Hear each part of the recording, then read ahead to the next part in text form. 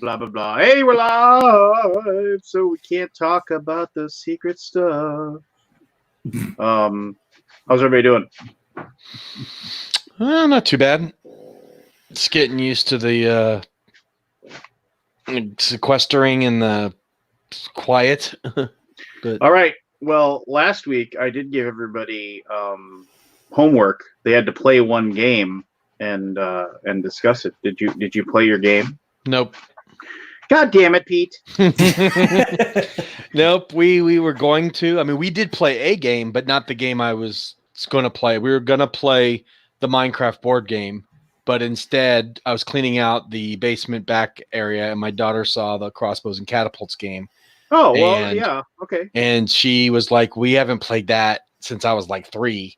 And I was like, well, let's bust it out. So we busted it out on Easter dinner, and the whole family sat down for a giant 2v3 Crossbows and Catapults game with my 3-set grand battle set. So it was massive. We took my entire game table and spent about an hour blowing each other's castles up and having a good time. So excellent stuff. We did play a game. It just wasn't one I hadn't already played before. I've played that game 100 times, but it's not. I mean, I don't know. Is it really a game? I mean, it's an act. It's a dexterity game. That's about as close to a game as it gets. But it's fun. It's just stupid fun. I mean, the rulebook even says to make up your own rules and just have fun with it. So we did. We made up our own rules, and it was last man standing. Yeah, like I shared that post, or when you posted that, I was like, I remember as a kid, and I'll just, if you saw it, I apologize for repeating it, but as a kid, I went and got those big, thick rubber bands, because rubber bands break, and so I went and got like these big, thick rubber bands from my stepfather's workplace, and I and it's like, oh, one of them, oh, look how fast it goes. Oh, let's put 2 on there. Oh, look at that.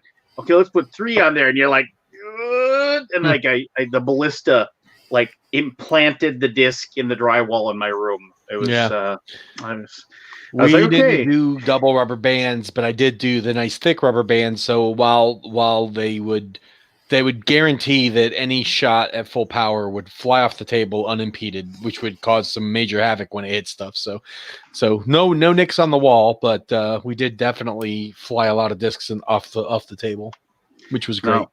No, classic, great fun though. I mean, that's do they even make that anymore? Probably not, because they probably think that people are going to hit people in the eyes and die. Oh yeah, no, that game's been. They did I know that there's sets from the early 2000s. That was called Battlegrounds. They kind of brought it back, but they renamed it Battlegrounds Crossbows and Catapults, and it was some newer sets, and they had some stuff, but the original stuff, like the dragons and the giants and the Trojan horse and all that stuff's been out of print since like the 80s or 90s. But the Battleground stuff came back in print in the early 2000s, and it was kind of a re-implementation of the original, and they had a few new expansions and some new stuff, better looking stuff too, though. Like the grand battle set had like the painted bricks and the painted catapults that were attached to the keeps and stuff. It was cool. Like I said, I enjoy playing that game every once in a while. It's a game I bust out maybe once every 3 or 4 years and play it either with friends or family, and it just hadn't hit the table in a while, so my daughter said, let's play it. So I wasn't going to pass that up. So we foregoed the Minecraft board game that I bought her a couple weeks ago, and we played that instead. So Minecraft will be next on the table, hopefully this week, but with the on Kickstarter live, I'll probably not get to it till next week. I've played the Minecraft board game. Oh, you did? So what did you think of it? Meh. It was a game. Okay. For a 9-year-old? Maybe. Maybe. Maybe. I don't know. It was a game. Okay. No, I wasn't expecting much from it anyway, so that's fine. Well, then you will not be disappointed in not getting much. Perfect. It's probably just not my thing, but I didn't play it. No, that's fair. It looked like Minecraft blocks in a stack, but it didn't really feel anything like Minecraft to me. So gotcha. I mean, it's gather resources and build stuff and try to do things to get points and win. So it's fine. It's a game. No. I played Traintopia with my daughter, which is kind of a lighter train game from Board and Dice. Board and Dice are the company that some of the other games that you might recognize, as far as they did the Teotihuacan Teotihuacan, Dice Settlers, and Trismegistus, which was like probably one of my favorite heavy games from last year. They also have those Escape Tales games. Do you like Trismegistus? Trismegistus? Yeah, I do. I like it. I kind of just threw that in my ditch pile earlier this evening as I looked at it because I went through, I tried it and it left me cold. And I can't get over the improper printing of an alchemy symbol on everything in the game. I just love the layered the like layered planning of it, you know, because you got to get that thing over to here so I can get this thing to get to there. And you know, it took me 2 or 3 plays to really feel like I was doing smart things with it. So yeah, I can see that. And Dice Settlers is one of their games that I really like as well.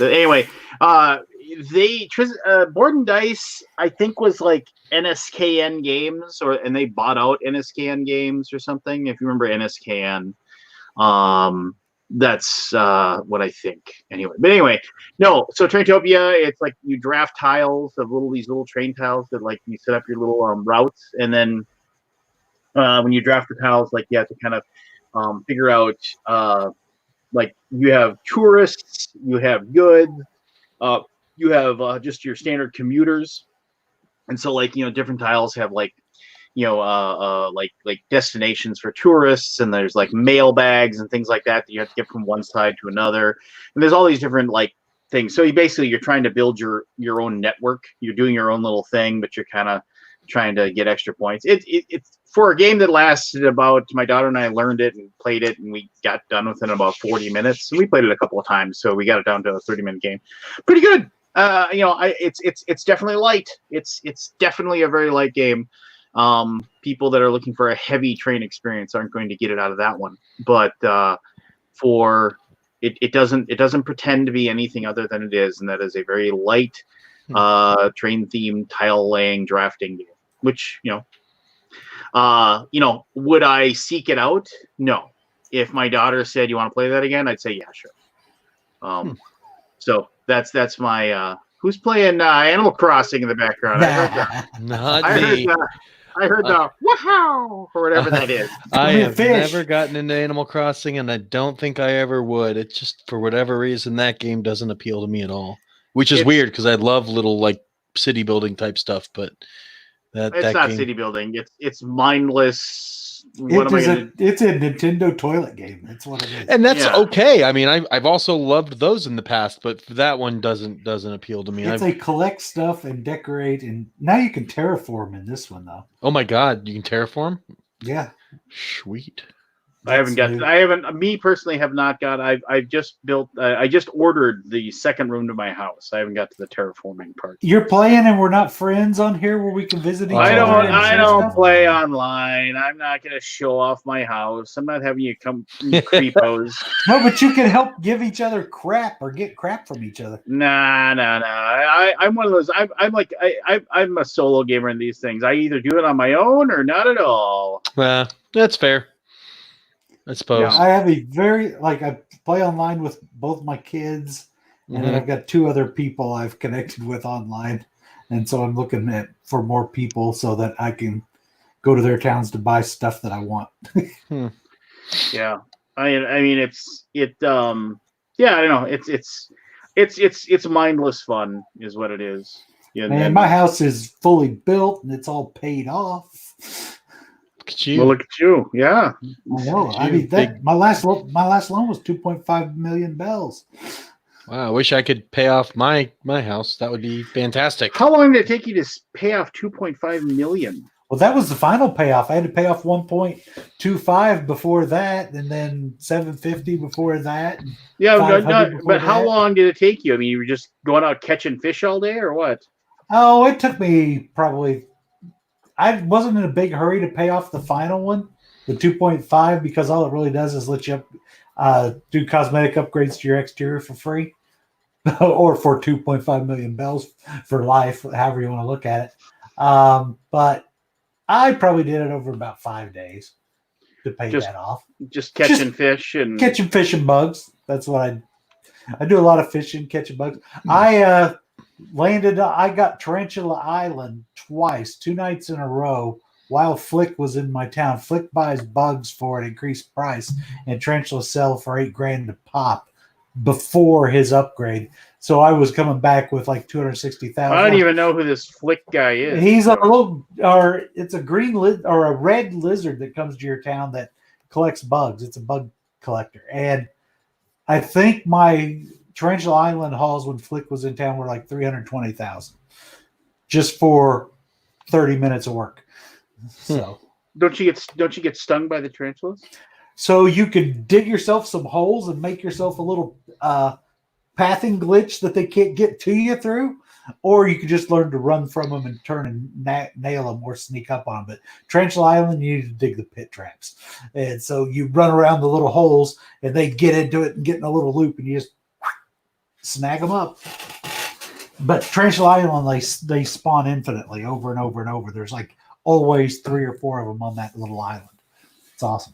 It's a little nook island. Yeah. As you see, what I've been doing is no video games or no board games. I've only been playing video games. That's one of the 3 video games I've been playing in the past couple weeks. Well, there you go. I've been playing MLB 20 the show. I have been knee deep in Mountain Blade 2 Bannerlords. I literally put like 60 hours in the last 2 weeks. It's been my go-to time killer since. Is it like turn-based or is it? No. Well, yes and no. If you've never played a Bannerlord game, it's going to be a little bit of a long jump into it, but it's turn-based in a sense because you take it you while you're moving, the clock is spinning, but as soon as you stop, it automatically pauses, so it allows you to think of what you're going to do during the world map.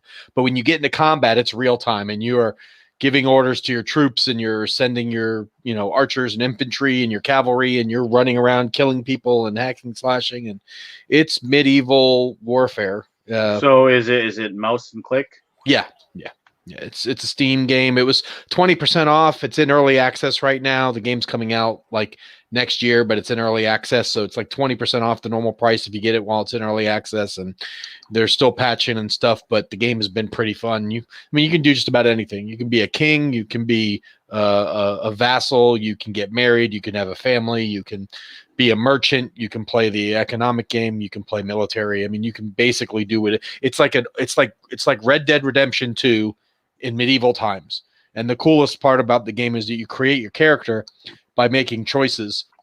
So you choose like what kind of kid you were, what kind of teen you were, what kind of young adult you were, what your parents' history was, and all of these things build your skills so that when you get done with the character creator and you go into the story, you're like 20 years old and you've got preset skills from your backstory, and then every action you do raises that action. So if you want to be good at a one-hand sword, you go around killing people with a one-hand sword. Why would you want to be Tom Vassal? You can even be like Ulrich von Liechtenstein, and you can just go from city to city doing all the tournaments to get money and jousting and stuff. Or you can just run around with an army and kill bandits and looters and all that stuff and try to earn your nobility that way. It's a really cool game. Like I said, it's a lot going on. It's overwhelming if you've never played the series, but if you take the time to learn the game and go into it slow, I think that's kind of. Now you sound like my wife. Yeah. Go slow. I think you'll enjoy it.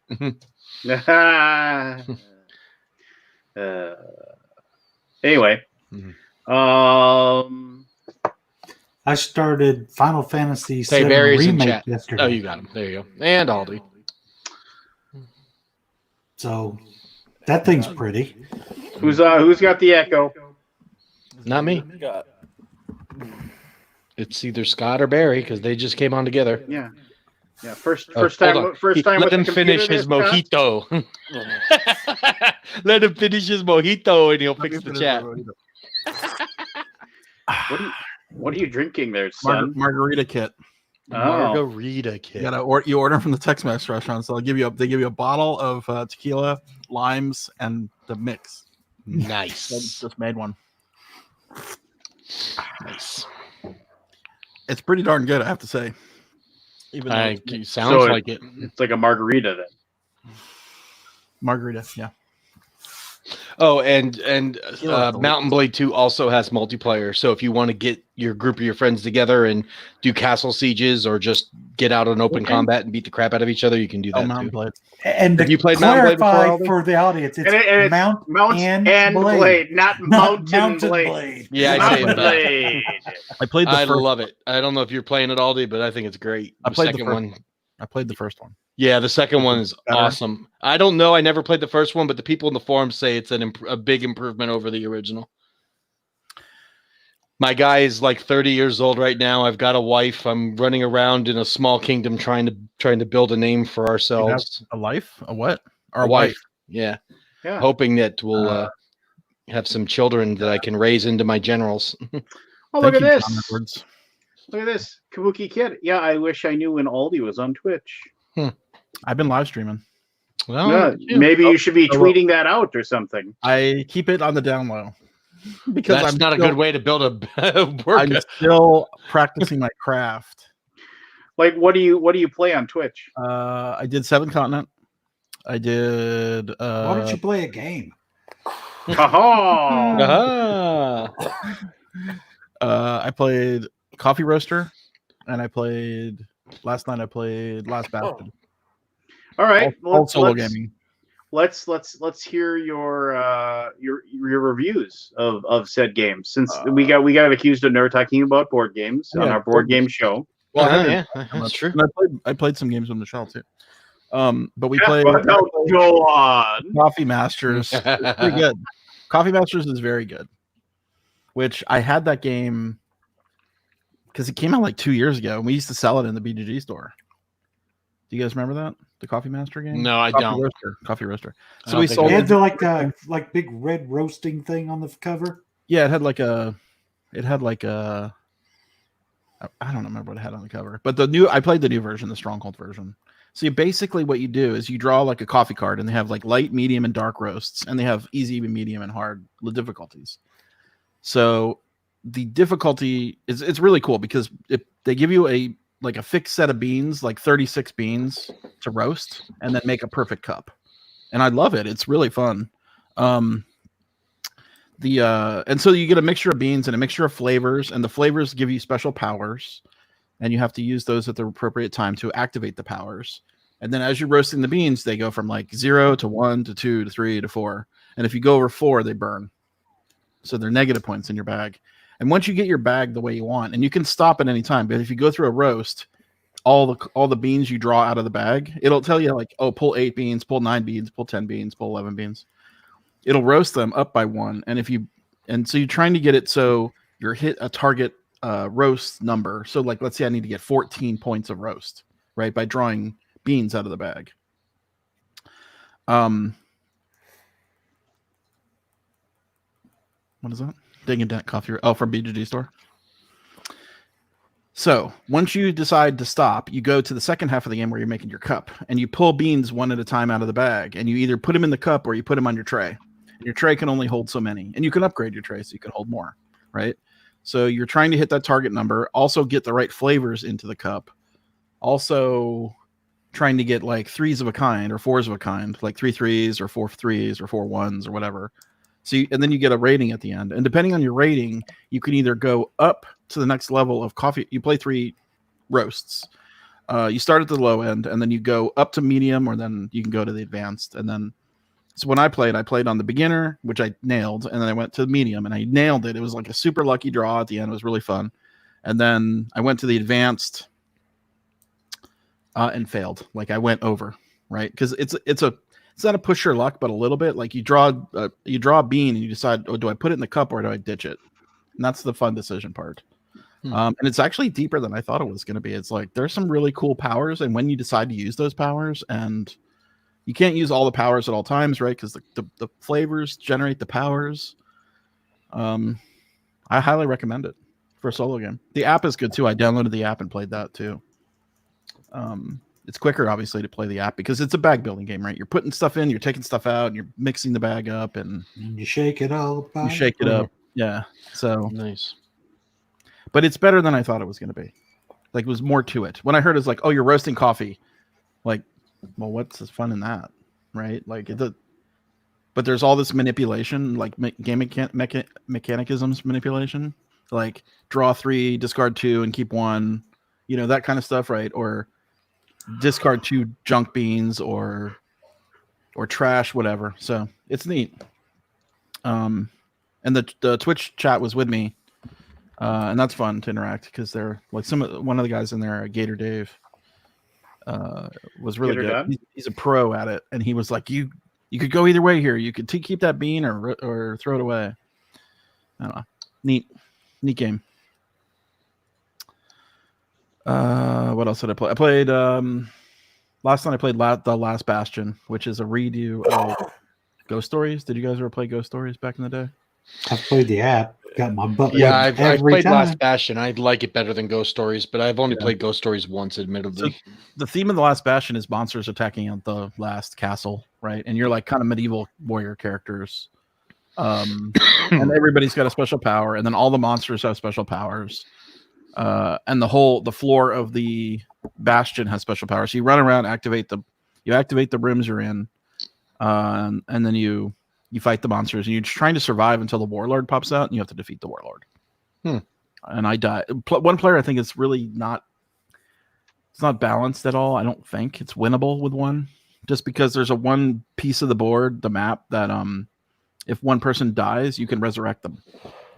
So in a one-player game, when you're dead, it's like, well, you're screwed. I can't resurrect myself. So I basically died from dice rolling. Can't you play a one-player game as like playing 2 players? You could, and that's probably what I'm going to do if I do it again. But I went to the library today. I went to the bank. I went to the bank and picked up my stimulus check. Like, that was nice. But wait a minute, time out. Why'd you go to the bank? It should have been direct deposited. Yeah.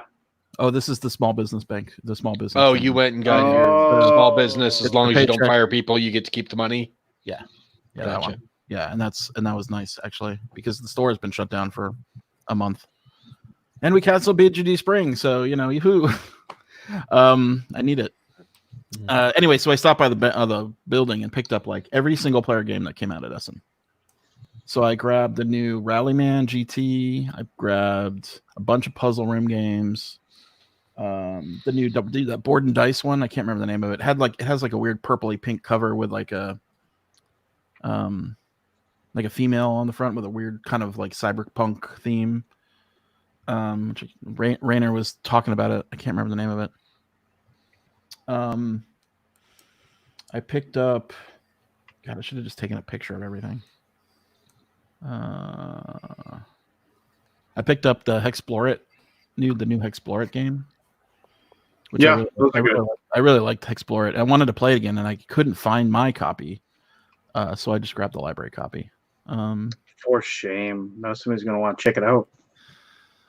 WitCon, sir. Spring. Anyway, I grabbed three. Yeah. What do you think the over under is on BGG fall at this point? Like, if you had to guess, not publicly speculate. Oh, that's probably 100%. I mean, I'm selling tickets. Mm-hmm. I'm hoping it happens. I mean, how's Dallas area? Is it? I haven't been following how your area has been hit. Hot, but not as hot as New York. Well, nah, nobody's as hot as New York. Yeah, there's some hot spots in Dallas for sure. Mm-hmm. And I feel like Dallas has really taken it seriously. Like, they closed down everything pretty early, or earlier than most, I should say. Well, okay. I mean, I mean, and it's just like my boss and I, we talked about it, and he was just like, he himself was like, how comfortable do I feel about making my employees go to conventions right now? Like, that's even what we're all at, I think. I mean, even if Gen Con were to announce today it's on, what do you think the attendance would be? How many publishers would pull out because it's too soon, and how many people are going to go? I mean, I think people would go because I think people have been so cooped up. They're like, screw it, I'll take my chances. But how many employers want to have that liability on their head? I wouldn't. If I was an owner of a company, August seems too soon, considering that they're not looking at reopening things up till May or maybe June, depending on how the next month turns around.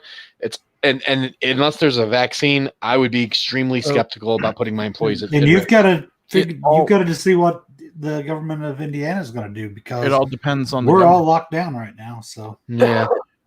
Well, I don't mean, know what the Gen Con drop dead date would be either, They can because there's going to open be a date things- where if they don't know for sure, they just said they have to cancel it to not be liable for all that money. So, I mean, the state really wants to have it if possible. I mean, well, sure, it brings it's a big more money maker. to downtown. It brings more to downtown Indy than anything except for the Super Bowl.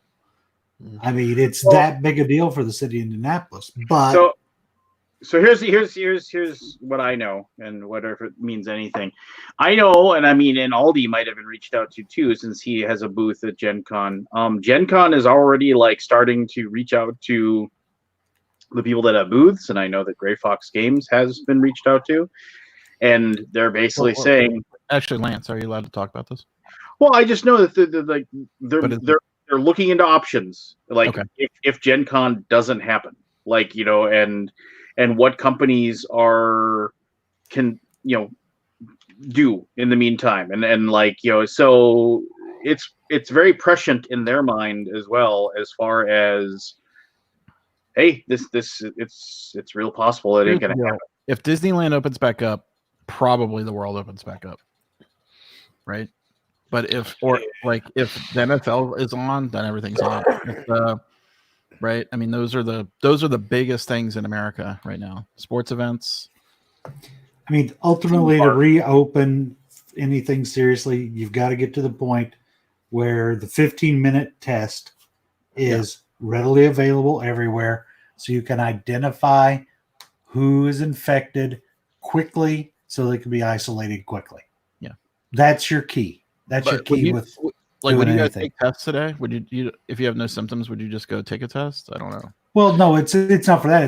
It's not for people that are asymptomatic to take the test necessarily. It's when somebody seems to have something, you test them, and then, oh yes, you are positive. Instead of waiting 3 days for that person to run around and go, oh, because we've had a couple of people that I know that were infected with COVID, and neither one of them thought they had COVID.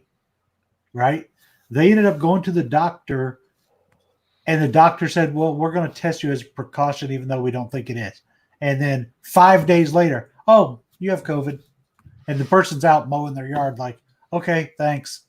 But, you know, they've already been around people for 5 Rand days. Paul did the same thing, right? That senator from Mowing their yard. Kentucky. I can't even see my yard right now. No, we have to mow right now. So it snowed again today. So wow. But it was 50 degrees here in Dallas today. Did you see the video about the guy from Minnesota who he walks out the back of his house and it's all sunny and he's all bundled up and he runs upstairs to change his clothes and he comes back down and there's like 2 feet of snow on the ground? It was hilarious. That is a completely real thing for us. No, I believe it. It was just a funny, like someone made a funny haha video, but I believe there are days in Minnesota where you'll walk out and they'll be like, oh, I can see green grass. And you go upstairs, change, maybe eat lunch, come outside, and all of a sudden it's snowing. Here's another like 3 days ago, it was like 65 degrees outside, and then we got snow last night. Origins is in October. It's the week before Essen. Yeah, I don't know why they chose that date. I can't my imagine. birthday week. Could there be? I mean, here's the deal. You got to pick something, but like the week before Essen. That was a bad date because publishers. I don't know that Essen will happen. I don't know. know. I mean, what's Germany's situation? Germany. Here's the deal. It's all about the law and whatever happens. The events probably will take place if they can. If they're legally can, I think they will. Right? Maybe nobody will show up, but here's the thing. Like, I don't believe that the NFL and Disney are a barometer for whether these board game shows can go, because those are billion-dollar industries that lobby and put a lot of money. Hell, and the commissioner of the NFL is helping the government with their restarting of the economy. Right. I mean, but if the government's willing to let you put, 100,000 people in a big bowl in a room, then all bets are off because social distancing is done. Yeah, there's no social distancing. No, you can't social distance. That's why I don't think it's going to happen. I think they're going to end up telling them you can have the games, but they have to be at 20% capacity, and you have to have like a buffer seats in between each seats and that kind of stuff. They could even have it with no fans. They could, because the TV deals are big, lucrative enough, and everyone will be watching. Because what else are you going to do, right? Can you imagine watching an NFL game with no crowd? I could, because I don't really pay attention to the crowd anyway. I love crowd effects. But I mean, it's a big deal for the players. I mean, the game would be so weird, but sure, if you've got those, the supporting staff and the crew and the 112 guys on the field are all okay with it, and you keep it down to that, they could have football and just have it televised only. Well, I know you guys sleep the sleep of angels, knowing that Vince McMahon is part of the special advisory board as to when, as how to kickstart the. Is he on the economic board? Yep. He is. Jeez. What? Well, Yep. Oh my he's. God. Here's the thing. I don't know. do you want to be the I don't want first to say it. to open up like an arena or something? I mean, I wouldn't. I think the PR. There's going to be so many people protesting and. I feel like there was something like there was some movie where they were like under threat for a bomb attack, and they're like, it's basically Jaws. Open the beach. That's what I'm thinking of. Jaws. Oh yeah, it's It's opening the beach with a deadly killer in the water, and they know it. And then the guy, the mayor makes his kids go in, right? Or No, he tells he one of tells his his board friend. members. Yeah. Nobody's going in the water. I just put some suntan lotion on. I'm trying to.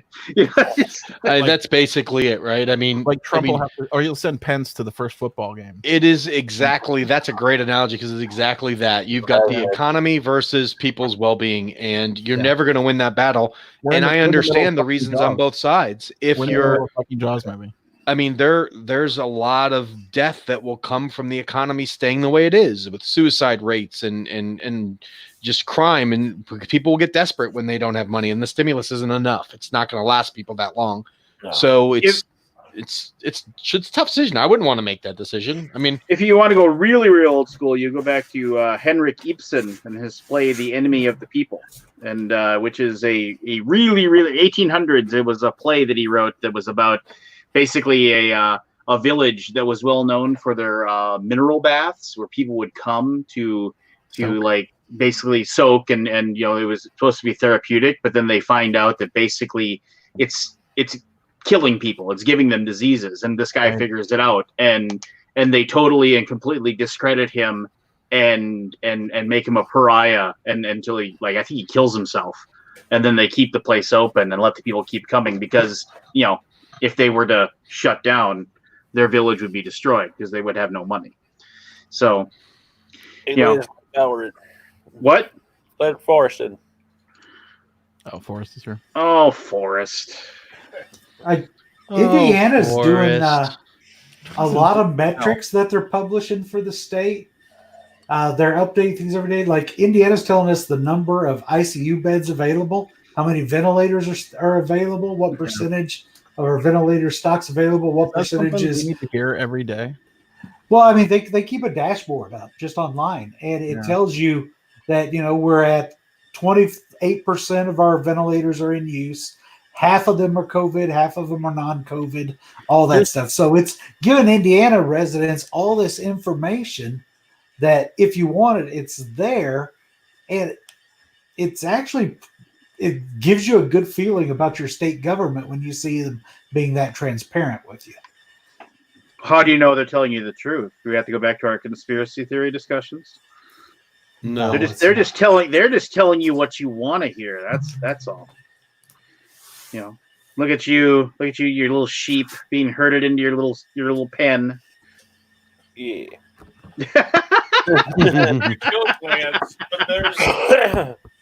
That's the internet right now.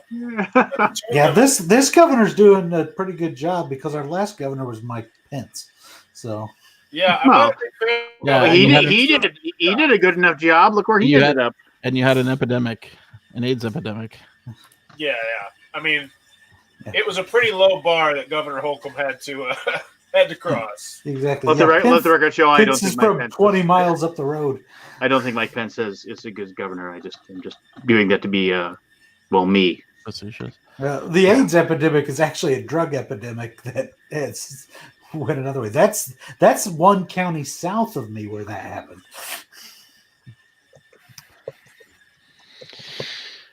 Fun Talk stuff. about any games yet? Because I played a game that blew me and my kids' mind this week.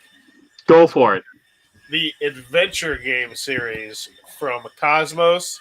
I love those. I absolutely love those. And we had a blast playing through it. We did it 3 nights straight. Hmm. and it's just like the old school like point and click like PC adventures, pretty much. Like there's some puzzly aspects like the escape room games, the exit games, but it's mostly just about the journey. So as long as your kids can handle, so there's like a torture room, but it's really cool. And the app that Cosmos did is insane.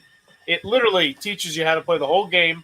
It illustrates everything, and then it has the adventure book, which they got a pretty dang good narrator who reads every single line of text in the game for the most part, and really good. Really enjoy it. I'm excited to play more of that series. Well, I'm happy for you. Yeah. Look at that enthusiasm. That's the response I get. Well, you obviously enjoy them. I can't take away that enjoyment in some way. So Have you tried it? no. I bet your kids would like it. I bet your son would definitely like it. It's very cool. It's very simple. Like you're not gonna. I feel like it's really nearly impossible to die. But it was really hard in some spots. We had to cheat to figure it out, but luckily I had a pretty good hint system. Indeed. Yes. Well, thank God Onk got picked as the Kickstarter project they loved. I was worried. Who's doubling up again? Hear the double dip. Ain't me. Forrest, is that you? What? We can hear everything twice again. Why don't you people wear headphones? No shit. It'll Yeah. cancel this out. We've been doing this for 3 fucking years. 3? It's Are like you 5. supposed to wear headphones? Is that like improve things? Yes. Is it me that's doing it? It has to be because everyone else has been on for a while and it's not doing it. Yeah, you're the variable. Let me get some headphones. You are the variable. Barry, you convinced me. Wow, look at that, Barry. You're influencing young Forrest. Yeah, look at that. You are an influencer. You didn't think so, but That's a pretty good one. so we've been playing a lot of online poker, like my normal poker club, and so it's like somebody's like, not that we're playing for money, but like if somebody was keeping a ledger to keep track of our fake money, like the one person's keeping track of it and whatever, and just playing like on Poker Stars and playing home games like everybody does, but nobody cares. And I mean that's fun. I mean it's just like it's not the same obviously as sitting at the same table and like being able to like talk and tell stories and jokes and what have you. But it is cool if there's like guys that we went to college and high school with that are like don't live nearby, and they're playing again with us and like in our old group. So that's kind of neat that we got people from far away playing again. Yeah, I don't know. My D&D Roll20 stuff is still going strong, so I like that. Nice. That's fun. Yeah. The Roll20 system is, I mean, it's pretty awesome, and everybody's like, oh well, Fantasy Grounds is better, and it's like, well, I own Fantasy Grounds, and it's like it's not there's nothing wrong with Fantasy Grounds. It's just, I don't know, it isn't browser based, and also everybody has to buy it if you want to play. Whereas Roll20, if you're just a player, you can just download the client and play for free. You just have to have the one guy pay the $5 a month and have it. And it seems to work pretty well. So I enjoy it. I haven't really dove into all the macros and stuff that you're supposed to make to like really automate the combat systems and stuff. But I don't know. That's just will come with use, I'm sure, and getting used to stuff. Yeah, I already talked about my game that I played. Barry, what game did you play? Or did you play a game? I played 3 actually. Whoa. All right. Whoa. Okay. This is the very Overachiever. end. Take over. Yeah. Well, he made up for your room there, Peter. Hey, I played a game. You only said one. Nothing new though. It doesn't matter. The rule was everyone play one game. Fine. All right. Go. You there.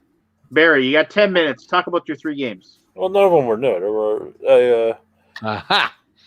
me and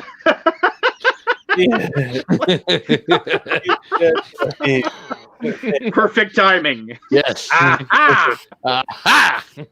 me and Jen played another month of Pandemic Legacy. Got one Okay. more and it's done.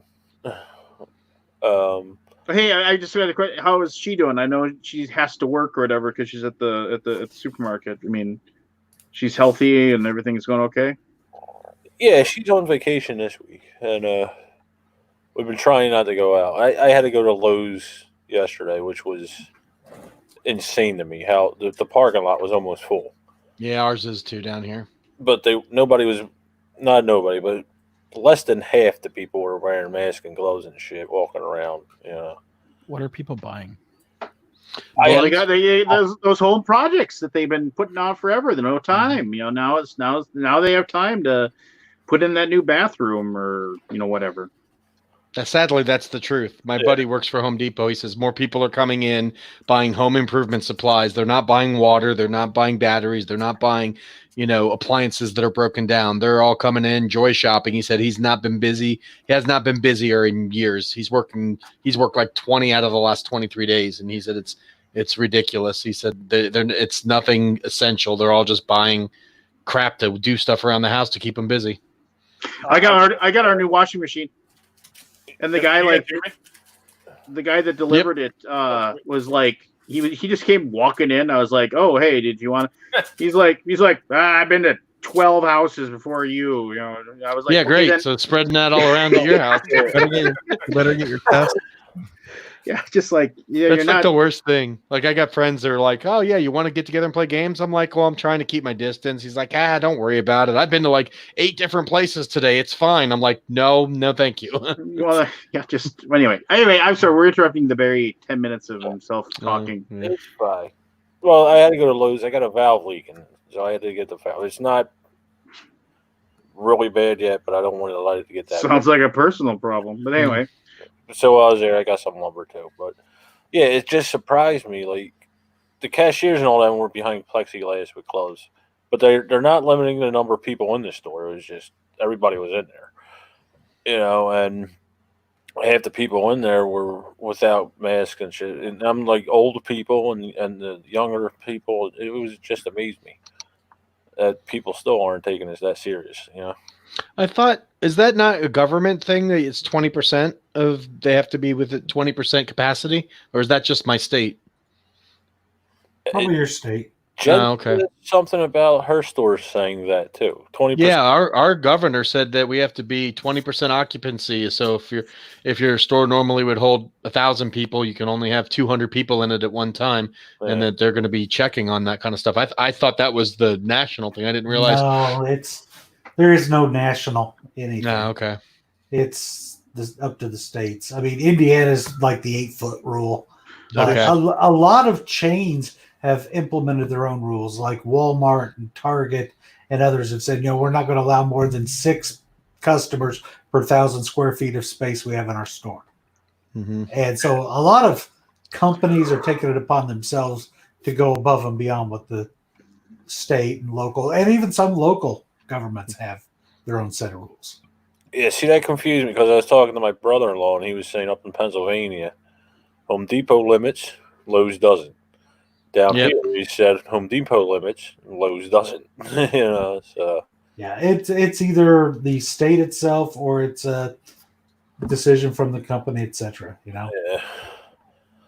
But so then, I was going to play the Star Trek Ascendancy with the board expansion that lets you play solo, and I realized I didn't remember how to play it, so I went back to the base game with the 3-player, and I did the same thing for Scythe because I was going to try their solo variant, and then I remembered I can't remember how to play the game, so Oops. I went back and played Whoopsie. Scythe by myself to do the solo thing, which I still haven't done. I like Scythe solo a lot. I've never played it solo, but I enjoy the regular game. I was pleasantly surprised, especially with the with the legacy-esque aspect of it, the campaign aspect of it. The last expansion was really good. I can hear so much better. This is fantastic. I told you, and we don't hear ourselves in the background. Just like, why didn't somebody tell me there was things called earphones?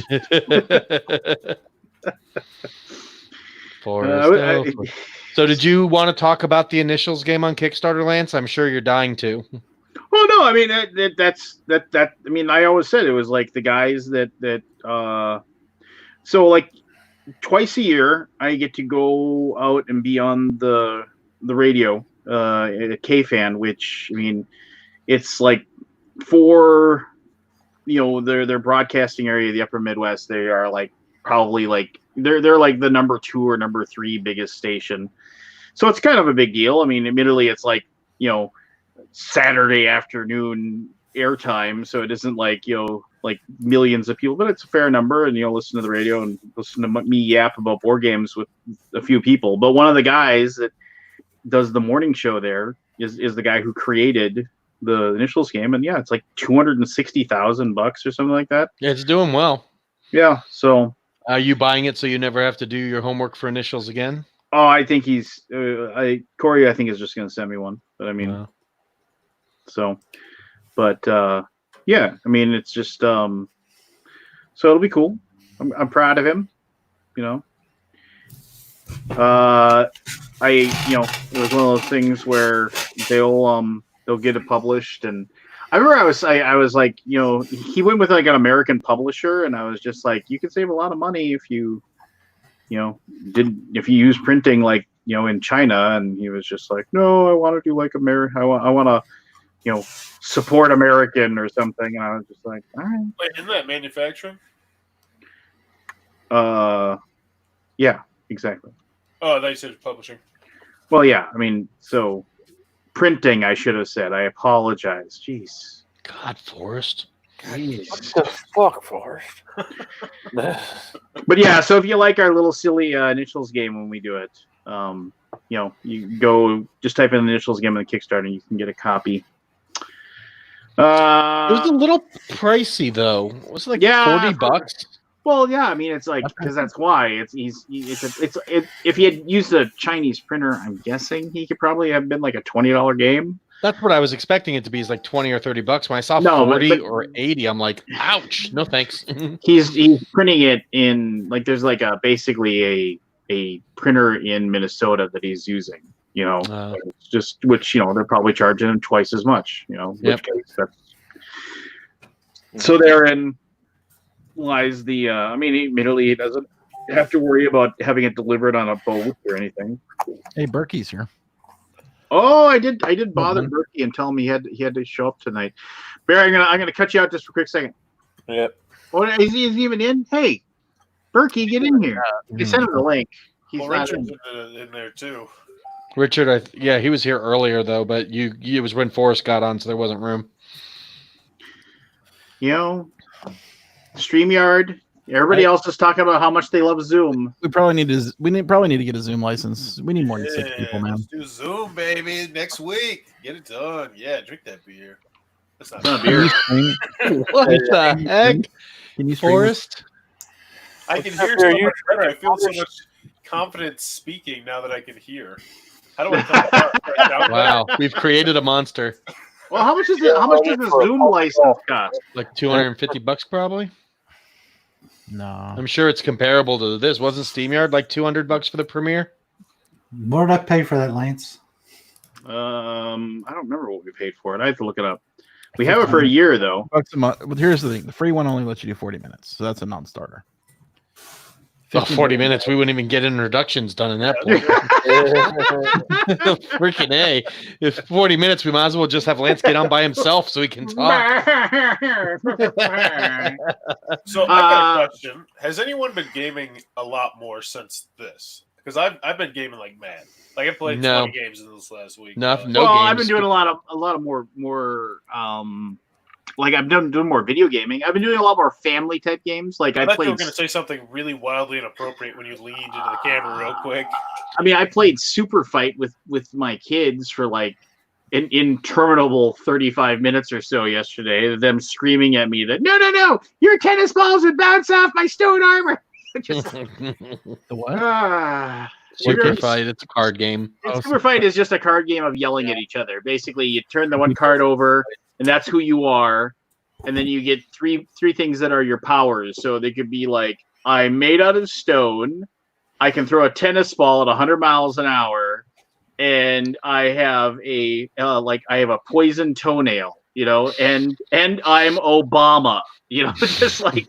And then the other person's like, I'm a 100-foot snail, that has a supercomputer for a brain, so it's just like, and then you're like, well, I would win because I'm this, and I would, and when I was Obama, I would say, well, I have unlimited Secret Service agents that will take all the killing shots that you have, so you can't kill me. And they're like, that's not true. And then I got out the Wikipedia showing that all former presidents have access to Secret Service agents still, and they're like, no, that's not. You're no fun. My wife yells from the other room, what are you doing?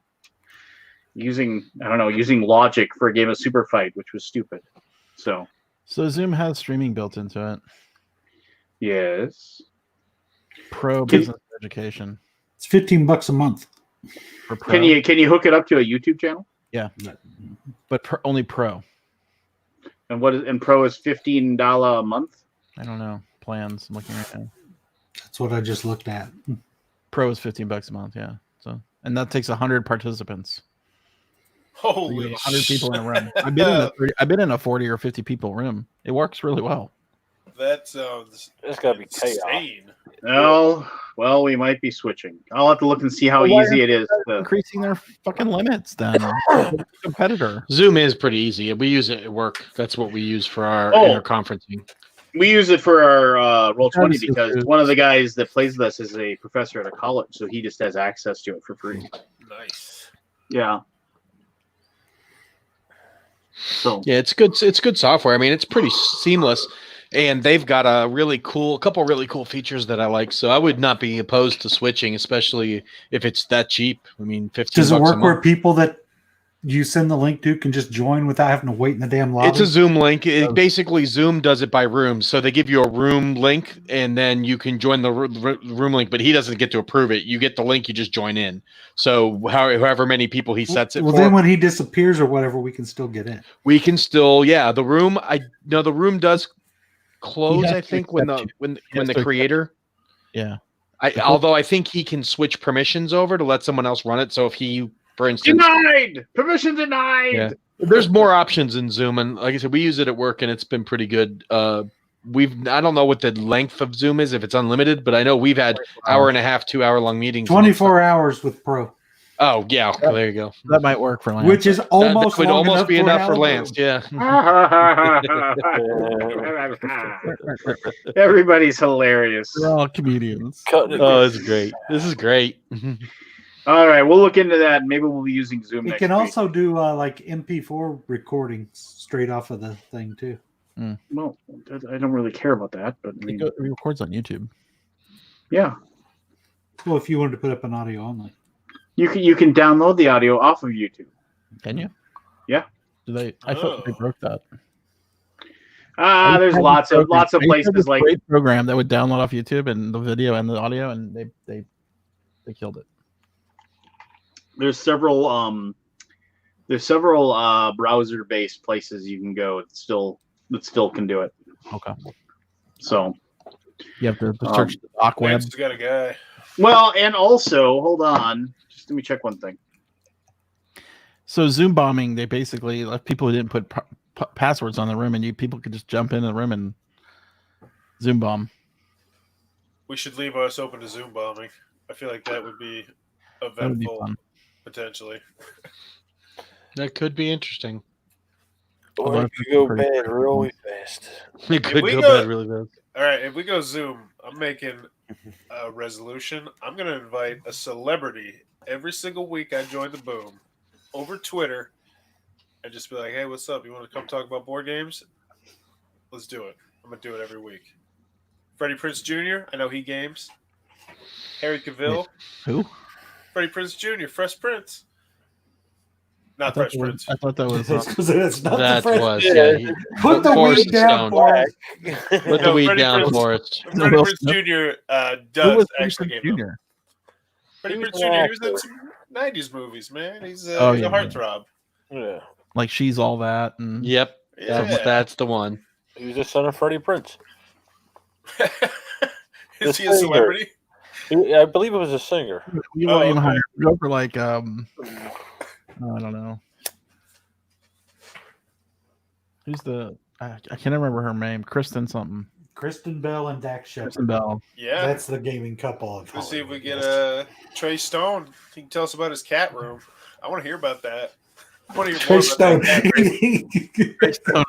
I think you mean Matt Stone. Trey Parker. I told you he's too stoned to get it right. Yep. No, I just I got their names. I got the move wrong because my brain is fried. I like how I'm getting shit, despite the fact Barry had a fucking bong out earlier, and I'm getting my balls busted. well, because you're the I'm one not that even gets doing it. it. I was going to mention the ball. Yeah, but Barry can talk in coherent sentences, Forrest. The only reason I'm using the bong is because this new weed is really harsh. That's the only reason. I prefer the pipe. And I got a fucking ounce of this shit left. Good lord. I'll just light up. That's cool. The boom. I've never had weed. we If can they have legalize it, I'm that trying. last week about the Me edible. neither. Me neither. They might have We the- need new topics. I got more games to talk about. I got games for days. I tried Jackpot Yahtzee today, Jackpot. which it stressed that it was more strategy, less luck, and I would argue it's actually all luck. Is that I was pretty the pissed. Richard Borg one? You were pissed. You were like, God What, damn Richard you, Borg? Yahtzee jackpot. You lied to me. I don't think it has the designer's name on the front of it. I mean, it's mass market. Yeah, so we shot a video of us playing that. So now that'll be How's up. your video views up or down? Same. Oh, up big. I'm getting weird comments on like 4-year-old Are you- videos. Are you getting cool video, bro? A Yes, great I video, get. bro. Yeah, yeah, those I'm are all sh- spammers, by the way. Yeah, I do know. those. I figured it out after Yeah, the they're all first time. fun. I was like, "Hey, cool," and then he did it again. I was like, "Oh, Yeah. damn it! You don't think I'm cool? And I'm talented? And should I be think celebrity? you're cool. I'll take that. Thank you. Well, there you go. Jackpot Yahtzee was GG okay. traffic is as high as it was in December. Let me check that. I misspoke on that one. My December monetization is actually way up, and I think my views. $20 is $20. Hey, I'll have you know, I made $90 last month. That was Whoa, pretty- that's like a camera lens. I was a bit excited. Look I was at you excited. Well, go. I'm going to Essen this year. Me and my wife got they're so cheap. I was like, I'm gonna roll the dice on this. So $608, and we have flying from Chicago to France. Grand total for both of us after all the taxes, $608. And I was like, let's see if this goes our way. And so we're gonna go do stuff and then do the Essen Well, thing. so I'm just going to ask you this, Forrest. And say there isn't and this is to anybody. This shouldn't just be Forrest. Say there isn't a vaccine, because they're not. I mean, they're basically saying maybe a vaccine next year. You know, that's the timeline. So, are you going to be comfortable with the idea of, like, say Essen says, yo, we're going to have it, right, and we're going to make sure that, like, we sterilize everything, but they're still going to let that mass of humanity inside there. Would you be comfortable going and being around 100,000 people? Have you I seen would. them pile in all those people into that one room? You would be fine with being around 100,000 people, not having any idea where they've been. Like basically knowing that if you get the disease, like, death rate is like around 4%. Yes, that death Yeah. rate is very much exaggerated because I don't have any preconditions and I'm not old. So I do want to say that No, for me no, no. personally, Oh, it doesn't matter. it doesn't doesn't matter. and I understand. I don't know where that came from. Yeah, I don't either. That That is- misconception. 2 people 30 years old died today in Dallas. Like, Yep. no, And there was a 42-year-old ER nurse that I'm died. not saying it doesn't happen. here. But I'm saying that my percentage chance of getting sick and dying, 1 in and this is 100. just me, is substantially lower. Well, And- like I posted on today. Let's say it's 1%. Let's say it's 1%. If I said you can go to work today and you can make $75 an hour, but I'm going to make 100 sandwiches and one of them will kill you and eat it for lunch and you have to eat it, would you go to work? I do. No. Here's the thing. I work with kids. Yeah. I automatically am going to be at a high risk for anything, no matter what. Well, what I'm saying is that when you go and do that, that's like saying, well, today there's a 1 in 100 shot I'm going to die because I'm going to go and when you go around, I mean, and that's fine if you feel like you're bulletproof and it's just not going to happen to you. There's nothing I say. Don't paint it like that. If Essen happens, it's not going to be that I'm a rebel and I'm pushing limit. That means that some very rich, very high, hopefully very intelligent people, intelligent people, have decided that it's going to be safe. Because I think most interesting. So here you go. No. Let me finish this. The most interesting results we're going to get is not from us. It's not from China. It's going to be from those countries that just said, you know what, fuck it. There's a few. We're just going to live our lives out, and we're gonna try out this. What was it? The herd mentality, where the thinning of the herd mentality, and we're going to see how they survive. And what happens to their populations, and that's going to be the most telling, I think. And Which movie is that from? What? There's a movie about this. I know it. Is it? What you just said. No, but there's a couple countries. I think there's like 2 or 3 where they're just like I think Sweden is doing it. Yeah. And they've had 1,200 people die. That's not promising. Out of 12,000 confirmed cases, so they're dying off at a 10% rate in Sweden, FYI. If Essen happens and I make 10 sandwiches and one of them is poisoned, and if you go to work, you have to take one of them and eat it. Would you do it? No, you wouldn't. Because that's what's happening in Sweden right now. Mm-hmm. Well, I mean, that's out of confirmed cases, not. That's people have been tested, et cetera, and so forth. You know what? You're going to do what you're going to do. I'm going to try to be as safe as I possibly can for as long as I possibly can. I am with you. I'm with you on that. But here's the deal. No game convention's worth fucking dying over, man. I'm like, nope. Except for BGG Fall. BGG Fall, baby. We're gonna die.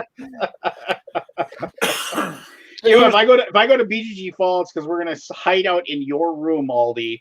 And we're gonna we'll send out Forrest to get the games, and we'll wipe everything down. Okay, so you guys are telling me that if Gen Con goes through, you're not going. Not unless I'm forced to. My boss has already said he does not feel comfortable making his employees go because he does not want our deaths on our hands. We're probably not going to Gen Con. Unless there's a vaccine by August. Yeah, we won't be in Indianapolis. Scott, Keith? I think there has to be a vaccine. I don't think I'd go to Gen Con. And I don't think it's going to be ready by August. They're saying what Falsey went on sustained. Sorry, Pete, go ahead. No, Falsey was just on an interview yesterday or today and said that best case scenario is like 4 to 6 months.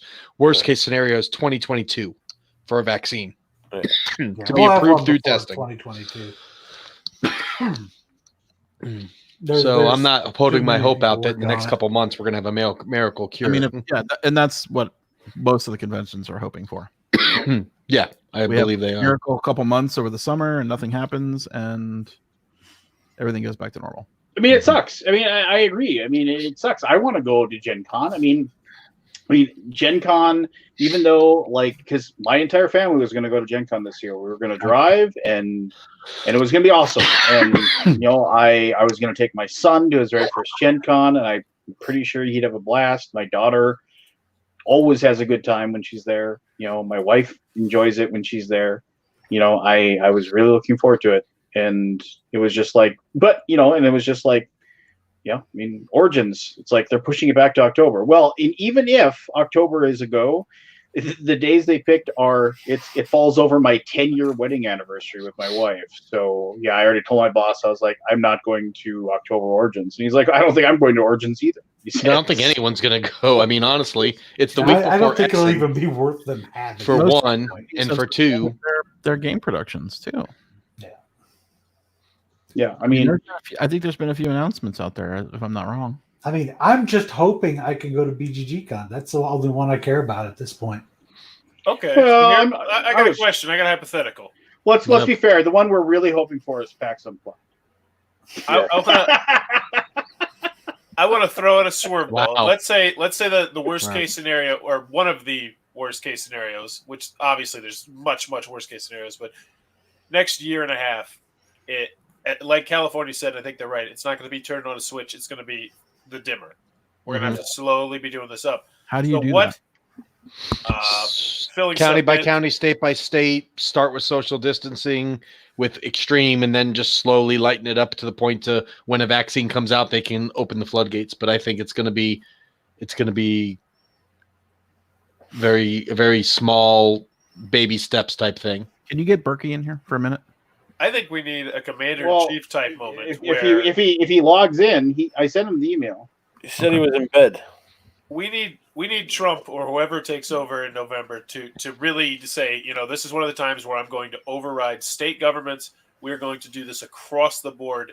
This is how it's going to be done, and put a step-by-step plan that can be adjusted based on results. But we need to have uniformity.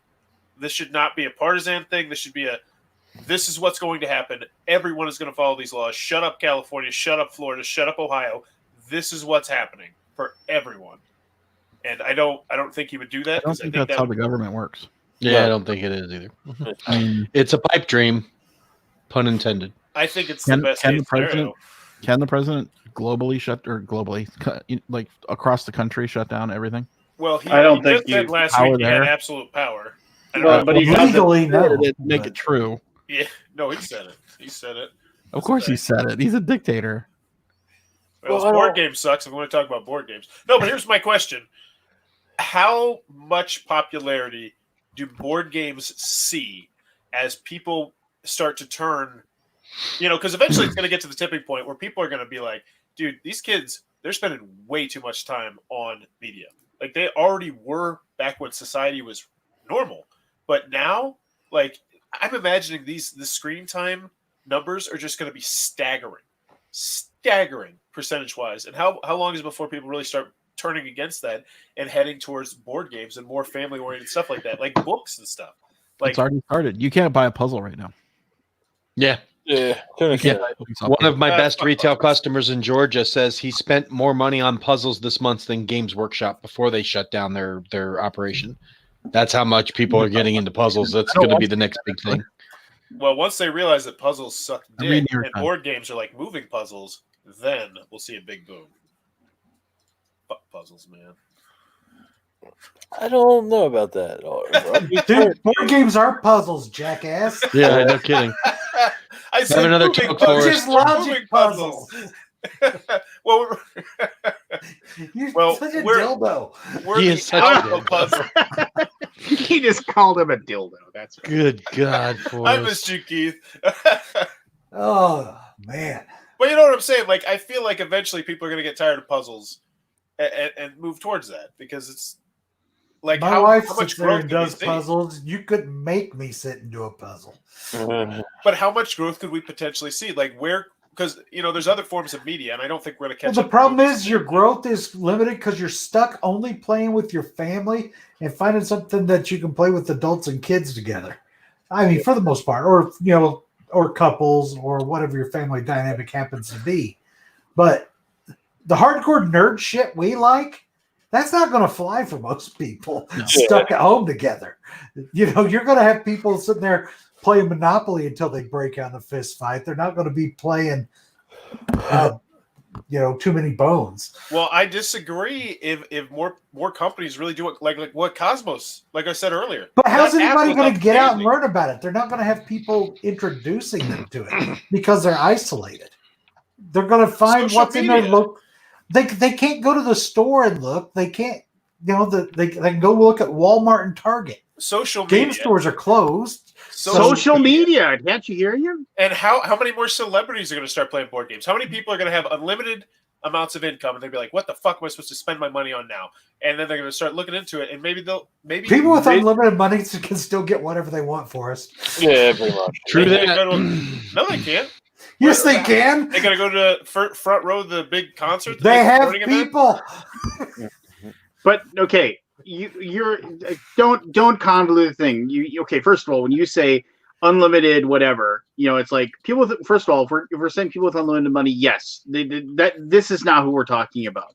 Right. So, but we are talking about people that like are basically sequestered into their homes and they're unable to go out and do the things that they normally go out and do. So what am I going to do since I'm stuck at home? What am I going to, and so, like you said, puzzles or more video games. And the thing is that there's going to be more video games sold than, everything that you're stuck at home and do, more of that's going to happen, whether it is like people doing home improvements, if it's, people playing more video games, it's people playing more board games, putting together puzzles, learning new recipes, picking up a new hobby, all of those things are going to happen, and it's one of those things where we can't just assume. I mean, it'll be more, but everything's going to be more, right? The same amount. I mean, people that still like video games are still just going to play more video games. You're not going to have people that are like, oh, I really like doing home improvement projects, but God, I really want to learn Tigris and Euphrates. That's just not going to happen. I mean, we, the people that really like board games, are going to be interested in getting more board games. The trick is, are these people, going to be employed? Are we going to have money? Are we going to be actually be able to buy said board games? And that's the thing that worries me, since I work in the industry. Exactly. That's the biggest fear. Yeah. Because if there's no board game retailers selling and there's no, other than Kickstarter, where's board game revenue going for the next 6 months? Where has it been for the last 2 months? It's scary times right now. I'm fortunate I work for a company that uses Kickstarter, so at least we have revenue stream coming. But what about those companies that don't do Kickstarter, man? What are they doing right now? I mean, I am super fortunate that I work in a industry that it's not, it's essential. People still need their drugs. Mm-hmm. And with all the import problems and the problems with other countries, our business is actually picking up. So, we're kind of the opposite of everybody else.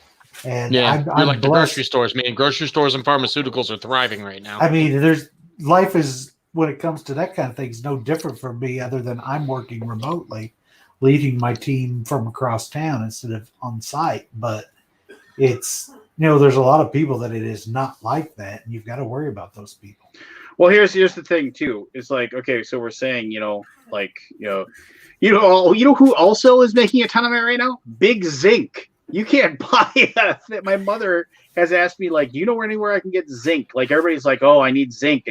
I'll better my immune system. I need zinc. Like, zinc's this cure-all or something. And you can't find zinc anywhere in upper Midwest anyway. Like, nobody has it.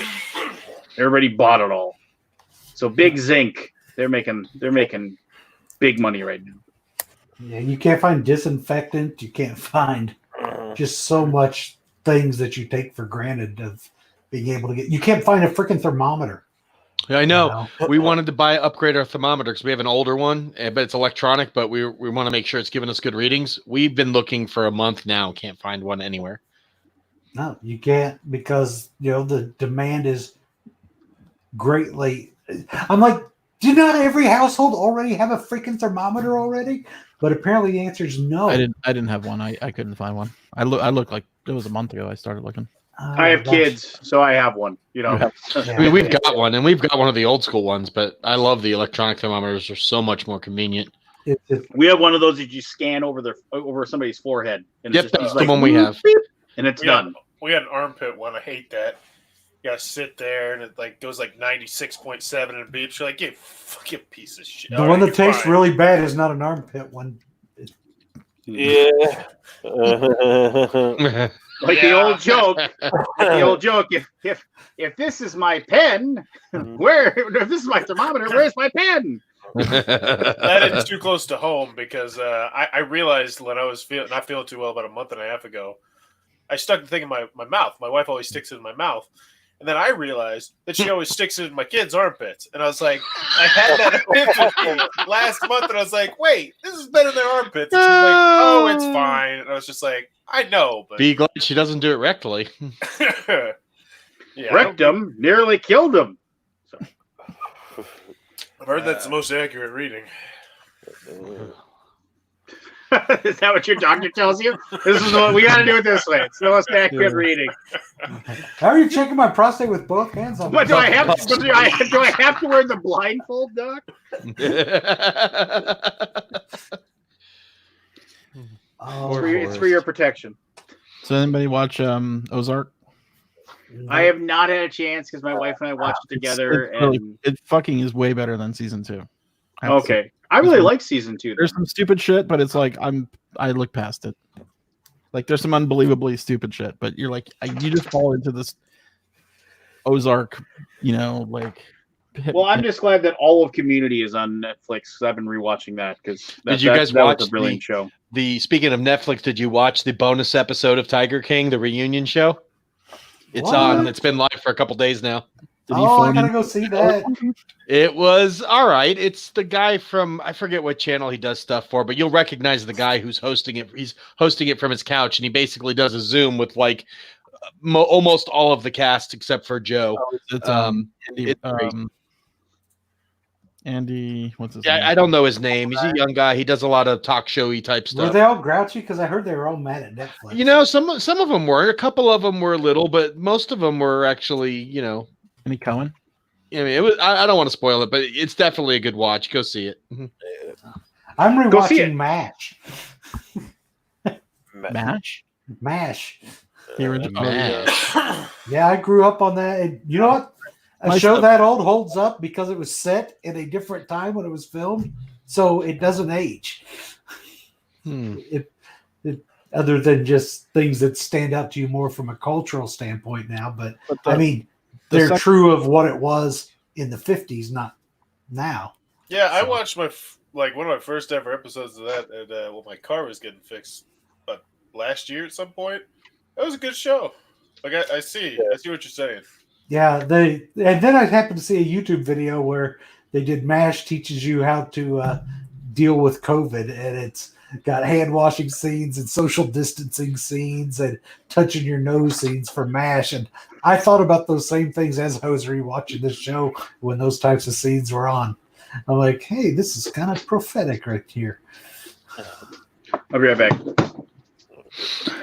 But yeah, it's pretty funny to see where that show has gone from, and what those guys are doing and stuff. It's like I said, it was hilarious. I can't get enough of that stupid show, and I have no idea why. It's like when people used to watch Jerry Springer.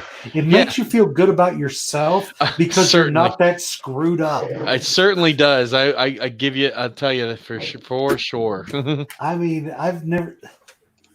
Oh, such a bad thing. What? Oh, Tiger King, that whole thing that they were doing is just everything about it was just horrible. It was just a train wreck from start to finish, and you can't stop watching it. Everybody just a bunch of.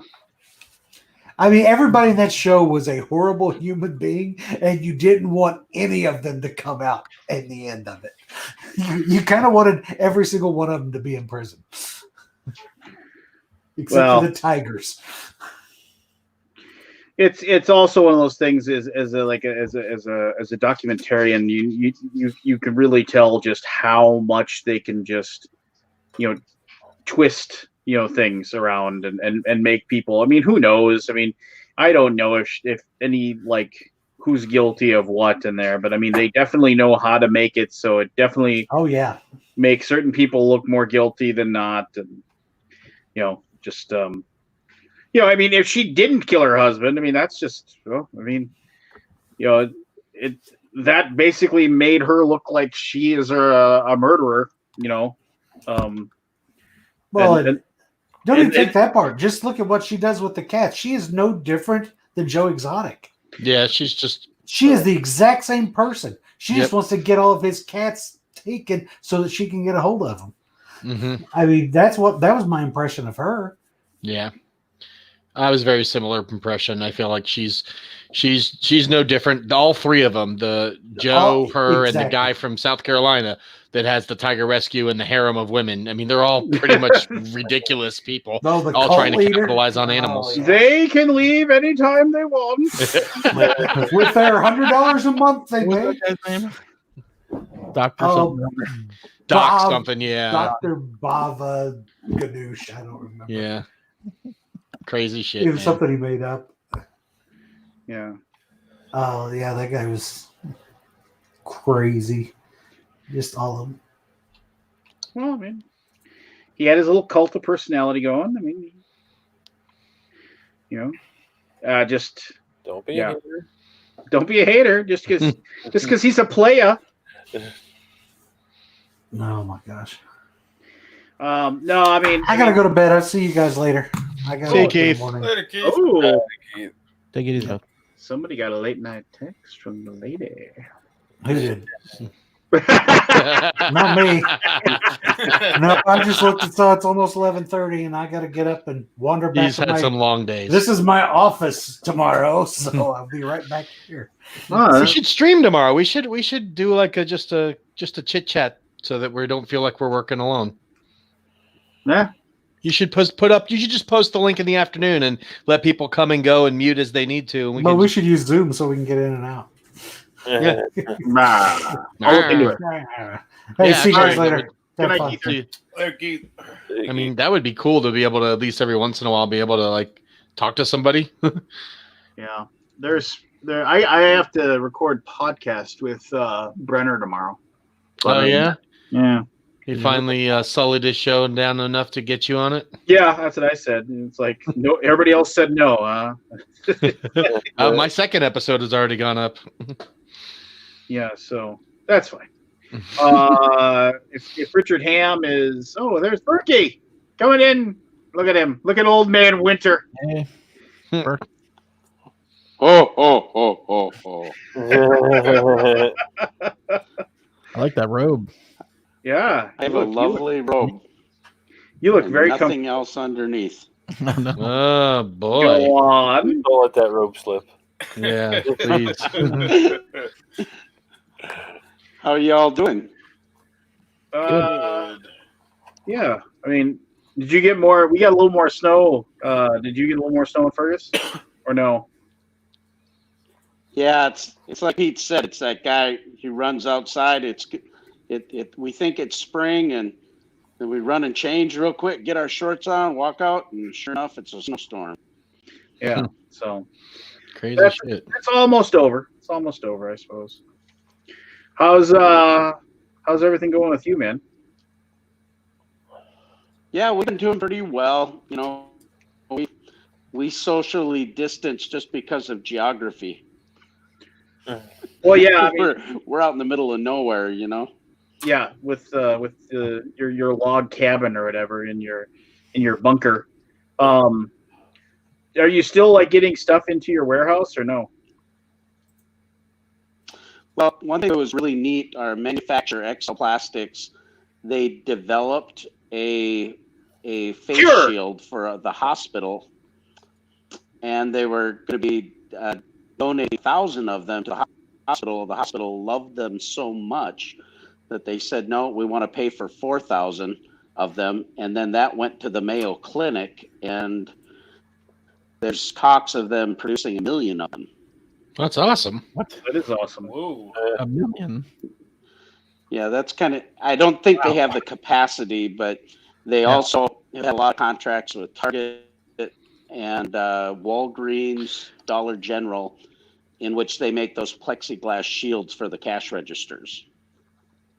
I know. I have a friend who is that's his job right now, driving around to banks and installing sneeze guards, basically. Yeah. Yeah. Well, they've been pretty busy with that, and then they've lost about 40% of their workforce due to the virus, and they're considered essential. But their bigger issue has been they haven't been able to get plexiglass product in their supply chain. They have a lot of suppliers, but they have not been able to get enough of it. And so having the workers isn't even the problem. Now some of the supply chain is the problem. Gotcha. Interesting. But you're staying sane? You playing any games lately, man? Yeah, this weekend we actually did. We had a lot of fun. We played The Crew. Oh, that's so good. Yeah, was we really blown had away fun by with that. that. What player count were you on? Yeah. I think we only played like eight missions of it, and we had one that was pretty tense. How many players were you playing? I've only played it 2 players. 3 players. You can't play a trick-taking game with 2 players. I mean, They have this. They have a Jarvis system, which actually works pretty well. Like we've really enjoyed it 2 players a lot. Me and my wife have. Like I think this game is really sticking good. I think Tom said it was his top game, the top game he played so far in 2020, and it's up there for me as well. Well, Yeah, we played. Go ahead, man. We played Runestone. We played Runestone also from Keen I like Games. Brimstone. Is it me or is Berkey cutting out a lot? Yeah, we It's a had. little choppy. He's lagging a little Yeah, bit. You know, Okay. you guys. I thought you guys were cutting out. But you think? Yeah, I mean it's doable, but you're every once in a while your sentence gets ah. cut in half. So, yeah. We're just having fun with you now. It's that Midwest. No, it is not the Midwest. His internet thing. is snowed in. It's the This- 5G this shows that's affecting the causing Wi-Fi. the. It's 5G, guys. It is. It's the 5G. It's the 5. That conspiracy. That is. Oh. We have a lot of chemtrails over us. Yeah. Yeah. You missed last week. See, I'm not alone. I'm not alone with this chemtrail stuff. It's a real thing. You guys. Let me see if I can disconnect my internet.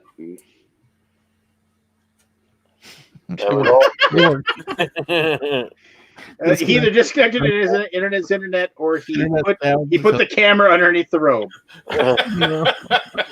Let me go disconnect my internet.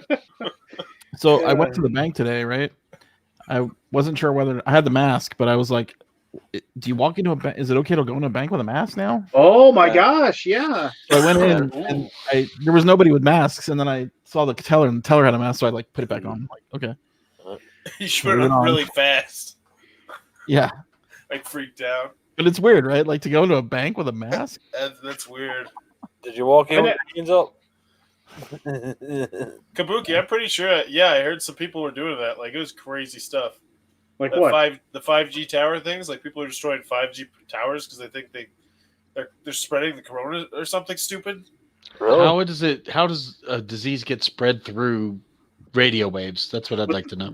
The extra G. I guess. That extra G.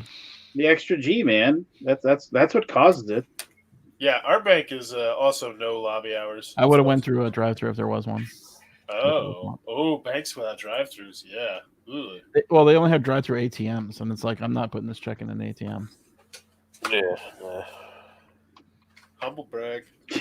Yeah, geez. I can say that. Yeah, I mean, I guess you can say that. We lost them. Let's ask you a question. What's the biggest what would be the largest amount of a check you would put in an ATM? I guess I have faith in You have faith? I have faith in the bank system, but then again, I've never put a check in an ATM, so it's such a foreign concept. To I me. just do mobile deposit. My mobile deposit daily limit is like $5,000, so I can put any check up to that much and just take a picture. That way, I still have the check if it doesn't go through. So your limit would be 5,000 For mobile deposit. If I had to go through an ATM, probably nothing more than 10 grand, and I'd make sure to take a picture of the check prior to deposit. Would you put a $10,000 check in an ATM? Yeah. If you're allowed to. I don't know what the deposit limit is for ATM. You may have to go inside for something that size. I mean, you know. Well, why not? Why not just go and go to a drive-up teller? I mean, They said have drive-ups. I mean, they're changing drive-up tellers to ATMs because they don't want to hire people to run they've. Oh, the automation. We're Automation. we're segueing into yet another. I didn't mention There is bringing right automation. here. Anyway. The enemy of the people, automation. Robots will control us all, or something, right? Is that what it is? That's a bit too far. I'm not worried about that. Let's get the. You just want your free money, right? Just get your free money. Don't you? I don't know what. I'm not going to get this is so 7 months ago. Alaboom conversation. I'm going to be a hostile witness and answer every question with a question. Damn it! Where's Richard? Yeah, where is Richard? I don't know. You're the moderator. Well, he's not in the lobby, so I can't add him right now. Probably went to bed. Yeah, when he saw Forrest got on before me, probably just logged off. Yeah. Oh. He's a busy man, Lance. He is a busy man. That's fine. Who needs him? He went to go watch Survivor. Busy man, Lance. CBS All Access. What now? Is he got the CBS All Access? I have no all idea. the Survivor seasons are on there. Huh. Kind of cool. Why would you want to watch it if you know who wins? I only watched the first 5 seasons, so I got 30 seasons that I haven't seen. I think I have watched exactly 0 minutes of that show. Good show. It's a great show for gamers. It's awesome. Yeah. It's all scripted. Oh, what? Come on! It's all scripted. All those reality shows are scripted. Okay. Fine. Wow. I think there's some things that are scripted on them, but I think that's UBI. a pretty big blanket statement. I would. First of all, one, I knew of somebody who was on a reality show who actually won the whole thing. It was one of those dumb MTV ones or whatever, and they were told, this is what's going to happen today. This is how you're supposed to react. This is going to be your problem with it. And then they just did take after take after take after take of it until they got what they wanted. And then they edited it all together. What show was that? It was his non-disclosure by exposing that. Well, first of all, you sexist bastard. It was a girl. Sexist. And because he said because he assumed it was. Okay. No, I said a friend of mine. You genderfied it. No, I did not. You just assumed. I thought I heard you say he. And that's why I'm not saying the name of the. That's why I'm not saying the name of the show or the person or anything like that, because there's enough distance, because it was basically a friend of a bartender buddy of mine, and I ended up talking to her for a while, and she kind of was saying, oh yeah, and this, that, and the other thing. Yeah, so is there some stuff that's truly unexpected? Sure, but are they coached? They are completely coached to do certain things. Okay. It's still damn entertaining. Oh, that's fine. It's just it's one of those. How do they get people to vote for the right people then? They tell them who to vote for? I'm sure it's just like wrestling. They probably have a script at the beginning of the show, and they're told to ham it up, and they probably ad-lib a lot, but it's... If Survivor was fake, it would have come out by now. It's had I agree with. Now when they're paying those guys all that money and they have NDAs to sign and stuff, it's possible. Yeah. You break the NDA and we'll come back and get our money back. Yeah. If you're the first person out, how much money are you really making though?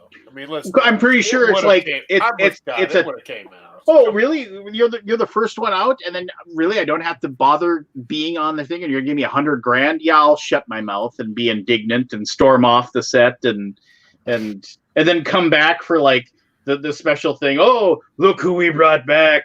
I'm going to counter this argument right now by saying yes, because how much money and how much attention could you be if you were the person who pulled out the domino on the Survivor scandal that has been beloved for 20 plus years? You were the person that comes out about it. I call bupkis. I'm with Okay, Scott. so you say that. No way. What proof do you have? What proof do you have? No. That person comes out and says that. Yeah, they told me it was all scripted, because there have. Go ahead and Google it. I don't know if it's for Survivor, but there's a lot of reality TV shows where people have just come out and said, yeah, they told us what to say. Yeah, that's totally scripted. And the thing is, either A, the basically the show just says we don't have any we have no comment on the situation. And the thing is that people don't care because as Scott said, it's just very entertaining. You don't care. Just like it's just like watching a TV show that is like The West Wing. You know, that's scripted too. It's highly entertaining. It's just but the added little crutch they have there is that, oh, this is real and real people. And it's just like, no, you know, it you know, it just isn't. You know, it's just one of those things where, and that's fine. I mean, is there some part of it that is unknown to the people? Sure. Are they coached and told what they're supposed to be saying and doing? You betcha.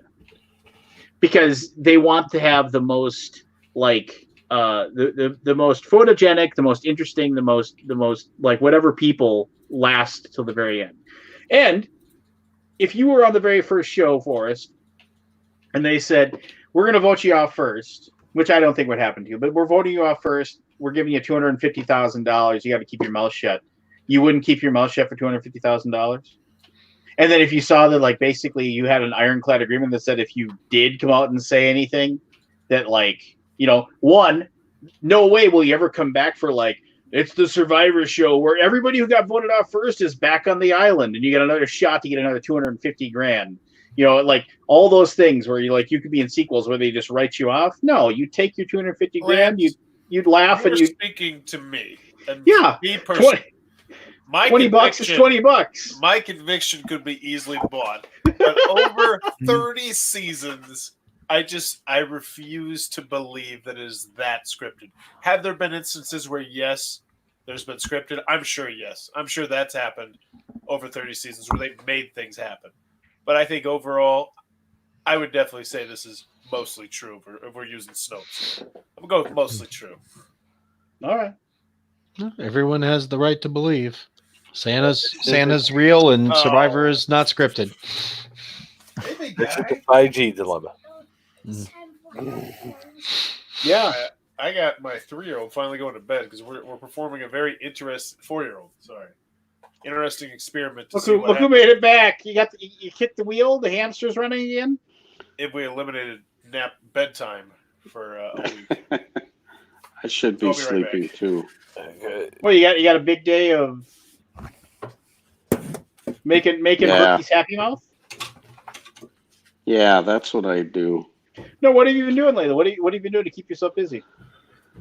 Oh, I've been working crazy. We've got a lot of things. We were right in the middle of our Mycroft segments for fulfillment, and then the manufacturer shut down for a bit. So we started packaging some other partial fulfillment items, which really gets complicated. But so we've just been doing an awful lot. Yeah.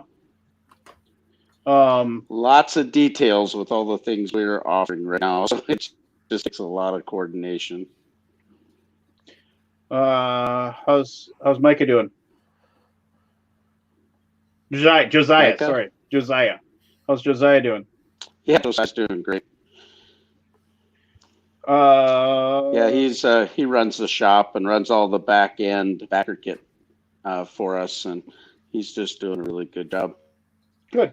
So, but we're kind of wondering what's going to happen with the convention season. You know, we worked out a 3-year deal with the UK Games Expo where we're putting 300 of our game mats in the board game open play area. But now they've moved it to the end of August. But I'm suspect whether or not we'll even be able to go to that. Yeah, we were talking about that for an hour. Yeah. Yeah, I mean, just like, you know, just the fact that the world's going to have to be in such a different place for people to, I think, for a lot of people to feel comfortable in going, right? Mm-hmm. Sadly, you know, and publishers are going to have to be also. Everything's going to happen at the end of the year. Going to have four conventions all crammed together. If even then. You know, and I don't know. I think a lot of publishers are also going to be like, what good are these conventions anyway? I mean, a lot of them look at at conventions as kind of like these necessary burdens of like logistics and That's an interesting question you bring up, because being forced to not go to shows for a year, maybe a year, maybe half a year, whatever it ends up being, will give publishers for the first time in a while the opportunity to look at their budget and see if the show schedule changed their bottom dollar. Because if their sales end up being better with all of this going on and the lack of distribution because of the show budgets that they chopped and able to save all that money, you may not see hardly any publishers at conventions going forward, because it's the biggest expense for almost any publisher aside from manufacturing is show budget. And most shows, especially big ones like Gen Con, never bring in the return on the investment. yeah. So taking a show like that costs publishers $50,000, $100,000, $200,000, taking that off their schedule, and then if their sales don't take that big a hit, they may never go back.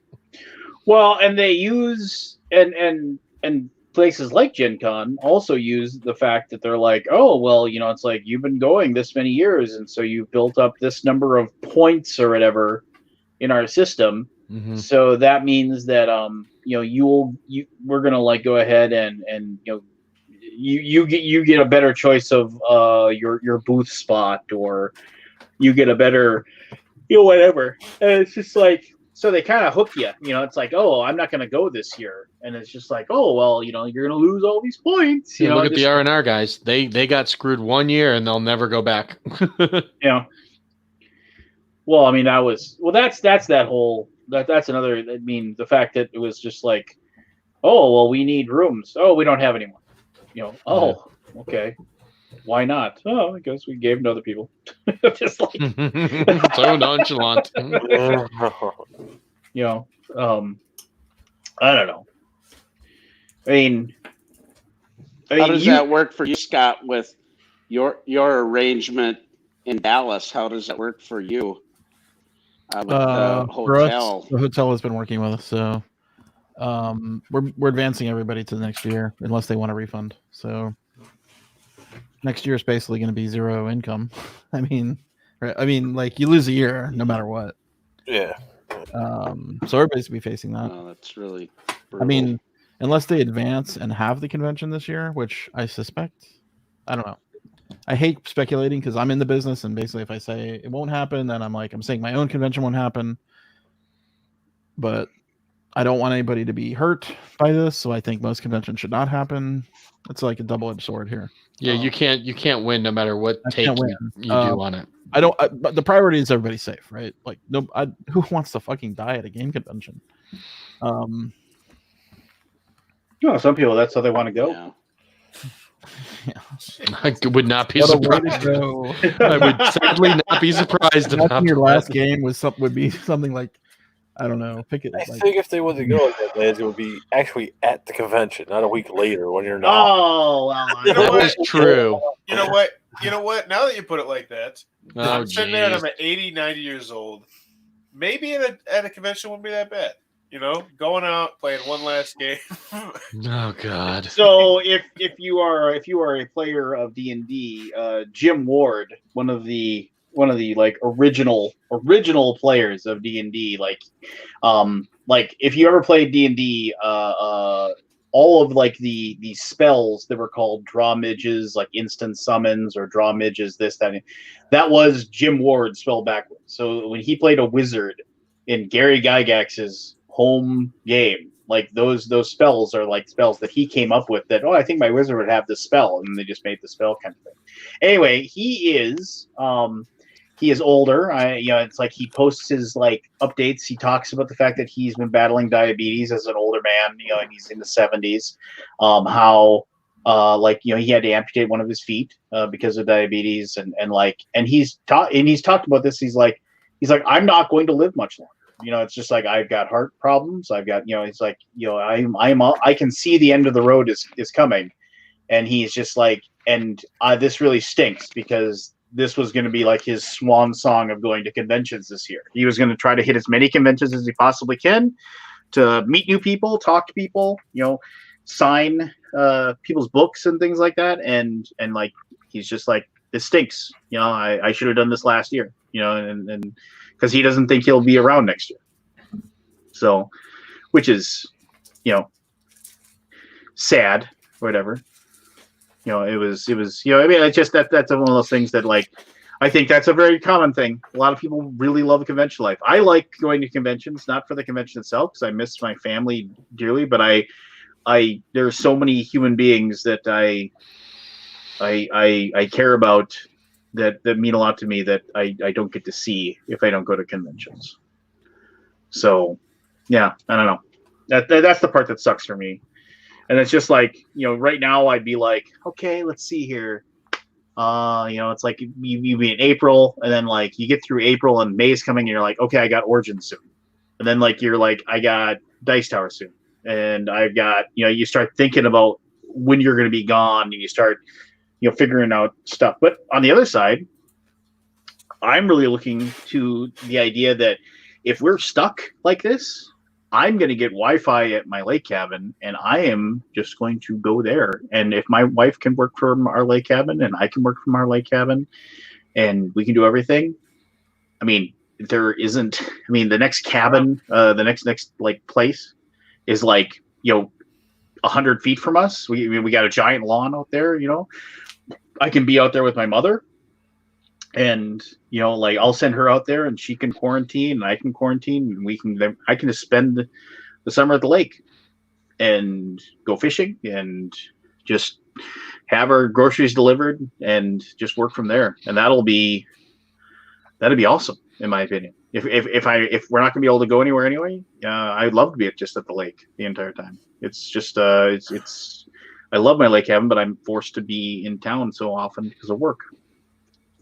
My dad's lake cabin is like an hour away, so I could drive over and see him. Huh. I had never really thought about that, but yeah, I could do that. Well, I mean, I have to switch jobs, but I could do that with my family because my grandma and both my aunts live up this little lake, and they're neighbors. They're all three neighbors. They have extra room. That'd be really cool for my kids. Yeah, I mean, that's what I'm thinking for my kids. It's just like, it's like if you have Wi-Fi and stuff, they can still play their video games, but also it's like, wow, look outside. You and the dogs can go jump in the lake and just go swimming, and we can take the pontoon out and we can go fishing, or I can pull you in on a tube behind it. And I'm thinking more about the interesting family dynamics you would see emerge with a prolonged stay with grandparents and like aunts and stuff like that.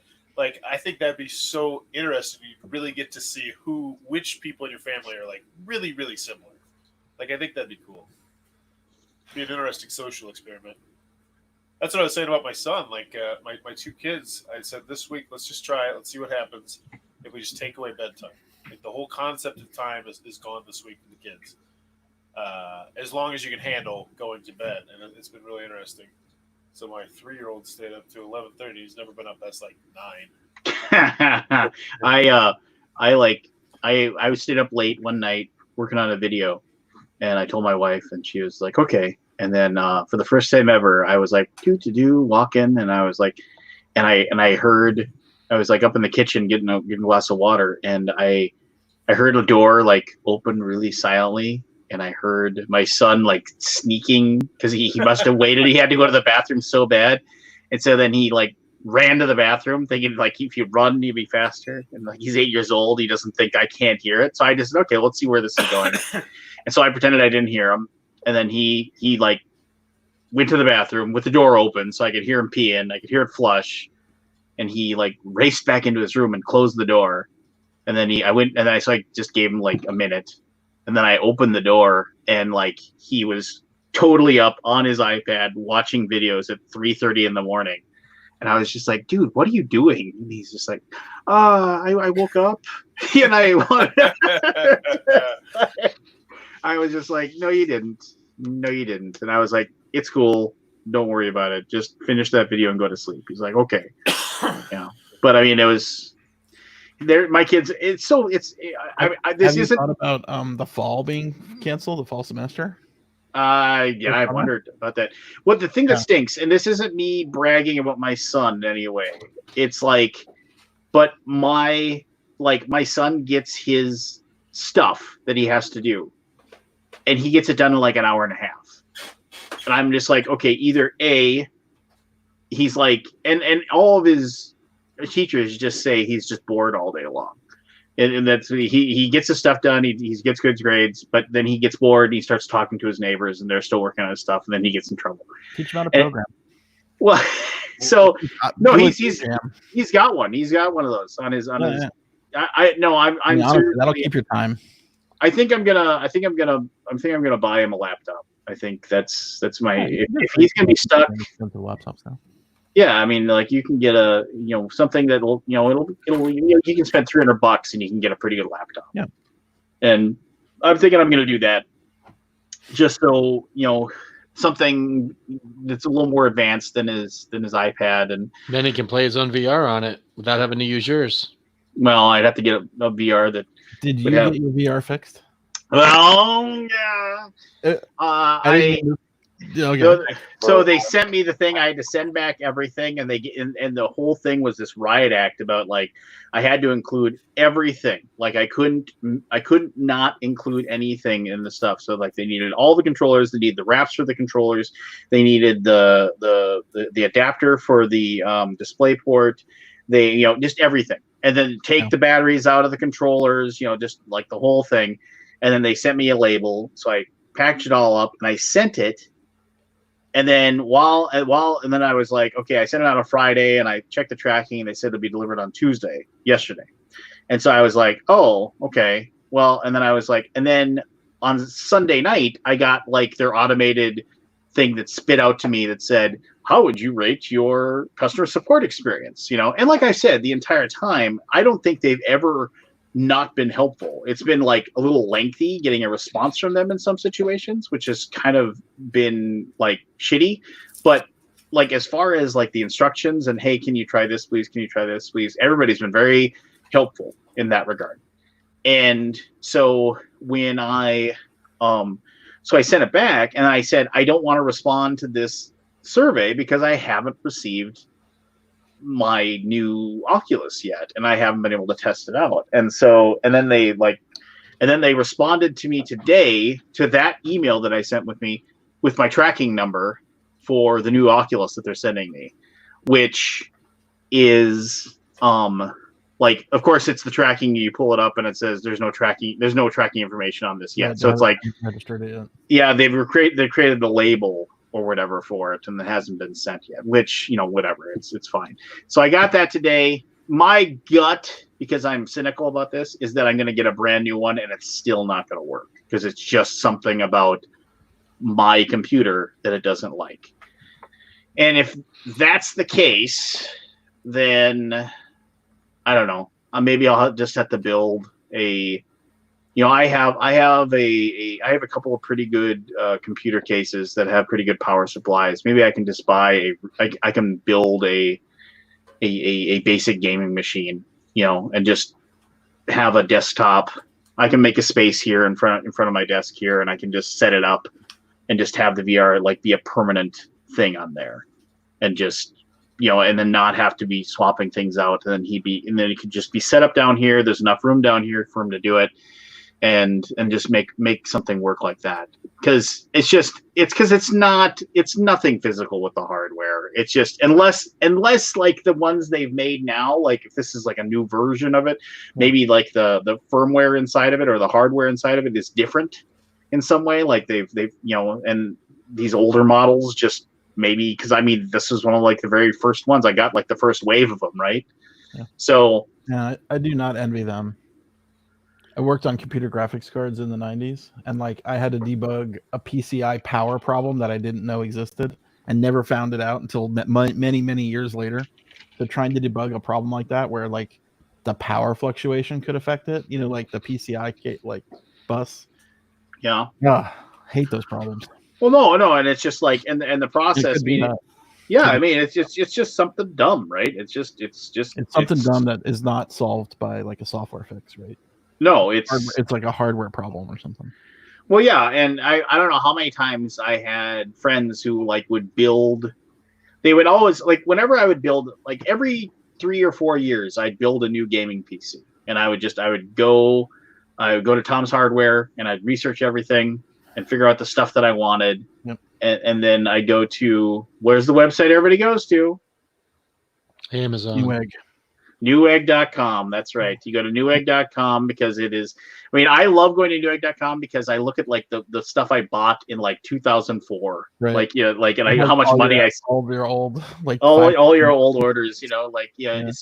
Yeah. So I go to Tom's, I would go to Tom's Hardware. I'd spend like a good week researching everything that I wanted. And then I go to Newegg and and then it would come and I put it all together and fire it up and, you're good to go. I've always built my own PCs, but I think my next one's going to be pre-built. I think just can't fucking do it again. I'm thinking I'm going to do the same as you. I honestly, it's just one of those things. I know you're spending like $800 basically. Extra, yeah. Yeah. Having them put it together for you. Well, but I put 40 hours into this machine, man. And I'm like, I don't want to do that again. Like I built this twice. I changed the cases. But the problem is that there was all these friends I had who would build their own PCs and they get it. And then like, there would always be something weird. Like, oh, why is it overheating? Like when it does this, and it's just like, because you didn't know this, but oh yeah, your motherboard doesn't like that, whatever, that video cards, like, it doesn't like the processor on there for some reason, because it was made in a certain way in Korea, and they put them on that model, that version, and only like 6,000 of that version of that video card were made, and that one little bit doesn't like the one little bit on your motherboard, and they don't talk together, and it's impossible to track down. I mean, it's just, you'll never figure it out. So that's my gut says is excited. I mean, when that thing comes back, I'm going to have to like put it together and plug it in and test it myself and not tell my son that I get it, because he is like so annoyed that he can't play it right now. I mean, he asked me about it like nearly every day. He's not cutting it. Well, it's just, Did you get your shovel yet? Yeah, no, Animal Crossing is going fine. It's just, but like it's like usually once a day, maybe twice a day, he'll come up to me and he'll show me some new game that he watched some YouTube video of that he wants to download onto his iPad. And our rule is he has to delete one game off of his iPad before you can download another one. And so like, and he'll show me, he's like, can I download this? And I was just like, what are you going to delete? And he'll show me the game he wants to delete. And to be fair, like he's picked games that like I've started playing them and I'm like, this game's actually pretty fun, and he's also picked games that are very much like,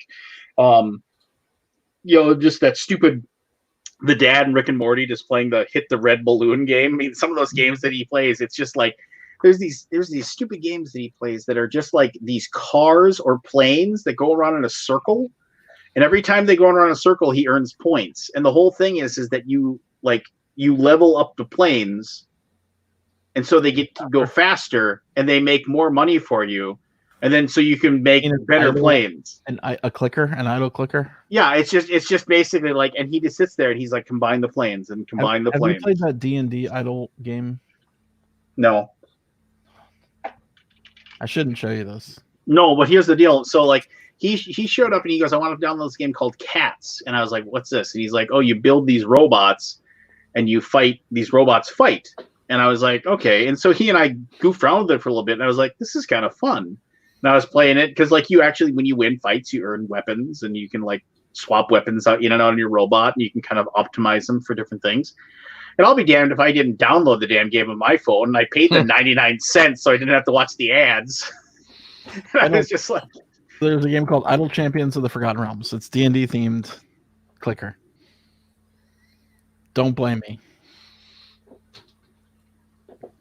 What's a clicker? What genre is that? You never played a clicker? Cookie clicker? You never play cookie clicker? No, it's just basically there's no game to it. It just money, and that money you spend on things that make you more money, and you click on things that make you more money, and then you upgrade things and they get you more money. Clicker game? Yeah. Yeah. I've never heard of that. I beat Capitalist. I and I was so annoyed that I beat it because I was like, I kind of like playing it. When I was in when I was Venture in capitalist. when I was at when I was in Japan with Michael Vindes, he sat there on his phone playing Venture Capitalist, like all the time, just sitting there playing it. I played it a stupid amount. I mean, I think I put like, I hate. I'm gonna look. Oh God. I don't even want to know. Oh, it's like doing the slash played on World of Warcraft. Yeah, well, Steam tracks your time. Mm-hmm. So glad Xbox doesn't do that. I remember the first time anybody said. So if you had take a wild guess, anybody want to guess? How many hours? 37 days of hours. How many? Well, I have hours, so I don't know. What is that? 260 hours. I'm gonna say. Let me think here. 178. No, hold on. Just shut up. Let me think. This is sick. Why no one else No, is you know allowed what? to think? 176. 176. I'm gonna say 177. 900 hours. No, wait, 9,000 hours. 1,641 hours, So which my is 900 hours. 68 days of Yeah. time. Oh, okay, I was not That's hearing so that. dumb. I can remember almost all of it. Like, I mean, I played it all the time. Well, that's like this Cats game that I paid 99 cents for. Like basically, I got through the first level of it, and then they're like, "Oh, do you want to go on to the next level?" And it's just like in the next level, basically they strip everything away, and you just start over. And I was like, "Yeah, I don't want to go to the next level. Thanks, though." But you know what? I got my 99 cents worth of fun out of it. Forgotten Realms one is it's D&D themed, So I can for a bit. Oh God, let me see how many powers I put on that stupid game. Well, and those games, they're all about that dopamine hit that you get. Yeah, you level up, you do more damage. Is Only there a story? 335 hours. Like, there's I forgot story, Realms. right? There's story with these games? Minimal. Really? Just play one, dude. Play Adventure download one. Capitalist. I'll download and see For if a I bit. can it too. Like I said, if you Cats, it's like CATS. It's like because each of the robots are piloted by a cat, and it cost me like 99 cents to play the big one, and it was just like, oh, okay. And then like he was just like, okay, oh cool, a new laser. I'll put that new laser in there. That's cool. I Capitalist to see if they've added things.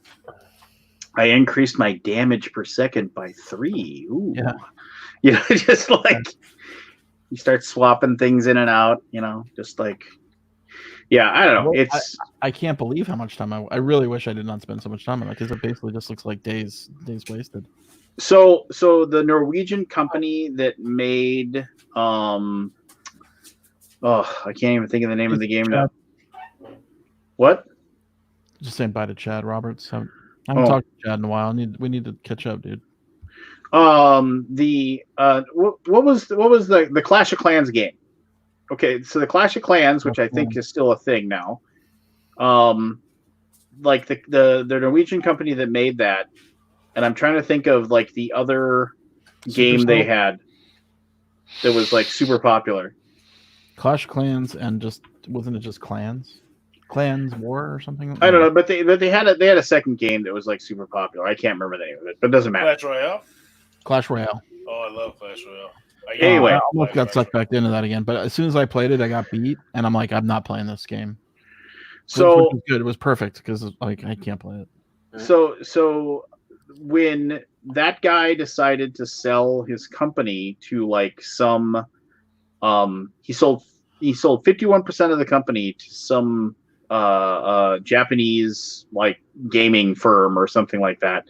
And like they said that like the only reason that he sold was because he had like an hour-long meeting with like the CEO who basically told him his vision of gaming in the future and what his creations would have like and how they were going to change the world and all this stuff. So he was like, oh, and he did it. So he sold it for some. You can look it up, but they sold it for $1 gajillion. Just because people were. Why not? Well, yeah, and the first thing he did was because he had something like 18 employees, like coders and like that's like accountants as well, and like even like the people that were like the receptionist and at the outside and everything. He came in and told everybody that that the company had been sold, and then he said he didn't know what was going to happen, if they're going to still be employed, but he handed them each an envelope, and it was a check for $1 million. Holy shit! That's pretty sweet. Yeah, It's an understatement. Yeah, pretty sweet. Oh, that's sweet. Thanks, man. whatever $1 million is in Norwegian krugerrands or whatever it is that they use, but. Yeah, I mean So I mean, it was kind of a cool story, but basically, this guy basically said that like, oh, you created something amazing, and 500 years from now you will be. Story, Lance. What? Where's that story? I mean, this is like 9 years ago. I was still working at U.S. Bank. Supercell. Yeah, here it is. It says 2016. Does that sound right? That might be. I mean, it was 4 years ago. I think I was still at the bank. Supercell is the one that does the Clash Royales. But Supercell from Japanese Telecom. Oh. SoftBank. So SoftBank bought Supercell for $1 million billion or something. 10.2 bill. Yeah, $10.2 billion. He only sold 51% of the company. So like he still owned. Oh no. So this is the second sell. Oh, okay. They bought 51% in 2013 for 1.5 billion. Oh gee. That's okay. Yes. For only 1.5 billion. And they bought the rest of it. He gave everybody $1 million. Yeah. Wow. Well, how do you? Now he has 1.46 billion. And I'm not saying like he was like, and now I live on the streets. I mean. And I mean, and you'd be kind of a big jerk if you were like. And yes, I know Krugerrands are South African. I was being facetious, Kabuki. No. Yeah, I mean, it's one of those things where, well, you really want to be the guy who's like, really, you got 1.2 billion, you gave us $1 million, that's it? You're gonna be like that? He goes, well, now you got zero, rip. Yeah. But yeah, I mean, he definitely came out on top on that one. I mean, but you think of all these games, like you think of all. They paid 1.5. They sold it for 8.6. That's pretty good. Yeah. I mean, you think of all these games that people play that like are developed and everything. Like, there's so many games, and there's new ones coming out all the time that are on Steam and that are on the Google Play Store and stuff like that. I mean, it's just like, where do all these games come from? And it's just like, I mean, remember when the guy who made Flappy Bird, the original guy, and he deleted it or whatever off the Google Play. Deleted after getting millions. Yeah. Well, also, it can turn you too. I mean, I've only read negativity about Notch, the guy who made Minecraft.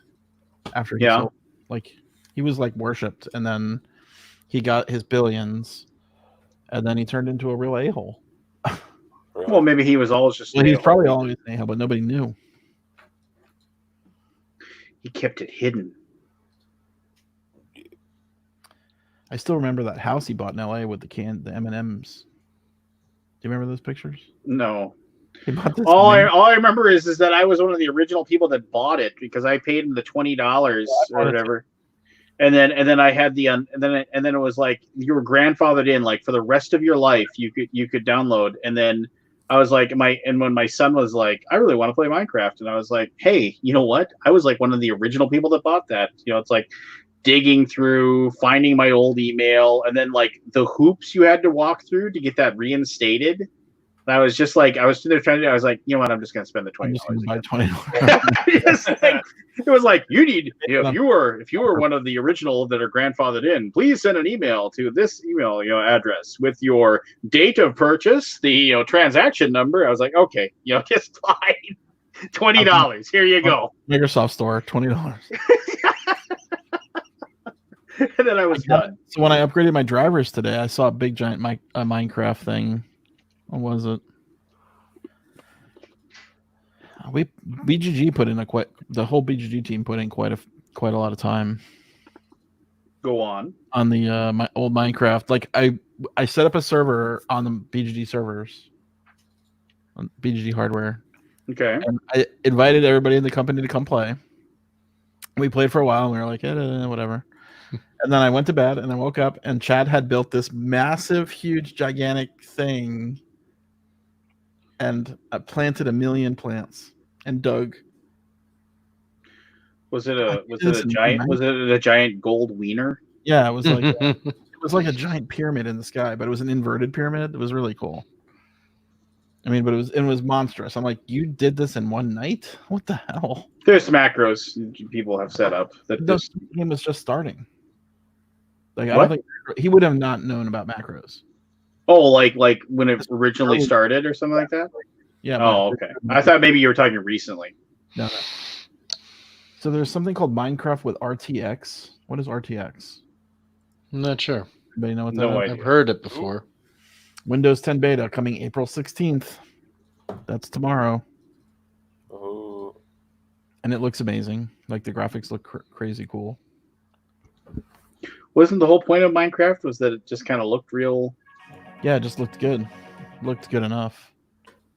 Oh wow. Yeah. This makes me almost want to play it again, but I'm not going to. Minecraft that was like the first like I think RTX is the real time rendering or whatever, the ray tracing. Is that what it is? Way over my head. it's over my pay grade. I watched Lucky Logan this evening because I'm starting to just dive into like movies that I may have heard of at some point, and I'm just going to watch it again. How is that? I see that advertised all the time with my.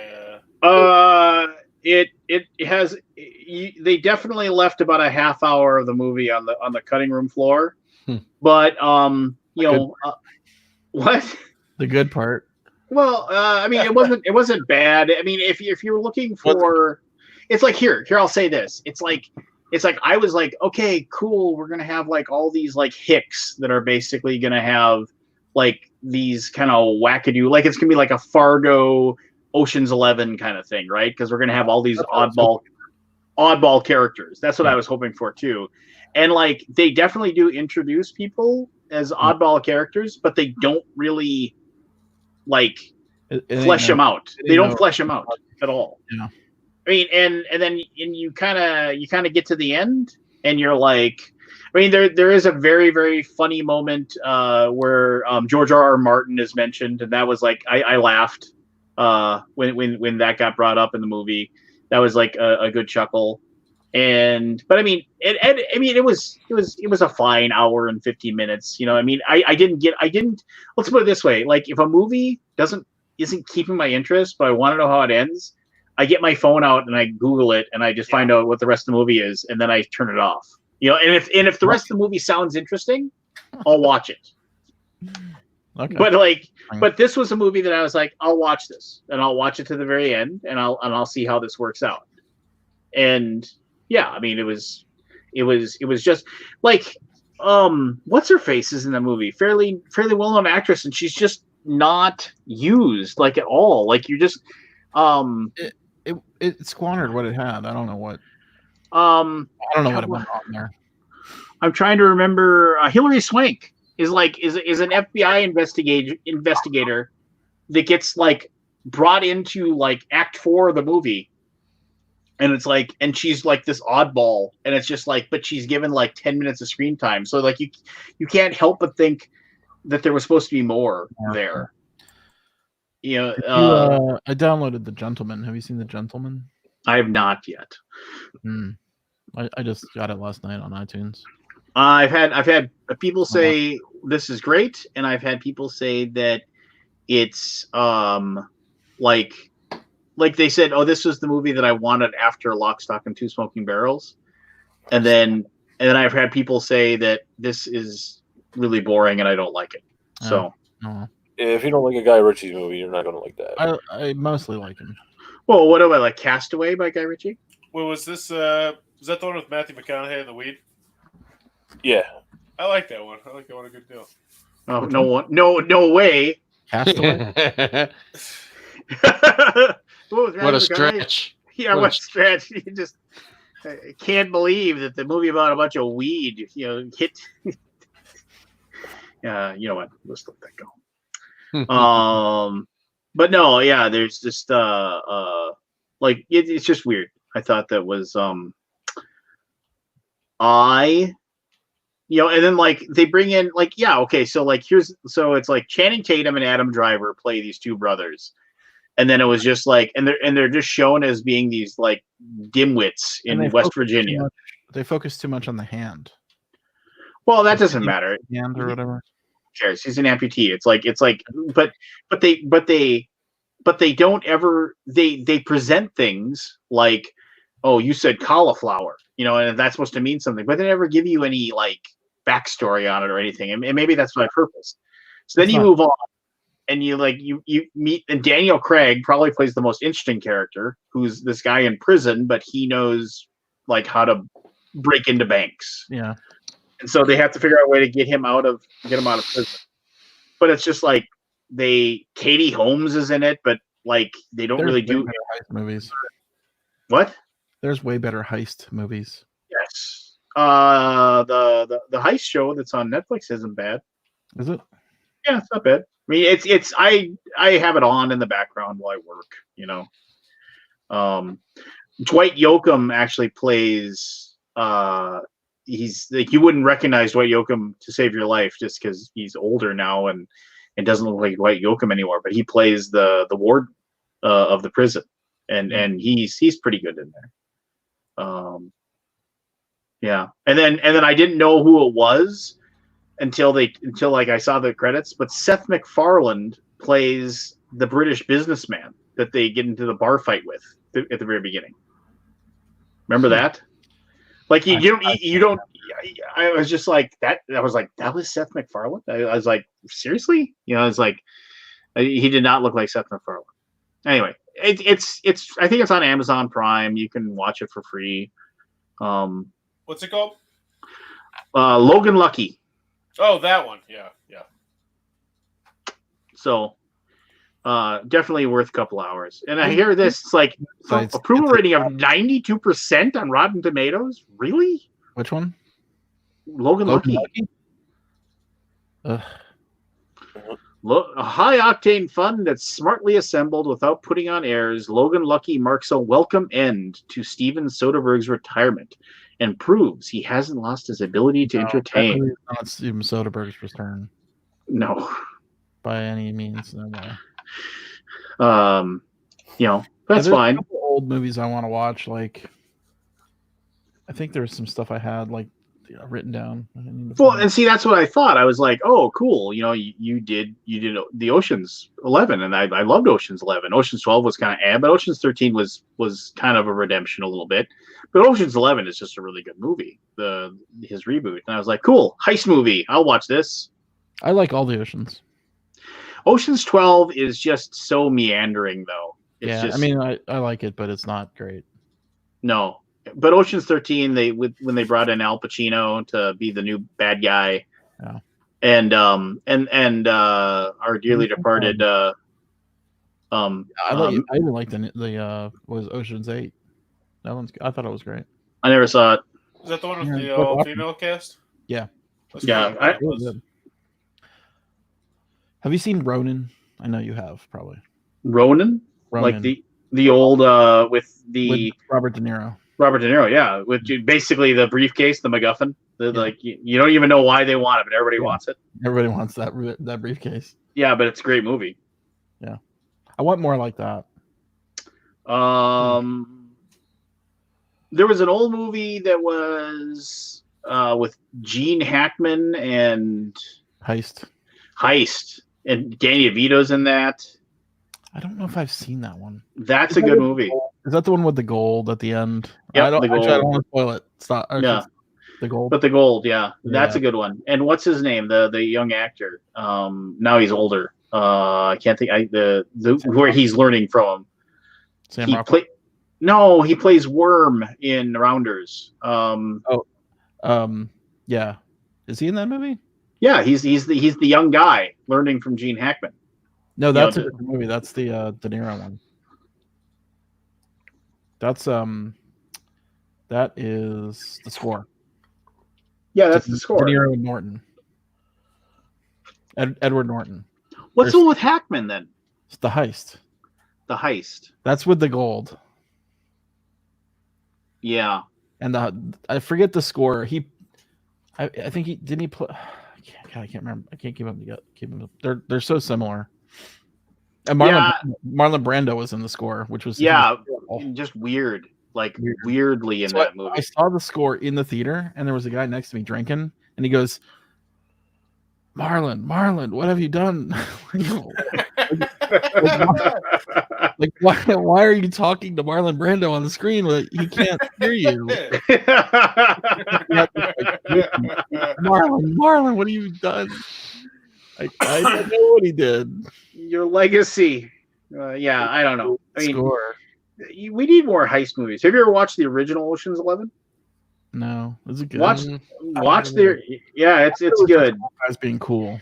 I remember, and I'm not going to give away anything, but like if you've seen the original Ocean's 11 and you know what the ending is like it's an iconic ending.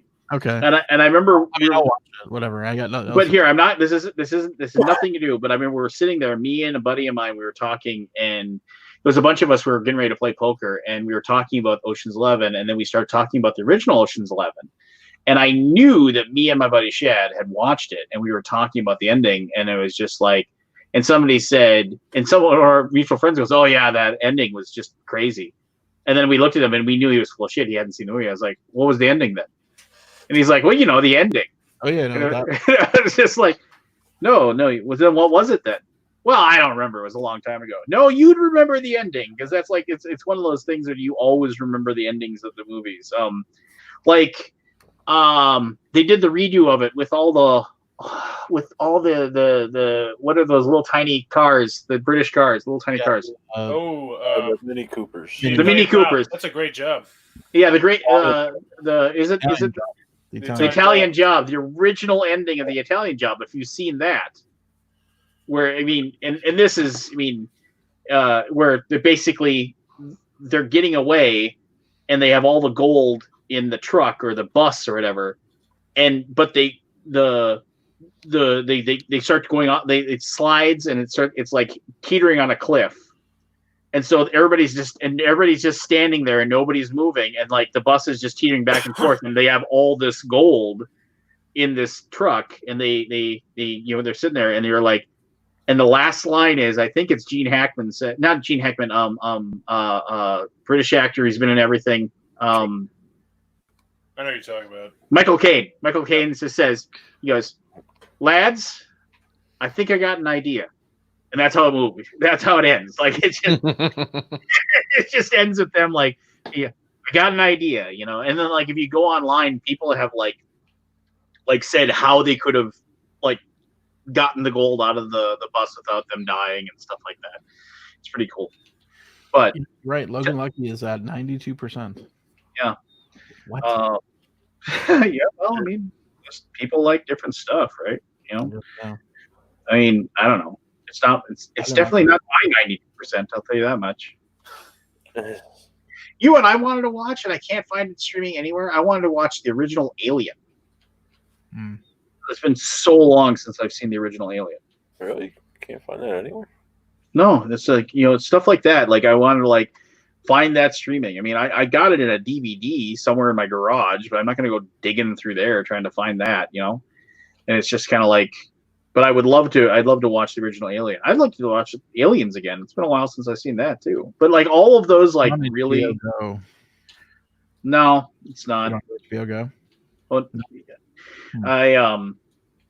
I remember we didn't have Hulu forever, and then my wife's just like, "I'm getting Hulu" because she's running out of things to watch. That's like, the sad part is that by the time this is all over, you're going to be so caught up on all the streaming services that you can unsubscribe for like 6 months to let them build up again. Yeah. I I have had many a situation where my 4-year-old wireless router, because everybody's using it, like it's like some of the channels, because I have 4 different channels you can link up to on it. Some of the channels give up, like it doesn't have enough power to like have all, and so like somebody will say somebody's got to restart the router. Just like turn it off, let it power cycle, let it boot back up, and then everybody can. Or like I'm like sitting there and it's just like, oh well, you know what? I'll watch a episode of Community here while I'm like enjoying my supper, and it's just like, oh, it's like, would you like to upgrade to 6 screens? I was like, no. Who's watching? It's like both of my kids are like in separate rooms watching the same cartoon. You're like, it's like. Does anybody else remember this? I want to ask. Ranked movie, the number 1 heist movie on Rotten Tomatoes editorial list. Came out 3 years ago. 3 years ago. The number 1 movie, the number 1 heist movie? It's got a lower tomato score than a lot, but they've ranked it number 1, like on their lists thing. Any guess? No. 3 years ago. I have no Do you clue. remember? I mean, I remember liking it, but I didn't think it was number 1. I never heard of it. It's got Kevin Spacey. Is that the Blackjack movie? The Blackjack movie? I finally watched that. That was garbage. Not the Blackjack movie. I like that movie. Oh, it's just so dumb. Ansel Elgort, I don't even know who that is. Baby Driver. That was Really? I I thought it was liked great, Baby but it was Driver. like not number 1. I mean, yeah, that was cool. I mean, the idea behind it was pretty cool. I liked Driver as well with Driver. Oh, I put Driver. Oh, but that Baby was- Driver. With the Adam, All day long. really good. Baby Goose. Yeah. Oh, Ryan Gosling. Yeah, Baby Goose. The Baby Goose. Driver was like, Oh, oof. Driver was great. I Yeah. love that movie. Oh, I mean, how about the scene like after he goes home and just nonchalantly cleans the razor, Yeah. puts it back in the case. No, it's good. It's really good. It's just like you're like, holy I want more. cow. I want more of those movies, please. Yeah, I mean, So instead, we get Trolls World Tour. Thanks for making Trolls World Tour.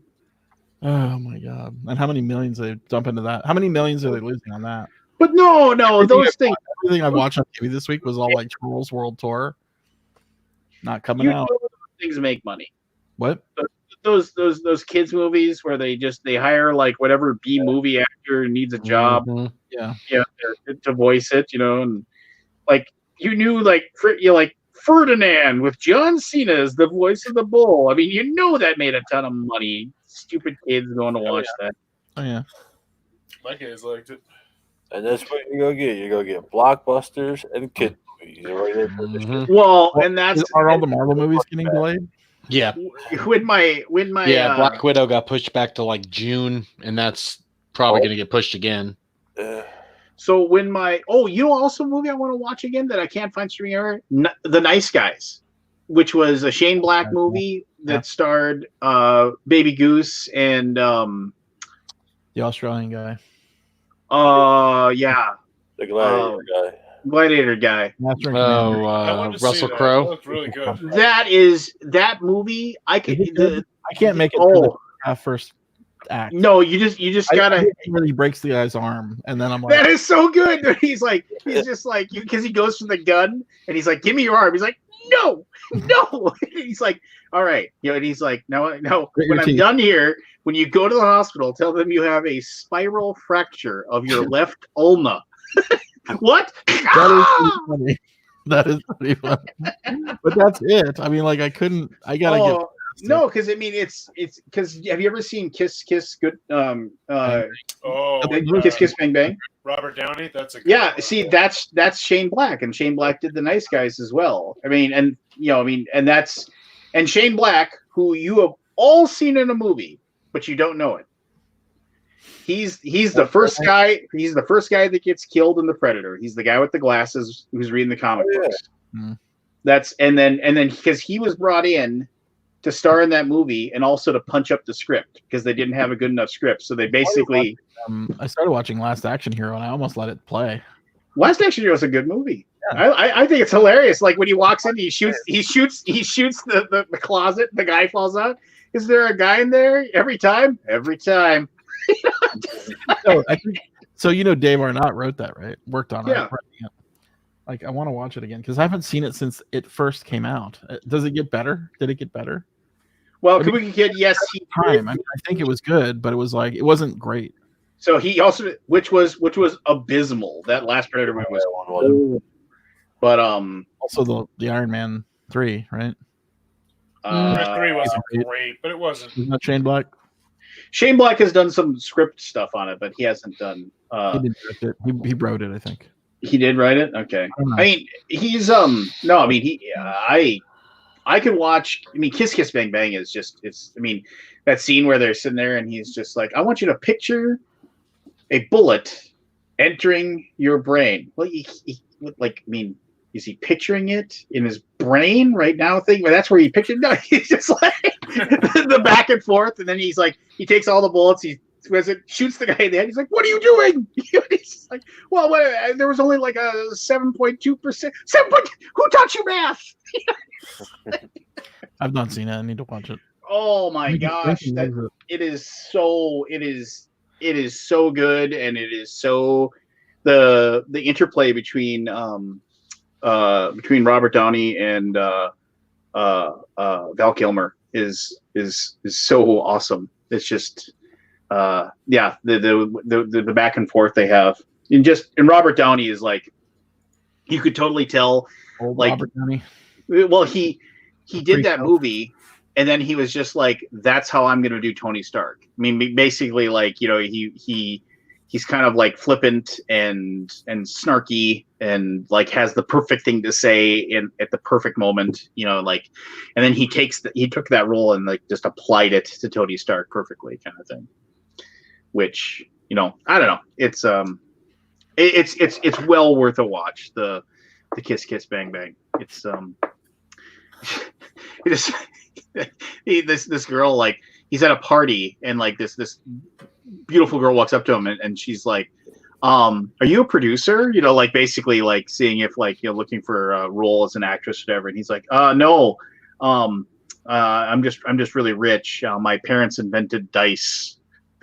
just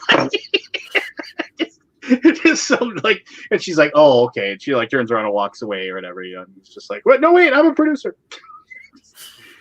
But no, well worth the watch. Kiss Kiss Bang Bang. I'm hoping more of the new releases come out on iTunes because I mean, who's going to the movies? Nobody. Well, you can't. Yeah, but there's not a lot. I guess I could rent Trolls World Tour for $20. Well, why? I mean, you should just be able to own it, right? I mean, exactly. If I'm gonna spend $20, just let me buy it, please. Well, no, you know what? They should be $30. You can own it.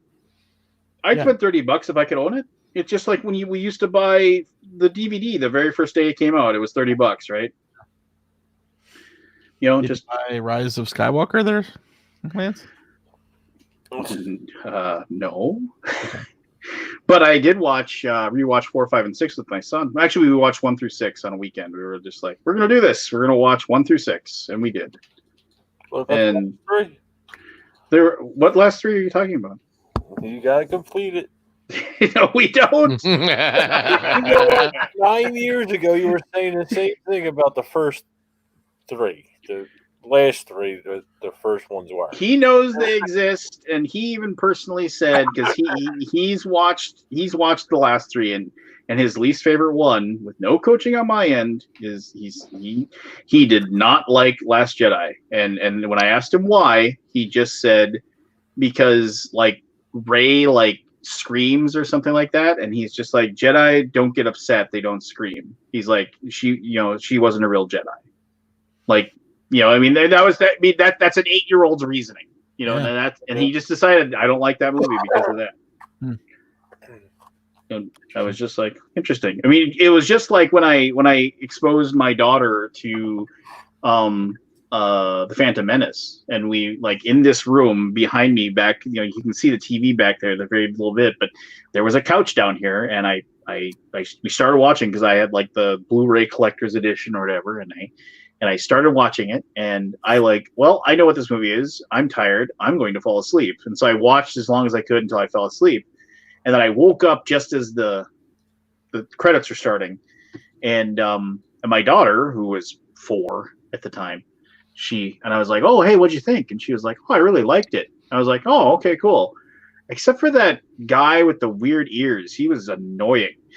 I was like, "Oh, you didn't like Jar Jar?" Just like, I was just like, He was designed for you. yeah, he was designed for you. He was. He was perfectly designed. Yeah, but she did not like the Jar Jar. But then, whatever. But it was like when I was a kid, and I've said this, whenever you would hey, let's play Star Wars, like you and your friends would pretend to be Star Wars and play Star Wars or whatever, like you wanted to be Luke, right? Because that was the person you wanted to be. And then if you couldn't be Luke, you said, "Well, I'll be Han Solo then." It was just the after prize. Now, as adults, we were like, "Yeah, you want to be Han?" I mean, just yeah, Luke's corny. Yeah, Han's cool. I wanted to go to the charging station to look at the power converters. Luke was, Han though. He was the man. I mean, I would go Lando before Luke at this point. That's one thing I was annoyed with Mandalorian. They called him Mando, which I don't like. I don't know why. I shouldn't care, right? It's stupid. But I'm like, well, yeah. Aren't there more than just him? I know, right? He's not the Mandalorian. He's a Mandalorian. But I think that's part of the whole thing is they're one unit. They're all the I get same. what you're saying. Yeah. Still haven't watched the last episode. So what? I'll watch it tonight actually because I keep falling asleep during it and I'm like I'll just restart it. So my big thing is that somebody actually mentioned, because I got done watching those the 4, 5, and 6 or whatever. We got done watching 1, 2, 3, 4, 5, 6, right? And we get to the end of Return, and it's and so Sebastian Shaw, who is just basically a British stage actor, is on the screen for 3 minutes and plays the role of Anakin Skywalker perfectly. And it always bothers me that he's not. They replaced his ghost. Yeah. They terrible move. It's just but then somebody said to me, how much better would it have been if if they had inserted. I mean, even though I think Hayden Christensen's basically said, I'm never gonna be in I'm just not going to do movies anymore. He's just basically said I'm not, because of the bad situation that he had. And maybe because he's just not a good actor, but who knows? But what if they had used him or if they'd used as the ghost in one of instead of Yoda, when Luke, instead of Luke seeing Yoda on the island, if his father came to talk to him, and it would have to be. Yeah, I mean, it's just because everybody was like, "Oh, it's Yoda," but then think about how more poignant that would have been when here's your father who turned to the dark side, who did horrible things, and I just yeah, I mean, you can't. There's no way to know how it would have turned out, and everybody. And I will fully admit that I had my it's Yoda, moment. I was all excited, but but it would have been yeah, it would have been cool to have Hayden Christensen show up and just impart upon him the true powers of the dark side and how and what he has to do and all those things. I think that would have been neat. But I'm sure Hayden would have been yeah, why? So I can come back and everybody can hate me some more? No, I don't think so. Sure. Get out the puppet. You got to think of how much of a mind fuck this is for them actors. Even these newer ones, they're young and they're getting very popular very quickly, Yeah. And there's a lot of trolls out there, especially now with the internet. Yeah, before people would write into fanzines and say how much they hated somebody. Yeah. I don't know. I mean, and like I said, I mean, it's just like we're going through this. Like, what? So, like, what? I mean, okay, here, let's do this. Like, Aldi, you like taking these predictions and seeing which ones come true or not. Yep. Let's just think. How long is the social distancing quarantine going to be in effect for? Ooh. Like before there's and like. Should we set a date? Well, I mean, sure. Set a date is easier than how many months out, I guess, if we go that route. Well, I mean, when are we going to check this? In 6 months? Well, yeah, I mean, or just when it happens, right? Yeah. And just to see who was 15th, 2020, and see where we're at. Yeah, so it's April. It's tax day, everybody. Don't forget, Mm-hmm. Except we all got. Oh, I forgot to post my meme. Oh, the tax monster from Futurama. The monster that had all those spikes all over his body, and it was just like.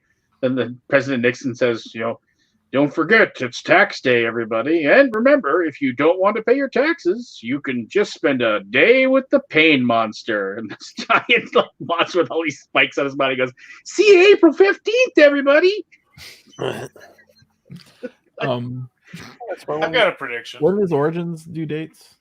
October 7th. 8th, 9th, it was October 7th through the 11th or something. Let's set it for October 14th, which is a Wednesday, the week before Spiel. I might not be in town, actually. Who knows? All right, whatever. I'm just gonna. You'll be at Origins. I won't be. I don't know where I'm gonna be. Probably not either. All right. What are we doing? So we're going. This is a 6 month mark. Let's just go under 6 months. Oh, well, that's over. Yeah, over. It's over. Is that not interesting enough? I mean, it's just. No one will pick under here. I don't think. See, here's my thing. I mean, it's just like my wife works in a building that has 3,000 people in it. Liability reasons. I don't think my wife is going to be not working from home, like for the rest of this year. I mean, she will be working from home. Let's do. Oh my God! Let's do December 15th. Over. Well, what's a good time? Where should I? What's a good bet? I think I honestly March 2021. Yeah. March 15th. I think it's a full year Donald from Trump when has a chance to open it before the election. Yeah. Okay. So we have to do April 15th then. So yeah. So are we stuck at home for another year, or are we? I will say under. I'll say under April 15th. I think we will be voting on election day. I think Donald Trump will open it up a week before or something and say, "Look, everything's going fine. Everything's going smooth. People aren't getting sick. Go vote for me. I stormed us through this crisis." Yeah, I still got to look into that for Pete. What were you saying? the state election. I'll say now, is this going to be government mandated stay at home or just?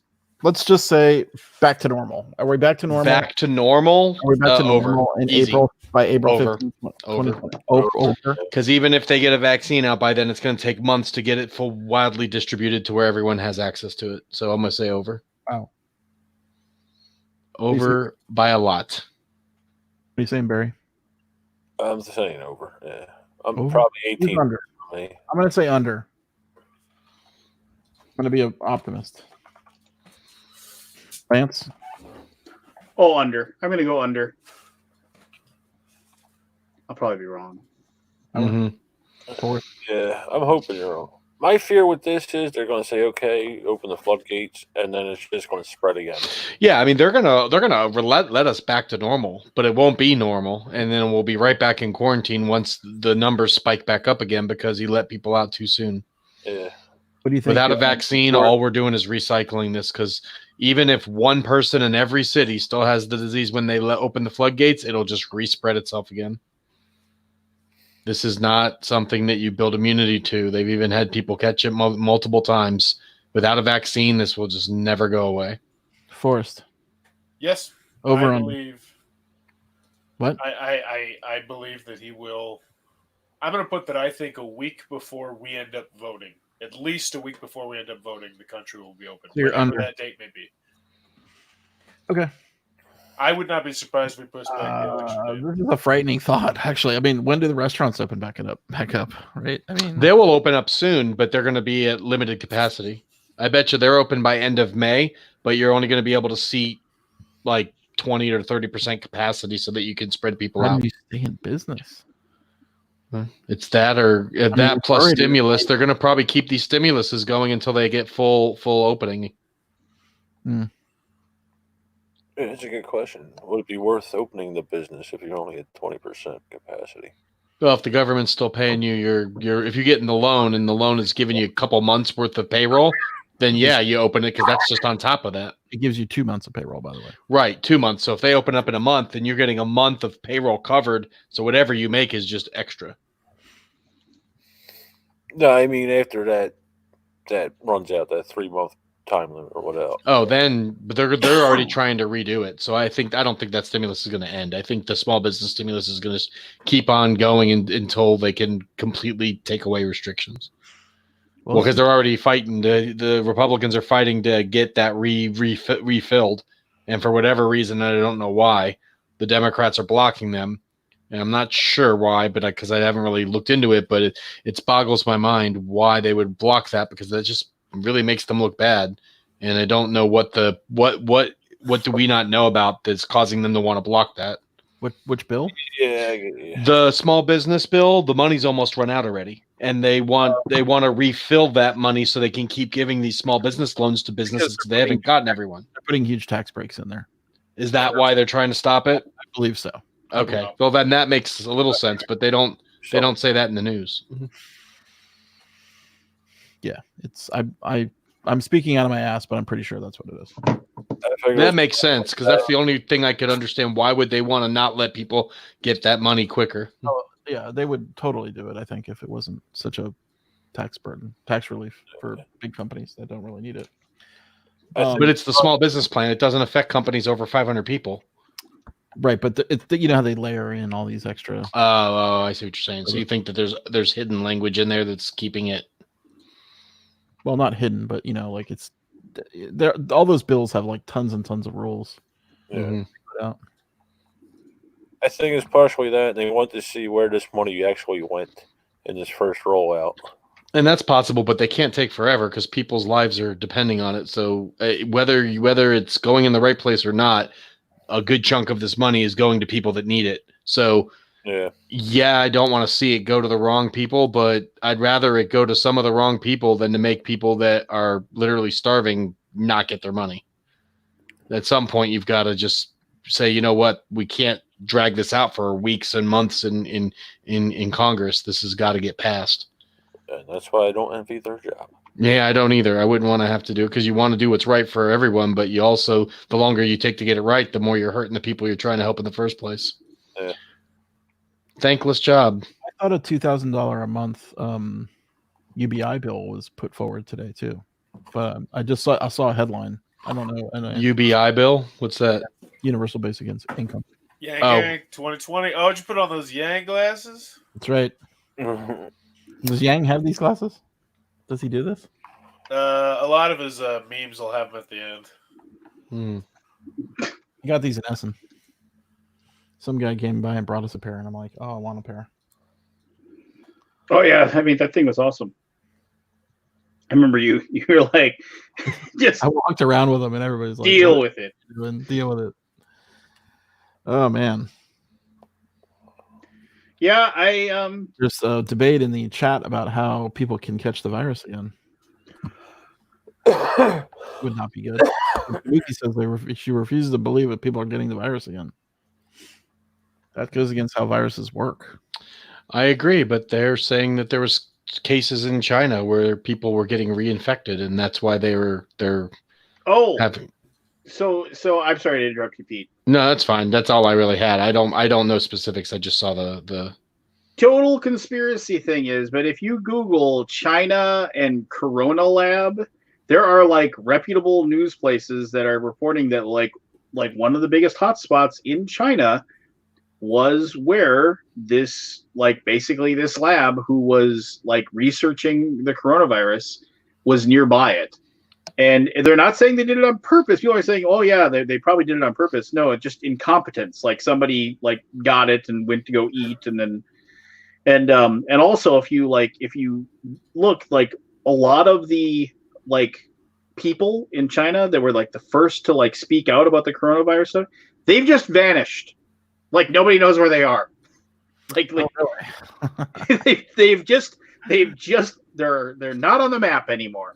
And North Korea, we don't have any cases. None. Zero. We're immune to it. Oh yeah, right. That's good leadership right there. You can't coach that. Best leader. He's the best leader. Well, and then rumor has it, like if you tested positive in North Korea, they just killed you. They just killed you? They just killed you. God damn, man, that guy's a monster. If that's, I mean, he's a monster anyway. But if that's true, then... Well, you're brought up your entire life to think that you're a god. You know, I mean, you fed that into your brain every single day. You know, this could be our end of days, guys. I mean, this is what this is it. 6 months from now, we'll see. We're sitting online talking about board games. It's the end of days. I know, but like after tonight, you guys got me down. We'll be fine, Ori. They thought this at World War II and the Spanish flu, and we'll be fine. Calm down. It's all Aldi's fault. Yeah. It is. I agree. There'll be some adjustment afterwards, but this will pass. Are you busting out the "this too shall pass" on us right He now? did bust out of this too shall pass. Historically, if you look at it, after the Spanish, it's gonna be done at some point. But what will the world look like after that, right? Like, every restaurant in the country is out of business. All of our, I believe we'll restructure just like the industry. Do you want to know what it's going to look like? I think Barry's right. Have you seen Mad Max Fury Road? I want to join the what are they called? The Motor Boys? The Motor Boy. Were the Motor Boys? I can't remember the name. Yeah, there were the Bullet Boys, and then it wasn't it like the Grease Heads or something like that. It was like there was the one people that made the bullets and the one people that made the oil or whatever, and then they worked with. That's such a good movie. It is such a great movie. What's up, honey? You're wearing your Jaws shirt, I see. Good girl. She wore that last time she was on the show too. Have you let your daughter take a shower and change, Lance? I've let her. Yeah. You want to say hi? We're boys. Not really. Well, you're right there. Good night, honey. Good night. Love you. Where's your dog? Upstairs. Go get her. Take her outside, and She doesn't want to. she sleeps with you. And you know, as soon as you, I'm gonna get your dog. I don't want her. Go get her. I don't want her. I'm going to put her in your bed anyway, so just go get her right now. Put her outside and go get her. Good God.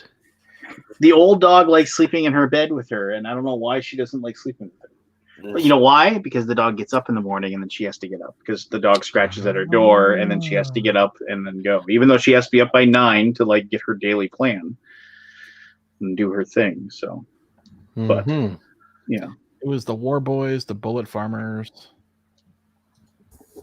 the Pole Cats, the War Pups. I'm looking off a list.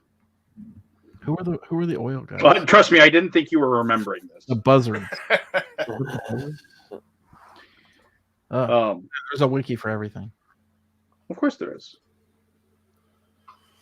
There's always at least one or two super fans who are on disability. Know everything about everything. Fandom wiki. I mean, everything about that movie is just super cool. Like even like the whole thing where like they like when Furiosa is like, and then they turn and that guy who just like he comes up, he was like, "What's going on, Captain?" And he's just like, I mean, that guy just you said like 11 times. I know I would sort of point that out. That was spectacular. You're spectacular. Thank God you never misspeak. Not 11 times. It It wasn't even a misspeak. It's just an observation. You're an observation. It wasn't a criticism, just an observation. Mm. To what end? Are you talking about the new one or the old ones? Shut up. I haven't seen the new one. I've wanted to see it. You haven't seen the new one? Oh No. man, you're missing out. It's a great movie. I believe it. Are you guys playing Final Fantasy VII? No. Remake? No, I was called I was called a blasphemous person because I was like, yeah, I remember when Final Fantasy VII came out, and I remember I got it for my PS or my PS2, whatever it was for at that time. One, I think, right? Yeah, maybe. There was a And I remember I played it for like 6 hours, and I was like, why do people like this? I was just like, this isn't fun at all, and I just couldn't get into it. And then like, you know, and then everybody was like, Chris Peach was telling me about it. It was like he was describing it next to like you know, heroin orgasms good, you know, and I was just like yeah. I played it up to the spoiler part, and then I stopped playing it. You can give the spoiler away. Wait. I did it like 15 years old. It's 20. Okay. You know, it is. I played it, but I remember there was like a real time strategy part of it, which I'm like, what am I doing? Okay. Good night, honey. I remember the one that I mean of those old games, the one I like, the Suikoden, or Suikoden, Suikoden or Suikoden. Those are the ones I liked. Wow. I really enjoyed those. An RPG. Yeah, that was a JRPG, and it was like instead of, it was like they had over 100 playable characters, and like I remember. you that. yeah, you basically, and you'd have like personal combats, and you'd have mass wars, and like there was all kinds of cool stuff going on in that one. I'm into Final Fantasy Tactics. You I know don't know. That's a good one. I was Turn-based? not a fan of that one. No.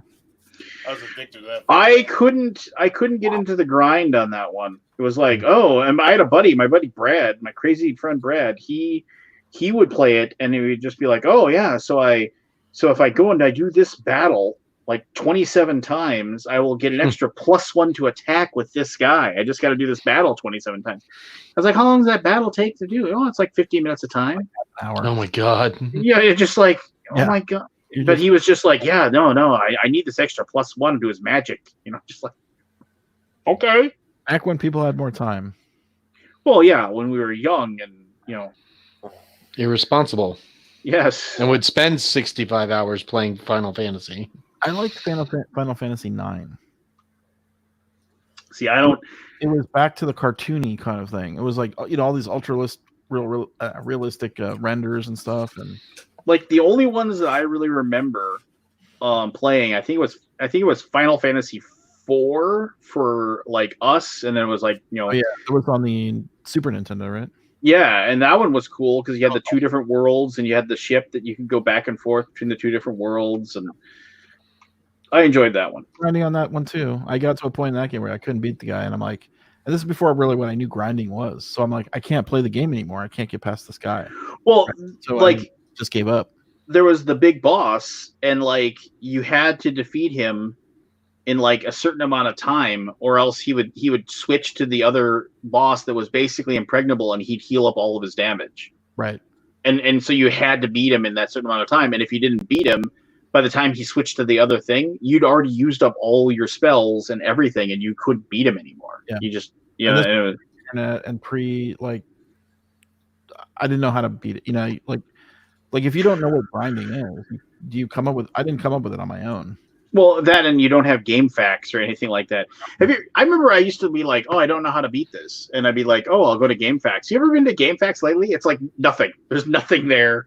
Because everything's on a YouTube video now. Yeah. Yep, gain facts, and then you do the search for the certain words. Remember that? No hits.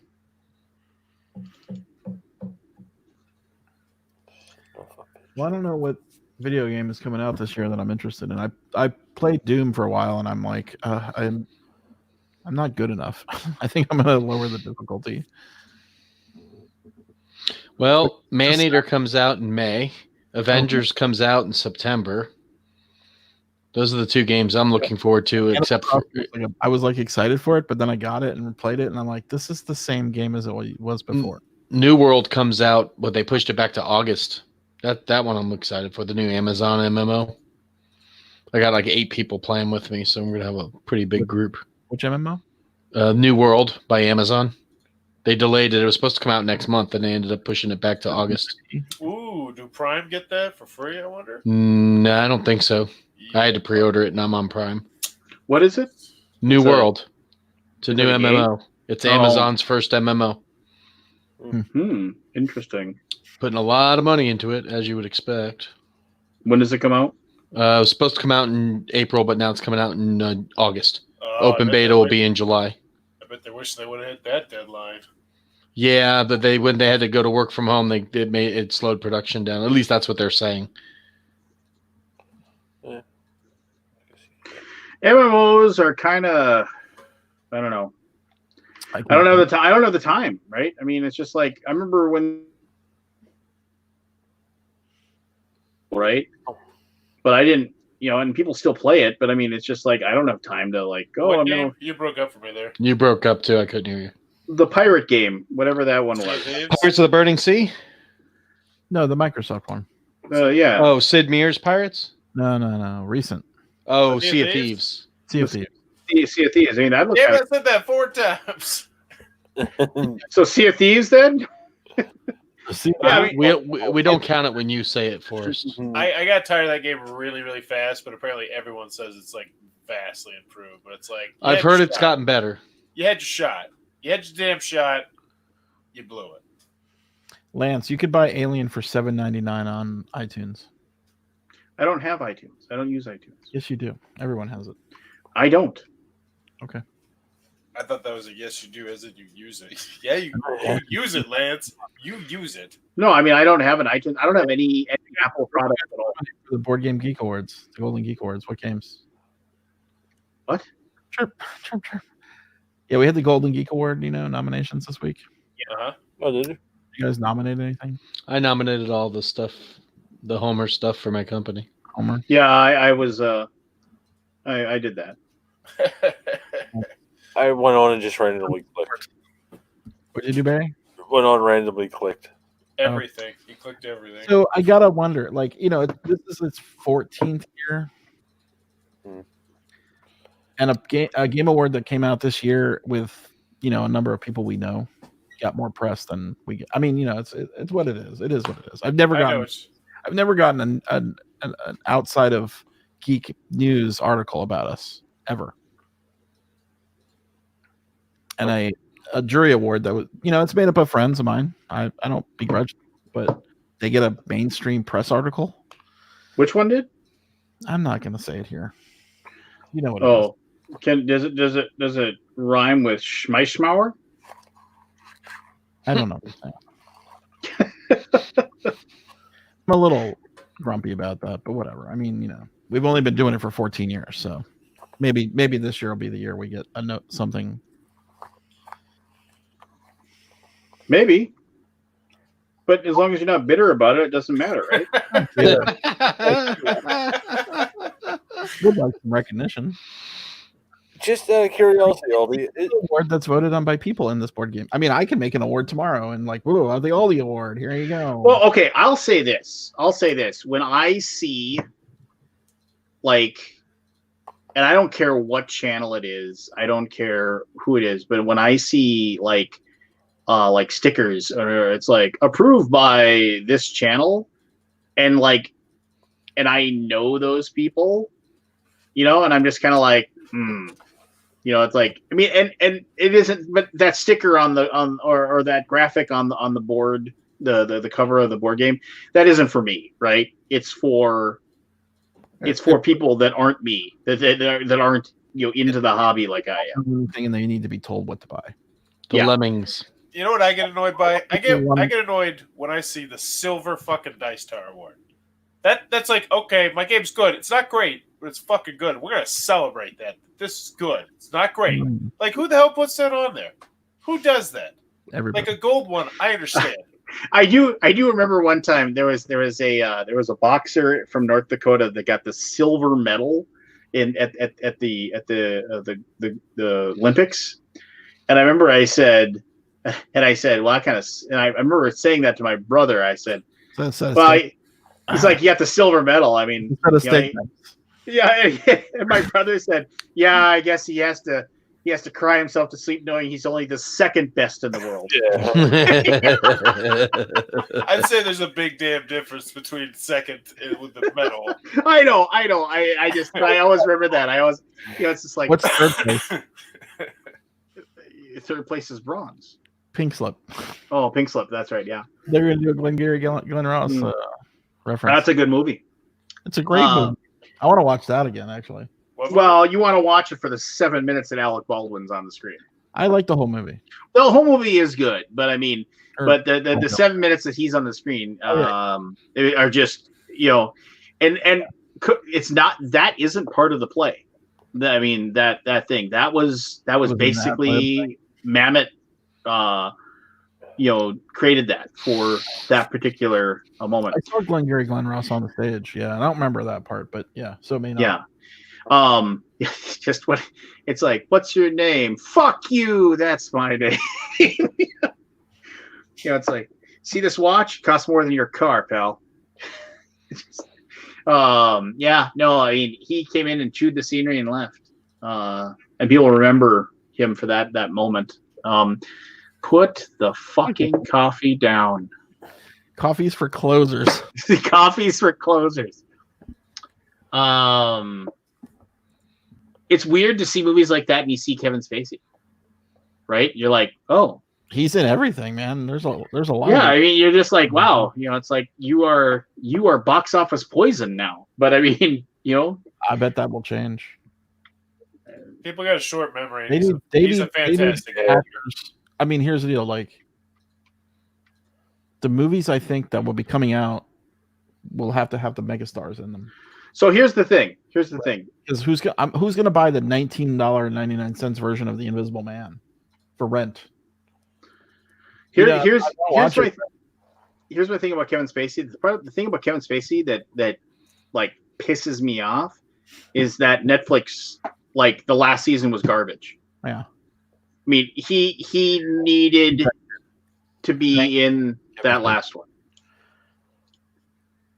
And it was just, and the fact that, like, it was just like, because that was one of the best shows.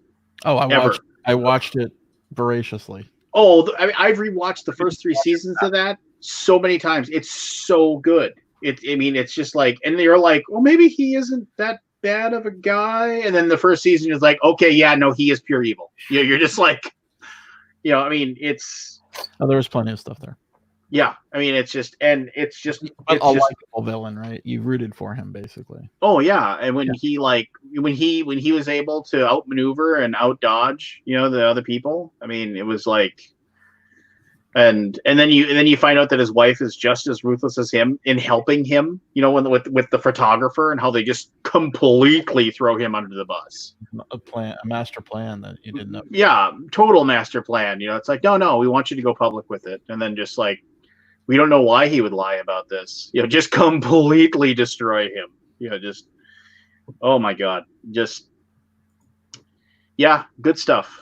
Really good stuff. And really well done. I mean, across the board with it. It was just, I don't know. And that just sucks. I mean, and I understand completely why they couldn't have him in there, but I mean, it would have been an interesting season if he had been able to actually be on the show. Yeah, I think they rushed that last season. It's what happened, and then they had a deadline, and they didn't go through the scripts and all that as well, as if they had time, Well, I mean, I hate to bring up Star Wars again, but I mean, look how much, like, quote unquote damage control they had to do with the last movie and try to figure it out, right? Could you imagine if Star Wars was this year? Would kill it. Mm-hmm. Nobody see it. It would have went direct to Disney Plus. I don't think it would have. I think Disney should do all their movies direct to video. Imagine how many subscribers they would get if all the Disney movies. If they charged $19.99 a month, but you got first access to all the Marvel, Star Wars movies without having to pay and go to the theater, Yeah. people would buy it. Yeah. Because there's enough content coming from Disney between all their properties that it'd be worth it. I bet you they'd still lose money though. I mean, in comparison to big movie releases. Maybe everything just needs to be downscaled. Gas just has dropped. I mean, movie. Well, it's because nobody's driving. Yeah. Going up all the time. Oh, and like I did this. Like I called up my insurance company and I was just like, "Yeah, go ahead and lower my car insurance, like all my coverage to like the most basic low levels because we aren't driving and I don't need, like to be paying as much as I'm paying." I wish I could do that. I mean, there's definitely like you can save a lot of money. I mean, and it sounds like kind of a shitty thing to do, but I mean, it's just like Makes sense. yeah. I mean, it's just like what I drive my car once a week now, and it's like to and now I don't even do that because I have my groceries delivered to me. I guess technically I drove over to my mother's house to deliver some food to her because I cooked too much beef stew and I know she likes it, so I took a big Tupperware pot and I brought it. I dropped it off at the end of her driveway and I said, "Here you are." Beef stew on the driveway. And we talked to each other 20 feet away. I mean, she's bored as hell, staying in the house by herself. Yeah, I'm pretty happy we're doing getting my kids out tomorrow. We're doing a good deed. We got three family friends of ours, and I was just like, why don't we let them borrow some board games? So I reached out to them, and they're like, oh my god, that'd be amazing. So I'm giving Jackpot Yahtzee. Here you go. Nah, I'm hooking them all. Toss salad. Got a little Sheriff of Nottingham, a Ticket to Ride in there. I got some good stuff. You got a ticket to ride. Yeah, I don't know. It's again though. I mean, it's we're living in a weird time, as they say, unprecedented. Us YouTube creators, we're gonna be big stuff. Big stuff. Big stuff. Sky's the limit. No, I'm serious. I'm seeing growth. Like I'm seeing real growth on everything. I am too, but but it's all Blue Chew for me. Oh, what? What? I'm seeing growth, but it's all Blue Chew. Well, I think it's just the mass market appeal of some of my stuff. Like I'm looking at my top 25 games, and it's just like all this stuff that's just sitting in people's closet. How many views on the real mainstream stuff? Let me look it up. I mean, my numbers are small. I mean, it hit 45,000 a month, but I had 5,000 views of Sorry with Fire and Ice. That was a big one, which is it's gonna be a huge one. A lot of Clue stuff. 1,000 views on Clue card game. 1,000 on Uno Stacko. 1,000 on Apples to Apples. 800 on Sequence Dice. 700 on Quiddler. 700 on Zombie Gotcha, which is a new Hasbro one. Ritchie Scary's Busy Town has got 700 over the last month. It's all that mass market stuff. Do like a video where like you, you're not playing with anybody anymore, right? You're not doing. I play with my son. Yeah, I'm putting out a gameplay video of us pretty much every day. I'm trying to think of a Mr. Beast type thing challenge where like the winner wins $1,000 or something like that. But I don't know if you could do it with your son. Hey, Van Overbay is here. Hey, Van. Win my stimulus check. I'm putting my stimulus check up against my son. If he wins, he can spend it on anything he wants. That's the kind of stuff to get those views. That is what gets it. I mean, honestly. I don't know if you guys watch that channel, but it's one? Fascinating when someone gives away a lot of money. People. Yeah. I watch those on Facebook when they. I just always figure they're lying. They got their. I just like okay. I want. It's like I'm going to give $1,000, and Joe Schmoington, is like your buddy that lives down the street. It's just like you're not giving him $1,000. I would be Yeah. very interested to hear Richard's opinion on your opinion on Survivor. I'm very interested for that discussion. He would just be all bombastic and how could they possibly fake this, and how could they possibly fake that? Yes, 30 and- seasons. Yeah, That's a lot. and I would say, you know what, that's fine. You can believe what you want. I just think that, just reality TV. I mean, you go all the way back to Candid Camera. They told people, okay, you're going to go over there and we're going to surprise you with something, and it was just like, the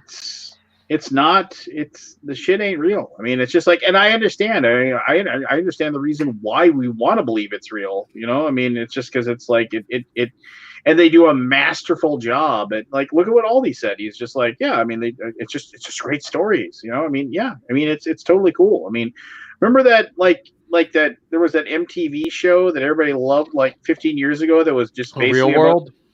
No, it was basically about this relationship with this guy and this girl, and then everybody was like, oh, it's fake, oh, it's real, it's totally real, it's fake, and then the last episode or whatever, they and I was, this is before I was even married, this is 15, 16 years ago, and the girl I was dating was following it religiously, just loved it, and the last episode she said was they got up, they had their because they got married but then got divorced or something, and then they at the last episode they got up from whatever table they were having their last tearful discussion at, and they got up and they walked out, and then the camera panned back and you could see all the cameras around them and all the it was basically a sound set, so it was just kind of oh, was it always fake, or was it we just did this last one as a gotcha?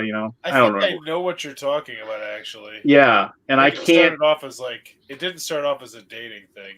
No, it wasn't. It was just about these two people and their relationship, and MTV was blurring the lines between what's real and what's fake. And I mean, I can picture the guy and the girl in my head, because I would just be she'd be watching those shows constantly, and I'd just be oh my God, how can you watch this? This is garbage. But it's yeah. No, it's Puck. yeah.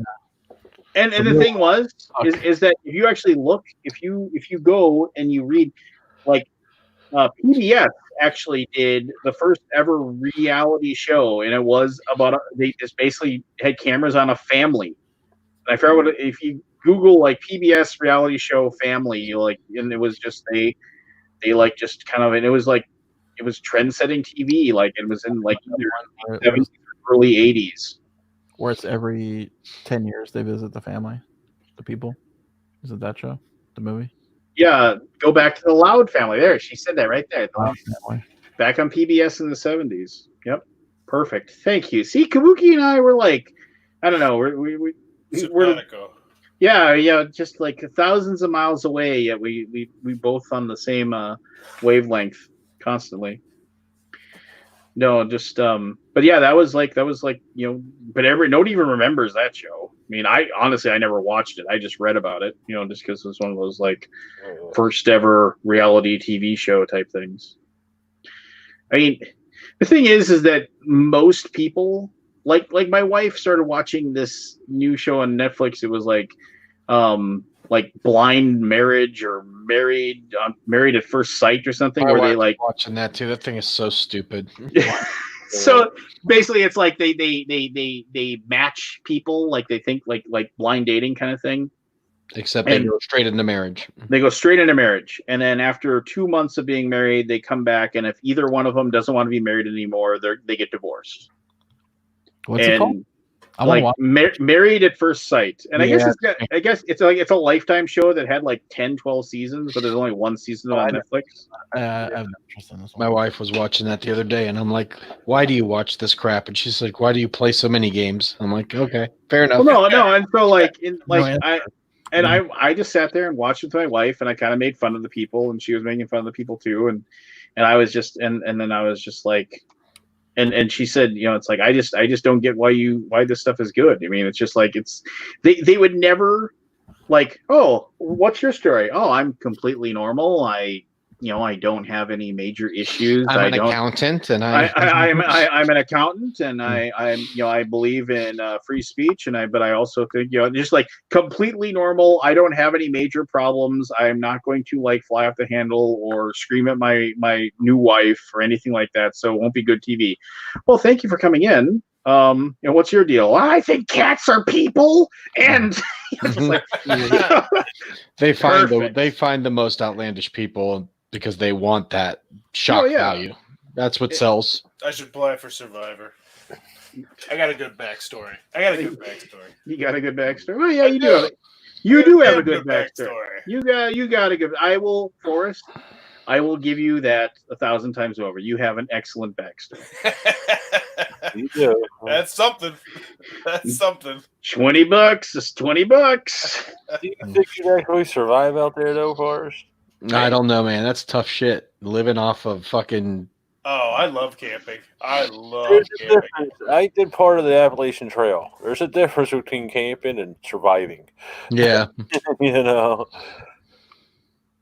I think I could do good enough. I think I'd pull enough weight that I would be seen as someone who could survive a good chunk of it, and so they'd keep me around for that. And I think they'd keep you around because you'd be the mark. You'd be the easy one to beat at the end.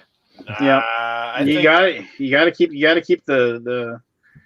But you gotta keep at least 1 week one so you can beat them in the end. I think I would be stabbing people in the back. I would seriously, I would form genuine human connections with people, but at the end of the day, I'd say this is a TV show and this is me going to be rich, and I would cold-hearted stab motherfuckers. Well, your game's over now because people can see this. So the jig is up, Forrest. What are you gonna do now? Wait a minute. With a new strategy. Is this Like being recorded? Six of the people on Survivor with me are people who watch the Alaboom. Like, it's so.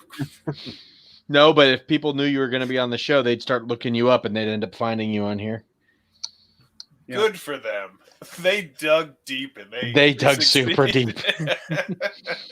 They dug 30 feet with a paper shovel. Find you here. Wait, this is being recorded. What? All right, it's 1:30. I'm going to bed. I got a busy day of sitting in the same chair all day tomorrow. Yeah. I'll say this, like I've been listening to a lot of music that I haven't listened to in a long time because like it's very relaxing for me to like as I go through like spreadsheets and emails and everything like that, just having some like of my music that I really, really love just like playing in the background. I've even started like diving back into like the bands I discovered like in my first couple of years in college when I was a college radio DJ. Just trying to find like because everything's on YouTube, right? You can find almost any band. I got Spotify. I can get whatever I want as long as it's searchable. Yeah. But seriously, if you want to throw up a link tomorrow, I'll pop in for a couple hours during my day when I'm just email fishing. Yeah, I wouldn't want to broadcast it, but I would definitely. No, I wouldn't broadcast it. But if you just want to have a social chat, it'd be something. I mean, it gets very monotonous sitting at the same desk every day, 5 days a week, probably more because you probably also do your editing for your videos and game on your computer and stuff. It gets a lot, so it's nice to be able to just have someone there listening to you and be able to talk to. You need 4 dogs, 2 cats, a wife. I've got 2 dogs and a cat. So all right, well you're almost there. I'm almost there. How much time did you say, Pete? Huh? How much time did you say you sat there?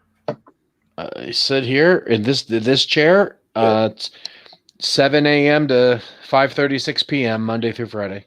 I remember I sat here for like 5 hours straight. Like I didn't get up. I had my like giant jug of water, and I was just sitting there. And like I remember when I stood up, it was just like I don't know. I felt like I was like crawling out of some bamboo cage. Yeah. Like, oh God, my legs. Now, this little cube that I'm in here is my work office space. Bathroom right behind me. I got a mini fridge right on the corner. I mean, I basically am here unless I purposely try to get outside or go out in the backyard for a few minutes. I'm basically down here 8 to 9 hours a day. And my main gaming computer, my VR setup is right here too. So even when I come back down in the evenings, I end up in the same area. So it's getting to the point where it's like getting sick of like being down here. But all my stuff is down here. All my games, all my video games, VR, all that stuff. So it's I kind of painted myself into a corner. Must be super nice having a VR that works. Yeah, I've had one that's worked for like 3 years now. I was playing mine a whole bunch today. I got two of them, actually. I got a Quest and a Rift sitting right over here that work. I can't wait to complain about the fact that mine doesn't work in 5 to 7 business days. Yeah, I was gonna say because you get a new one and it doesn't work, then it's obviously something else. Yeah, and I'm just gonna be like, you suck. That'll be my God, it's just so annoying. It's just like, anyway. Yeah, I'm out. I think You guys can keep going, but I'm out. It's late for me. all the old good documentaries. We can come up with a topic. I will see you all next week. And if you haven't checked out Mount and Blade 2, check it out. It's awesome. The new drink from Mountain Dew. It is awesome stuff. And I'll play online with you if you get it. So talk to you guys I'm later. actually searching. I'm researching it right now. You should. It's your game. Just pick Sturgia. That's the Nordic Viking clan. So that's where you want to be born from. Mount and Blade. It's on Steam. It's like 20% off, but I think that sale ends today or tomorrow. So you're 20% off. I am always 20% off. I need to lose 20%. I put on 20% sitting in this damn chair for the last 3 weeks. It sucks. All right. I'm out. Later, brother. Later. Mount and Blade. Search. The Bannerlord. It's not on sale anymore. It's 50 bones. 50 bones. I think the video game industry is going to take a hurting as well. Because how do you work? Like, I mean, I had to work in an office when I worked in the video game industry. Oh, here now, yeah. Yeah. I think when things get back to normal, there's going to be a renaissance. I think we're going to, especially in the creative field, but I think we're going to have to refocus some things here. Like, I think we're going to be making a lot more stuff here. We're going to realize how dependent on other countries we are for certain things, you know? Yeah. And I think immediately after everything settles down, the travel industry is going to have a huge boom. Yeah. Hey, Barry. Yeah. Other Barry. Doublet. Did you give Barry Doublet the link? Well, he's got access to the green room, so yeah. I definitely agree there's going to be a renaissance, though. Yeah. Yeah, I hope you guys are right. You got all these people, like, with the movie industry, they're all sitting home writing shit because they can't do anything else. Comedians are doing the same thing. I'm sure singers are doing the same. Solo board games. What was Huge the intro of the In Search of? Like, I don't remember that. The Leonard Nimoy In Search of, and it was like, can you find the video and play it for us, Lance? I'm just curious. like, what do you mean, like the old school? In Search of. Yeah, hold on. I'm just curious now because I can't picture it in my mind, and I've watched it plenty of times. Oh, I used to love that show. I never knew, up until they did the reboot, I never knew about the original. Jen had to tell me about it because the new one had the new Spock. I can't remember his name. Zach something. So here, we'll I like go him. I think he's good. there. Hold on. Stupid share screen. Share screen. Hold on.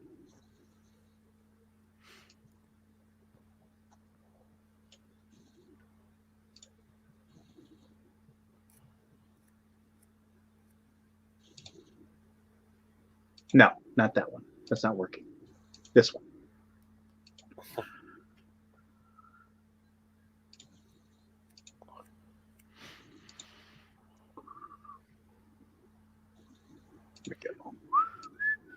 Bigfoot. There you go.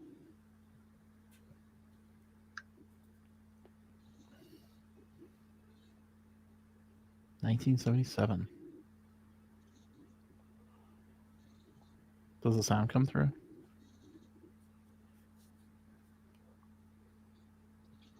Actual footage. Is that it? Got no sound though. Well, Just want the intro. What is this the intro for? Insert there. What is that? I've never heard of it. Is that the intro? No, he's already into it. St. Helens in Washington. One night, Get the cameras back on. One night. I don't know if you can hear it or I not. don't know. It's like they're saying their cabin came under attack. Something. Oh no. Oh no. Yeah, I love the camera angle. It's like the camera's on the floor. of course. But they're looking up because something's on the roof. Duh. But yeah, no, I love that show. I just want. Do they have an intro? Or It's like there's the bow, bow, bow. Oh, here we go. Here's the intro. okay. Can you share your sound?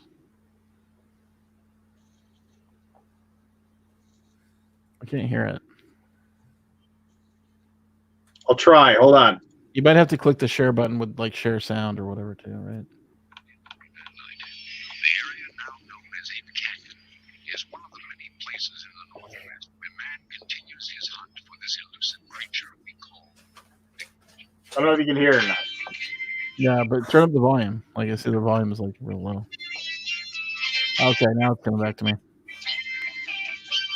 Only you could have done this yourself in the time. I'm just trying to fill the air.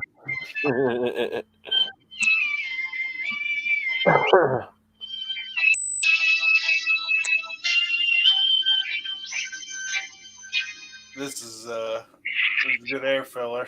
Did you guys hear about this? The story of the truck that broke down one of those Rapa Nui statues, those like Moai heads or whatever. A truck ran into one and destroyed it. What? Yeah, Recently? yeah, this week. What now? Oh, I bet Tell me that that. guy felt You can pretty search for it. bad. Why don't you search for it there, Lance? It's a Moai, or how do you pronounce that? Moai? I always say Moai. Go on. I didn't hear what you said.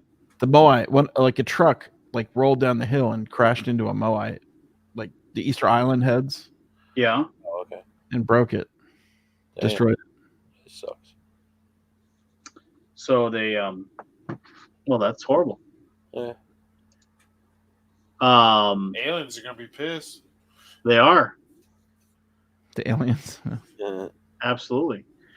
I did do like after we did our I had fun talking about the hey, did anybody pre-order Forgotten Waters? Yeah. What's Forgotten Waters? It's the new Crossroads game. Oh from, yeah. From Why not? that. Looked good. It definitely looked like they were taking the Crossroads thing in a different direction. It's co-op, right? Yeah. It's a minimum of 3. That's why I was kind of like, Yeah, I was like, why? If this was 2, or I 1. well, yeah, that too. Because I mean, I can get my daughter to play anything, but yeah, it's tough to like, get 3. It's 3 is a little hard. Yeah. And only 2 people live here. I mean, I guess I could phone somebody in. Could do that. hey, there's our French guy. Buongiorno. How are my American pops? Still American. Running out of steam. Running out of steam. I don't know. We normally could go way later than 12:30. Is it 12:30? Oh yeah. Is it 12:30? Well, 12:30. here it's 1:30. What's it where you are, Barry? 7? Yeah, 7:30. Yeah. Sorry, I just had 2 hours of Fallout 4. Totally forgot what day it was. Welcome to my world. I'm forgetting what days. The days go by. They do. That happens. I'm horrible with these. Jen just said it's my year anniversary. I was like, all right. Yeah, I've had my Your 10 anniversary for what? 10-year anniversary in France. 10 years in France? Mm. Wow, where did that go? But yeah, scary news. You know, before Cannes, I had this bronchitis. Yeah. My wife went to see the doctor yesterday. She's got her tendinitis playing on. And the doctor said to her, "Oh, how's your husband? How's he getting on?" And she said, "Oh, yeah, he's fine." He goes, "You know what? I think he might have actually had the COVID-19, not bronchitis." Oh, great. So you infected Can. You did not. Because here's the deal. Lincoln and Rodney. Rodney would have gotten it then because you guys were like hanging out the whole time. Yeah, we were kissing and cuddling in the elevator. we were living up when we were going down. Which one did you do? I want to know. What are you laughing at? The Aerosmith reference. No. But it was like that. The hotel, right? The ground floor was just a lift, and the reception was on the 6th floor. Right. So you had to go when you book in. You go in the elevator. You go up to the 6th floor. You go to the reception desk, you key, and then you go down to whatever floor you're on, 1 or 4. Yeah. So it's like every day we would either meet in the lift or just outside the lift. Yeah, my brother-in-law was really sick. Right before Christmas it started. Mm-hmm. And he went to the doctor and they couldn't really figure it out. And he thinks it was that. And I was like, if that were the case, he would have affected all of us. I mean, not only my sister and the kid, but my brother, his wife and kids. It was not in the U.S. until January. Yeah. Mm. Oh my God! Yeah, So when Kobe died, is that a coincidence, Scott? I see so much of that bullshit. Like, is it a coincidence that Kobe died on the day we finally announced it? It's like, yeah, that's. So has it affected anyone there? Have you been affected by the virus? Because we have lost someone. Michelle's aunt had it, but she recovered. Yeah, I know Rob McBride's she lives in sister Iowa. had it, and she's on the mend. But no, we lost a family friend who was like in the 2nd week of lockdown. He was the guy that we bought our windows off of, and he installed them for us. So we have a memory of him. But yeah, he was rushed in 3 days later. He was in the coma, and then 3 days after that, he had gone. Wow, that's fast. Scary. Yeah, but he did have a lot of underlying medical issues. So. Right. Yeah, it's going to get close. For sure. It's going to get close. The virus. We'll get more and more people we know will die. Yeah. Well, like you said, everybody will get hit. You know? Yeah. Everybody will eventually, know something. The degrees of separation will. One of the funny things that I found is watching the news. At the beginning, like when they let people that die, you sick bastard. No. In the first 3 weeks, it was like really heavy, atmosphere on the station. It was like doom and gloom everywhere. And then the news channels start to lighten it up and say, "Oh, so and so posted this, and so posted that." And then it started to be a regular thing now there where people are. Shut up, phone. I know it's time to get up. Where they're showing how to pass your time at home, and every time someone says, "Oh, let's play board games," I'm thinking, okay, what's going to happen? And it's Monopoly or it's Scrabble. And I'm like, oh my God. They'll get there, Barry. They'll get there. We got to believe. Yeah. Solution, Barry. I got to believe that they want to go to a house where someone has actually got something interesting to do at home instead of playing fucking Monopoly. My son got there and actually today with Jackpot Yahtzee. Lance was making fun of us. Jackpot Yahtzee! And he got really frustrated because I came back and I kicked his ass. Oh. And I was like, "Hey, buddy, you realize something, right?" And I was like, "What? Did you like this game?" And he's like, "I liked it until I was losing." Because he's bad about it right now. But I was like, what did I do that was better than what you did? Like, how did I beat you? And he's like, I don't know. And I was like, there was nothing. I did nothing. That's why I don't play games like this on game night, buddy. There was nothing you could have done because you weren't rolling the dice well. And like that's sinking in with him, and he's gravitating away from a lot of the lighter stuff now, which I like. Like he's really into hero realms right now. Yeah, I had my ass handed to me by my wife, and she beat me at Catan. She beat me at War of the Worlds. She beat me at what did we play at Azul? So you're just a bad player? I'm just a bad player. I'm happy to play, but I'm a bad player. I'm messing with my wife. What's my ass at most of my games? Yeah. Oh, you don't want to thank you, Barry. Barry Reynolds. Yeah. For not you. But you know, I thank Barry for other things. The other Barry. We're gonna play Smersh on Friday, and I watched your tutorial video. Oh, did it? Yeah, I like that game. You put a lot of work into that, dude. I put a lot of work in some of them. Them longer ones kill me. I can tell you put a lot of work in the Smersh. Like you had camera angles and close-ups, and it was very. It's too bad that'll never be reprinted. Yeah, it is. I wish I got some of the expansions.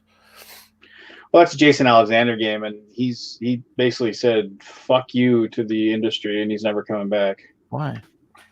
Because he had basically a Kickstarter that he ran into some like personal health issues. Yeah. I mean, Jason was a guy who would call me like every once in a while and just ask me my opinions and stuff. So I considered him a friend, and I met Richard Lanius through him. But Jason Alexander was basically like he had some personal health issues, and like he was trying to deal with them, and also trying to deal with getting his game because he was just a one-man show. Right. And the Kickstarter people were like merciless, and they were actually like doxing him and like finding out where he was getting letters sent to his house like, you fucking stole our money, you know. And he ended up having a nervous breakdown. Yeah. And like he basically he had to go to like a lake cabin and just turn off all the electronics and just not, because he got it all done and he got the game shipped out, and then he's just like, "Yep, I'm out. See you later." Was that just Smersh or the expansion of Smersh? No, that was it was Defending the Last Stand, which was a really good Defending the Last Stand, and Mythos Tales, which were those are all awesome games actually. Yeah, they are. It's a loss, man. I didn't know that. Yep. I called him last Christmas and we talked for a little bit, and you know, he was just like, "I've never been happier that I'm not working in board games," he said. Yeah, I can cheer you up. Yeah. So he's a good egg. Also, I'll thank the other Barry. I solo played Seventh Continent. Seventh Continent, and I played your soundtrack. Yeah. Ooh, I got that coming in the mail. I didn't know you did something for it. Sweet. I played one of the hardest scenarios, and I died. I think I haven't finished it, but I think I'm gonna die real fast. I mean, I'm almost dead, and I did a save game because I'm like, I think I'm just gonna retcon this and take the the little idol, the 777 card or whatever it is. Yeah. Or that's a good Spoilers. Save, and then all the food will respawn, and then you'll be able to go back and fish. Go back and fish or hunt or whatever. Yeah. Now, I've got a question. Do you think I'll be able to play that with my 7-year-old son? Do you think he'll be able to handle it? Yes. Yes, 100%. Oh my God, it's very story You don't choose to play cards. You basically flip cards over to see if you succeed. Like, he doesn't have to make a decision. Now, he will have cards in his hand that can affect the decision, and you can help him with that. Like, if you just play open-handed, which you do anyway in the game. So. Oh, he's gonna be so hyped. Yeah, it's got some awesome stuff. Like, I found a volleyball with a handprint on it that basically saves me from bad stuff happening. Have you guys seen that? You haven't seen that in the game. No. It's basically, I forget what they call it. It's not Wilson. Just something spoilers aplenty. Just throw them out there. There's 900 cards in that game. I told you. Yeah. Well, why would you want to tell somebody about stuff? Why wouldn't you want them to have that? Were you excited when that revealed to you? And Yes, that was I was like very excited, Lance. Thank you. so you wanted to take that away from other people. You're the only one that's allowed to spoil things on the show. No, but it's not really a spoiler because if you draw it by chance, you'll go, "Oh my God, Scott Alden spoke about that about 5 years ago. Wow!" No, I would say, oh, chances of I it would have coming been back up. super excited to see this, but Scott ruined it for me. Scott ruined Wilson. I'm going to email Scott and I'm going to tell him what I think of him and his. To the circular file at boardgamegeek.com. You should have a website. You should have an email.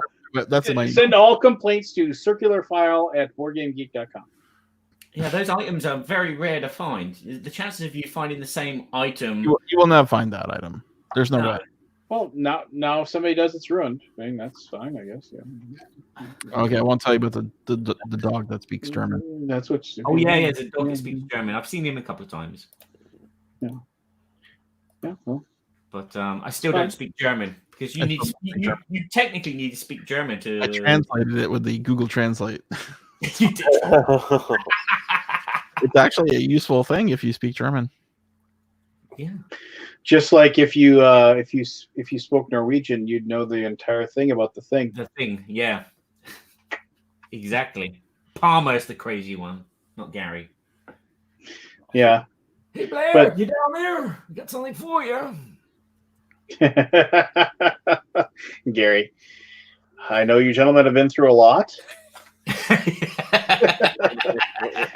Classic. Just such a great scene. I don't want to spend the whole winter strapped to this fucking chair. That's a movie I want to watch. I gotta go dig up my Blu-ray. I can't wait to watch that with my daughter. She likes being scared shitless. So That's good. But it's too gory for her, I think. How old is she? She's 13. When I think Thing is okay. 13 probably should watch that. It's not really all that gory. I mean, but The Exorcist isn't that gory, but there are some sexual things. Watch Exorcist 3. That thing's awesome. Yeah, I can't find it at the moment. It's on Prime. No, I've got to watch that Haunting. It's on Prime. I've got Prime. Oh, cool. Done. Yeah, I mean, everything's on Prime. Are you doing the Seventh Citadel soundtrack? Yes, I am. Oh, cool. I'm supposed to be starting that. Has that been announced yet? Like, as far as like a date? I have.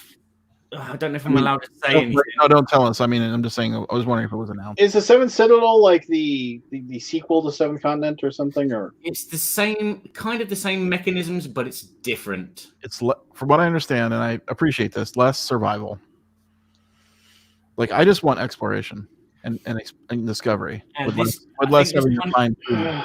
Just put it on easy mode for Scott, so he doesn't have to think. I get it. I played the demo. I'll explain the demo. The demo starts you off in prison, kind of like Oblivion, Skyrim Oblivion. Right. So each player has their own deck of cards, which are unique to them. Okay, and you're going to be cycling through this deck, but you can keep some of those visible. I think it's like 4, so it's like 2 items and 2 traits. So you're going to be cycling through your deck to see if you get successes and stuff. So as the game goes on, your character deck's going to get better, and you'll be able to kind of deck build.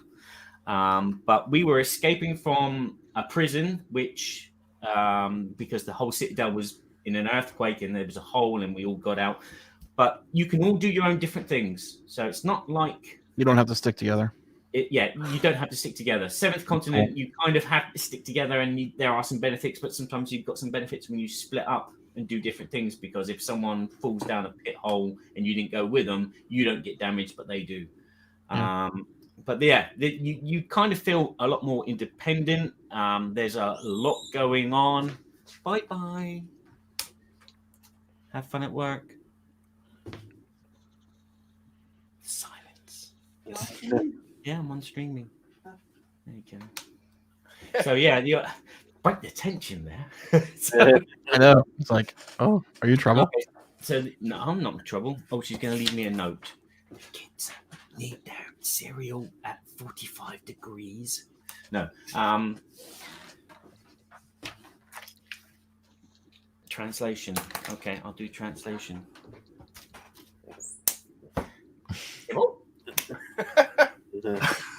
So yeah, you. Some people can go in one room. Some people can just carry on going down the corridor and explore another room. Okay, no worries. Bye. So you're totally independent. Whereas in Seventh Continent, you're kind of like communed. This is going to be more of a Skyrim. It didn't make story. sense to split up too much in Subcontinent. Every once in a while, we did 2 and 2, but we hardly ever split up. Yeah.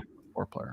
Is that coming to Kickstarter eventually? I'm guessing. That's what I was wondering if it had been announced yet. Right. I'll tell you this because it's not that important. There's supposed to be a trailer coming in June, which I need to work on the music for. So is it pushed back a little? I don't know. This is when I last spoke to Bruno before Cannes, and then they were planning September. Oh. But, you know. Okay, a little bit longer. It might be longer. Sure. Yeah. Well, there's only 25 people. I'm excited for it because, I mean, I love Subcontinent, but it's not a problem, but I always feel like, I gotta go eat. You know, like, you gotta go get the food, right? And when you're in this really cool like exploration mode and you're like, shit, I'm out of cards, I gotta go get the fish, right? Yeah. Like, it just takes me out of it a little bit. Yeah, I get the impression this is more story driven than survival game. That's great. That's gonna be cool. I'm excited. So even if your character dies, there is a way of bringing them back. So it's like it's not game over. Yeah, it's not game over. Yeah. Game over, man. Carry on down the road, but the thing is, the end circumstances will be different depending on what you've encountered, what you've achieved. The map thing is fascinating, right? Like where you're like redrawing. You have a map, but you're redrawing it as you explore. So you have like a vague map, like a little bit like out of date map, right? Yeah. And there's things that are hidden in the map visually, and there are cards which have like, go to this, find this item on a map card, go there and look for a card, and you'll find a secret treasure. That's the thing I love as well. It's like you don't see everything. Yeah. No, I mean, I've played it a bunch, and I'm seeing stuff now that I've not seen before. Yeah, I might. I'm back on the continent. Like, why don't you spoil some of that stuff for us? Well, I'm gonna smash that when they send that to me and my son, and then I'm gonna. Well, I hope you like it. Play the Voracious Goddess Curse by itself. Well, is there anything sexual? That is one thing. No. Amazing. We're gonna just wreck that. No. Oh my gosh. There's a bit of gore reference. They there's say some gore. Like you see like, body and he can deal with that. Does dead animals bother you? No. There's lots of dead animals. No, that makes me more excited. Okay. Kill them animals. You can. Fuck them all.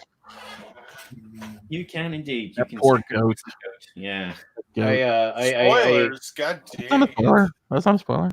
No, back in the day, I know that there's the goats in the game. You didn't learn anything. Ruined. I dated a vegetarian in college, and she had a bumper stickers on her car, and one of them was this little tiny baby chick, and it said, "I am not a nugget." And so then I got a bumper sticker, and I put it on the back of her car that said, "If we weren't supposed to eat animals, they wouldn't be made out of meat." They wouldn't. Why did God make them so tasty? No, are you backing They Live? Kickstarter? I'm not. I thought about it, You've but I'm got just money. well, no. I mean, I thought about it, but it's just like if I'm going to back anything, I'll back Ankh right now, right? Because I have all of Blood Rage. I have They Live like every third show on this show. We talk about it all the time. It just doesn't look very good. I mean, but I mean, I'll have it to remind me, and it'll be. But I mean, like right now, if I'm going to back something, I'm going to back Ankh, and because, like, just basically to complete the Trambred, right? I mean, did you get the demo? I did not. Do you want me to tell you anything about it? It's not spoiler. I mean, maybe it is spoiler. I don't know. But there's something in the game that's fascinating to me that I'm really excited about. Should I just tell you? It's not really a spoiler. I don't It care. do Go it. ahead, Scott. Do it. You Yeah. ruin everything anyway, You're- so just go ahead. Thank you, Lance. Scott ruins We'll it. ruin this for you too. When you're 3/4 of the game through, the two lowest players merge together and become co-op, and they basically What? they make a mega god. That both gods and when your turn comes around, you play the god, and when the other guy's turn comes around, they play. So That's actually you get 2 turns around, and you're working against, but you're in 3rd and 4th place, or 4th and 5th place, right? So you're basically at the back, and you have to win in like 2 or 3 turns, or you don't win. Yeah, it's why really. has no one done this? That sounds so I'm like, clever. what is this? This is so innovative. I'm like, where is this from? That's from Onk. Pick it up. The game's spoiled for me now. Yes, Onk. Which game was that? Onk. Onk. Huh. Okay, Mhm. I saw the ads for that.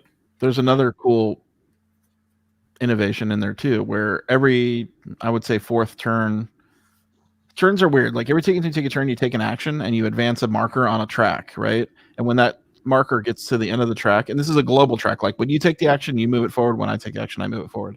When it gets to the end of the track, you advance a turn around. I don't know what the terminology is, but basically, at every, I'd say like 3 times in the game, you get to add camel caravans that break up the areas. So it's an area control game, but you can put caravans in there, which basically cuts one area into 2, which I thought was really cool too. Like, wow, that's awesome. That does sound really neat. Yeah, and the powers are really fun, and then monsters are cool, but you only play with 3 monsters in a game. So like, you play with the mummy cats, you play with the sphinx, and you play with the scorpion, right? Like those 3 are all the monsters in the game. But there's like, I guess there's probably like 10 or 12 monsters total, and they're probably going to add more, right? Oh yeah, it's print money It's Demon. if it gets popular. Yeah, just make more monsters. It's really neat, and your god never dies.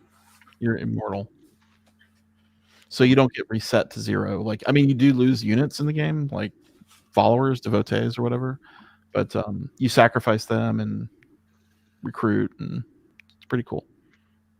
That's one thing I not to, you just made me think of something.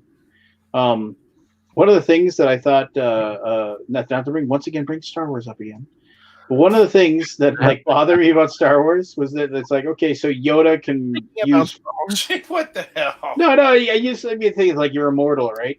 So it's like, okay, so Yoda can like use Force lightning now, and like Luke can catch his lightsaber and like affect the world, and so like these people, so it's like You can teleport yeah, away. you can teleport. Yeah, so you're better off being a ghost. I just want to say that I we mean, were they dangerously reckon- close to an interesting conversation about board games. And then Lance is like, fuck no. He's playing Enough of Animal that. Crossing, too. Oh, Animal Crossing is on. This is on. It's when you just walk back and forth on the beaches collecting stuff. All your weeds and Yeah, it's you're on auto on this stuff. so disappointing. I really wish they would have changed that game. It's really disappointing. It's not meant to. And like the things that drive me crazy are people that are posting. It's like everybody else seems to be doing so much better than me. It's like this isn't a race. It's a game that makes you want to have to keep up with the Joneses. I hate that. Like I'll never see any of the stuff I've seen. You will if you play it enough. I don't know why I bought it. Because you're stuck at home and you're Well, I was your Uncle Moneybags. So I haven't you know. played it since GameCube, so I was kind of excited to play it again. But as soon as I started playing, I'm like, holy fuck, this is the exact same game. Wait, Like, you know what, Scott? You should go get those adventure games. If you're more about the adventure and less I about the played it. challenge. I played them. Oh, you weren't a fan? I don't know. I had problems with them. I don't know. I mean, they were cool, but I'm like, it was not like, it didn't raise the stakes for me because the puzzles were so basic and like, I mean, it's good. I think it's a good intro. Like, but I want to see it when it's amped up, right? Like, I agree. you know, I what I'm was saying? thinking Like, that it's same so thing. basic. Like they did the exit that was like 3 big ones like strapped together. I want to see that. I want to see more engrossing characters. I want to feel more connected. I played the one that's where you break into a building. Monochrome. Yeah. And I played through the first chapter, and we were like, anybody want to play the second chapter? And no. Really? Yeah, it was. I mean, I can see think it being it's too cool. easy for It's a adults. cool system, but you can't lose, and you eventually figure it out. I don't know. I think it's more about the I journey. wanted a little more. Yeah. So the second one has this elevator thing going up and down, which is like annoying, right? Because it has rules that are basically meant to, I don't know. I love the designers. I just didn't enjoy it as much as I thought I Smokey, would. this is bowling. This isn't Nom. We have rules. That's right. Go over the line.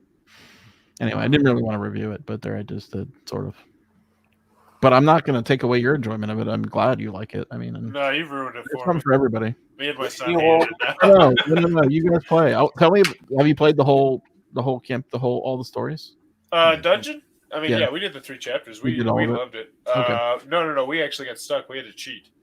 We Okay. had to cheat because we had no idea. So when you were like, "Man, the puzzles are super easy," and you're like, No, there are Oh. some really weird puzzles in that game where we tried to actually like. So in the one game we got, we had a scalpel and there was a dead guy or a guy sleeping. He was passed out because we gassed him, and we used the scalpel on the guy. And it's like, you're not a murderer, right? Like it has a cool outcome for everything, which is neat. Like they handle every combination. I think mostly We ran into a Mostly. lot of does not compute, but yeah. does not compute. Yeah. But we also were so stuck that we're just like, what if we do this? What if we do that? Like crazy stuff. How did you cheat? Did you just backtrack it? Like it was No, through the I book went or to the the intro? hint system and I streamed it with my son. It was the 3rd chapter, and it was just we tried hints on every single thing we could think of. Yeah. We probably hinted 20 things, and we still were like, I don't know what we're doing. We're just like, all right, we're just going to reveal, because we had 3 rooms left. We were towards the end. I was just like, we're just going to reveal one of these rooms, and we're just going to go with it. Okay, interesting. And yeah, I don't know how to beat it. I was I very excited half hour in, and then it slowly ticked off. But I think it's more The game family is there- weighted. Absolutely. but yeah. Yeah, ticked off means something different in English instead of American. What? Ticked off means pissed off. Tip top? Ticked off. Ticked off. Yeah. Yeah, it means pissed off here. Oh, it does. Yeah. What did I say? Ticked off? You said ticked off, so I It didn't ticked do down. anything. It ticked. It like my enjoyment level ticked down. I should say that was not a good representation of it. Yeah. And we were like, let's just get to the end and like see what it happens. And it's like, oh, you go to the next room or the next building, and I'm like, like I can't play for another 2 hours. Like, classic 80s video game. yeah, it kind of is. It's an adventure game. I mean, it is what it is. Mission And Impossible. and there was a couple times when I was like, that's awesome, right? Like there's a couple of those. But I don't know. It didn't grab me like some of the. I don't think it would go over nearly as well in my game night as it did with my son. Yeah. I think It was a bit of the simplistic, and then like I guess it will get harder, right? Like do the adventures get harder? They've in only the- released 2, so I'd imagine. Well, I mean the rooms. I only played the first room of the second mission of the second. I got stuck personally when I was soloing it at the end of the second of the 3rd mission, and then towards the end of the 3rd mission. So we had legit 2 moments where we were stuck. And honestly, it's a 1 or 2 player game. It shouldn't be 4. Yeah, I would agree. That just slowed us down. Like, I forget what happened. I was not playing with Keith. I was playing with your real friends? I can't remember who. Yeah, my real friends, Lance. Thanks. I think we were playing with. That's knocking us. I forget who the 4th person was, but we analyzed the game after, and all he did was ride the elevator up and down and try to open like a jar. Like his entire game was just that. Which Now is you kinda also like, didn't use the app. The app made things pretty smooth. we couldn't hear it. There was like a water. It was at the BGG Con Hotel, and I couldn't hear it because the water fountain was too loud. The waterfall, like we couldn't hear it. Like basically, my phone would not get loud enough to hear it, so we just read it all. But we analyzed the game. And he goes, all I did was like, because basically he would ride up the elevator, and someone else would be on the elevator with him, and that person would get off and do the fun stuff, and then get back in the elevator. And by the turn came around, all he could do was basically move the elevator, right? Like so that like he was in this weird turn order lock. Yeah, So he I can see couldn't that could happen. like all he did was operate the elevator and open the jar like The a Grand Budapest Hotel. yeah, it was, like underwhelming for that person. Hmm. I'm trying to remember who it was. They were definitely good natured about it. Wasn't anybody who got angry about it. But, Well, that being said, like So it wasn't me. it's so little game. It's mostly just the shared experience. No, yeah, exactly. That's why it should only be 2-player because Yeah. only really 1 or 2 players will get the fun parts. Yeah. Right. I did Absolutely. the thing that made this happen. Because I had a lot of fun going up and down the elevator. We were just laughing about it though. I mean, it's not as bad as I'm making it out to be. But for me, I played a ton of those games. It was not quite up to what I wanted. I was super excited about it. I thought would be really cool. But yeah. There you go. All right. So Fair. I just finished watching Tales from the Loop. And then I see yesterday that Scott backed a board game on Kickstarter called Tales from the Loop. Because people like it. I've not seen a single thing. I don't even know what Tales from the Loop is. It's a really good, cool RPG. I think the system's kind of but the world, the setting is super cool. It's basically kind of a Stranger Things. Richard's here. Oh, He came back for us at 1 a.m. hold on. Let's talk about Survivor. Yeah, it's a kind of do Stranger it. Things We're thing. getting all Survivor. Well, he's not in. Oh yes, we do, Richard. There's plenty of room. It's, a kind of, it's like Fallout universe, but an alternate Bleak future. world. It's like there's robots in the 70s. Is that the one on Prime? I was thinking about watching that. Yeah, it's on Prime. It doesn't have the link.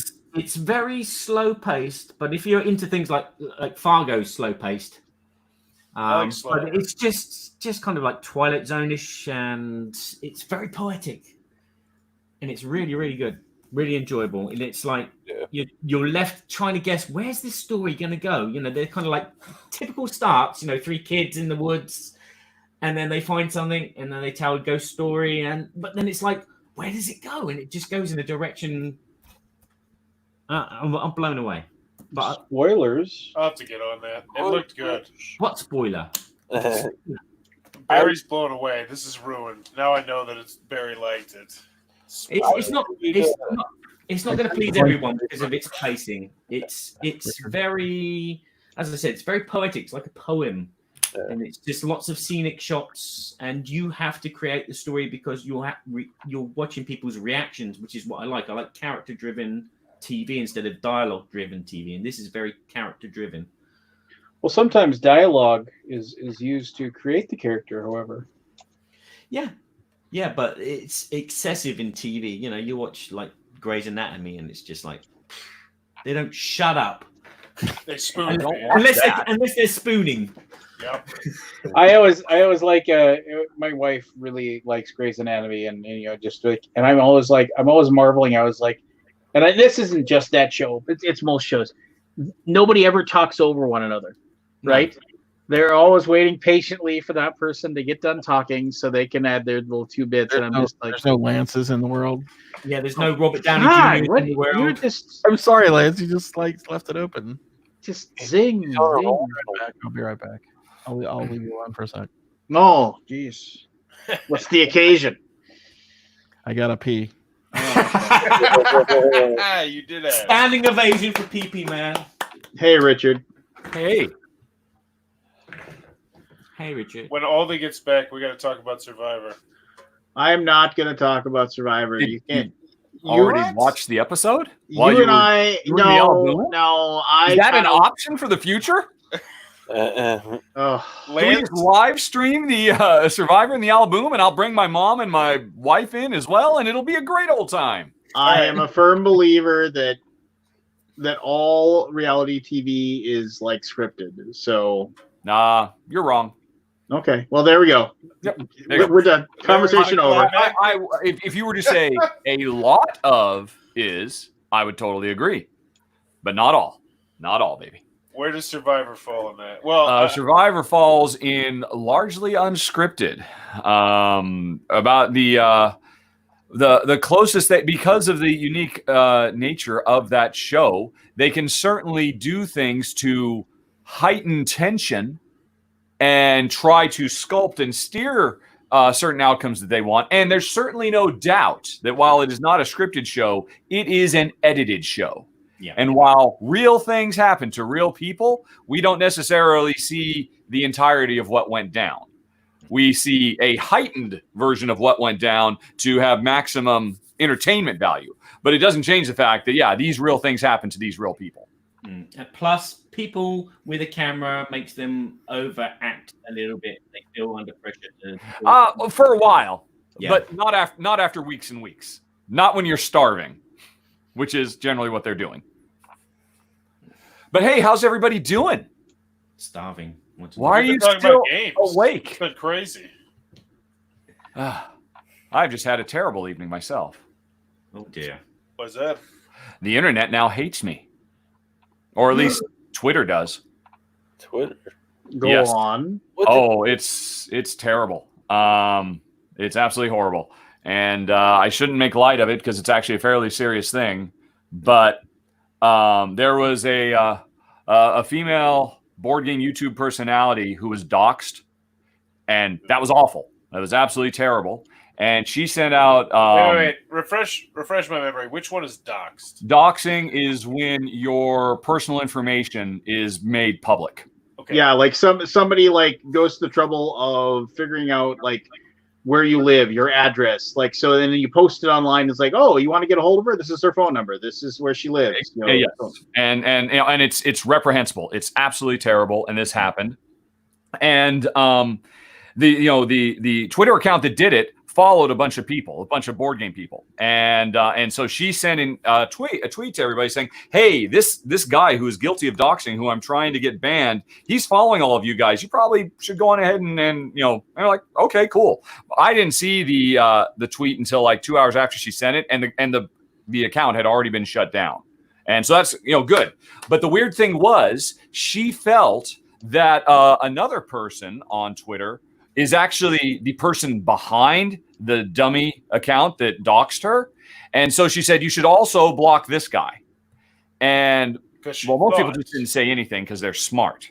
And a few people said, okay, done. We trust you. And I said, wait, why are we blocking this other guy? And that led to, I just went through 3 hours of I am the worst person on the planet type stuff because I blamed the victim type things. And it was rough. And I just tried to be polite. I tried to remember that everybody who was very angry with me, they've all gone through trauma. They've all gone through hard things. And, I've not walked a mile in their shoes. And I'm an insanely privileged white dude who has the entire world at my beck and call because the world was made for me. And I know I'm privileged. And not everybody is. And yeah, it was a lot. Those are not fun. It was not fun. It was not a good time on the internet. But I don't know. I just have this weird, stupid thing. If people talk to me, I feel like I should respond. And it eventually got to the point where there were some folks who were like, okay, you keep saying things, but you don't want me to respond, obviously, because I respond to your point and I try to say, well, but this is how I view it. What do you think about that?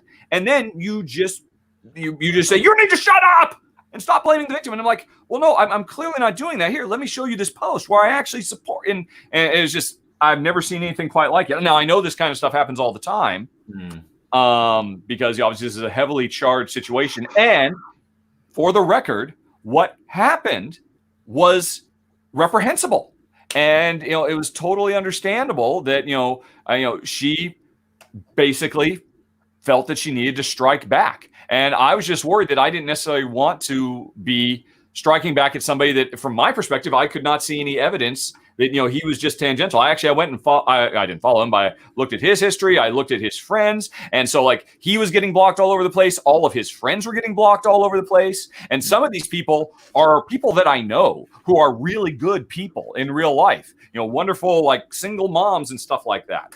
Well, actually, I don't know if she's, I know another one. And it's like, well, geez, there's like all this kind of collateral stuff that's happening because one person was attacked, went on the counteroffensive, and and there were, and she was a victim, and there were plenty of folks ready to believe her and support her, and I believe her and support you. I saw that, yes, she was doxxed. That was terrible, but things escalate, and can you post in the private chat? I'd like to research this. Sounds interesting. Well, if you just literally just go to twitter.com/Rahdo, I think, and then there's like a thing you can say, hey, everything I posted, but you have to go to the next tab, which is everything I posted and replied. And you'll see about 3 hours of me, actually, although it started yesterday and went a little bit this morning, but then it really blew up tonight, right after Lance didn't let me in. And I went back to my computer. So I blame Lance. Guilty party. Yeah. Oh, her. Let's point fingers. Yeah. No, I don't even. Who are we looking here? I have for? been on the other end of some of those as well. They're not fun. Yeah, I know. And the thing is, spending my funding for your pod pledge, Lance. That's it. I just in case somehow anybody who is involved in any of those discussions, I do not want to make light of the situation, because personally, in all of the interactions I've had this evening with dozens of people, I believe there was only one truly bad person amongst all of them, and that was the actual doxer. At one point, he actually came forward and said, hey, I'm really sorry this blew up on all of you innocent people. I only did it in the first place because I think she's evil, and I was just trying to get her goat, and I didn't realize she would splash back at me and hit all these other people. And I saw that. You never, ever, ever see a troll admit remorse for anything. And I personally saw that as, whoa, there's a brief moment. Now, it was kind of misdirected because he was ignoring he or she, I should say, was ignoring the fact that he was responsible for all of this because he openly admitted, yes, I purposely attacked her to get under her skin and bother her because I think she's a bad person because she has hurt my friends in the past. If he had not chosen to do that, then he was apologizing for, I'm sorry there was this splashback to all these innocents. I apologize to you people.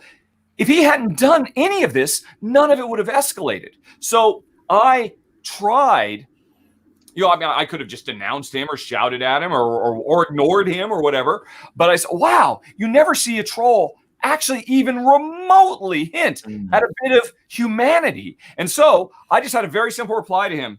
I quoted fucking Gandhi and said, what was it? An eye for an eye and everybody's blind, because his public admission was, well, she attacked a friend of mine a long time ago. So I was just trying to get under her goat. I'm sorry. Other people got hit in the crossfire. And it's like, dude, you fucking started the crossfire. If you hadn't done it, if you had turned the other cheek, if you had, tried to express to her how you were bothered, I mean, if you had just blocked her and walked the fuck away, whatever you feel in your life that was justified, it wasn't. There's no justification for doxing someone, period. And because he had this kind of weird, I'm not really accepting responsibility, but I recognize indirectly my actions have created a problem. I was just trying to underline that. And that was the worst thing I could do. The fact that I actually treated him as a human being. And I tried, because then I told the story about I've had lots of YouTube stalkers over the years. I mean, nothing as bad as, I know I'm a privileged white guy. Everything's fine. For me, I have no problems. But there's this one guy who for a while kept threatening to rape Jen, or hoping that he would get raped. And, he just kept coming back over and over again. And, I've gotten lots of stuff, but never anything like quite that toxic. It's amazing to me. And obviously, I should have just blocked him, but I didn't, because it's on YouTube. And what can you do on YouTube? You can go and look at their channel. And I looked, and he was a middle-aged dude in Russia, All of his videos were him playing with his kids and going on picnics and stuff like that. And to all the world, he looked like a nice, normal family guy. And here's the thing. I suspect he is.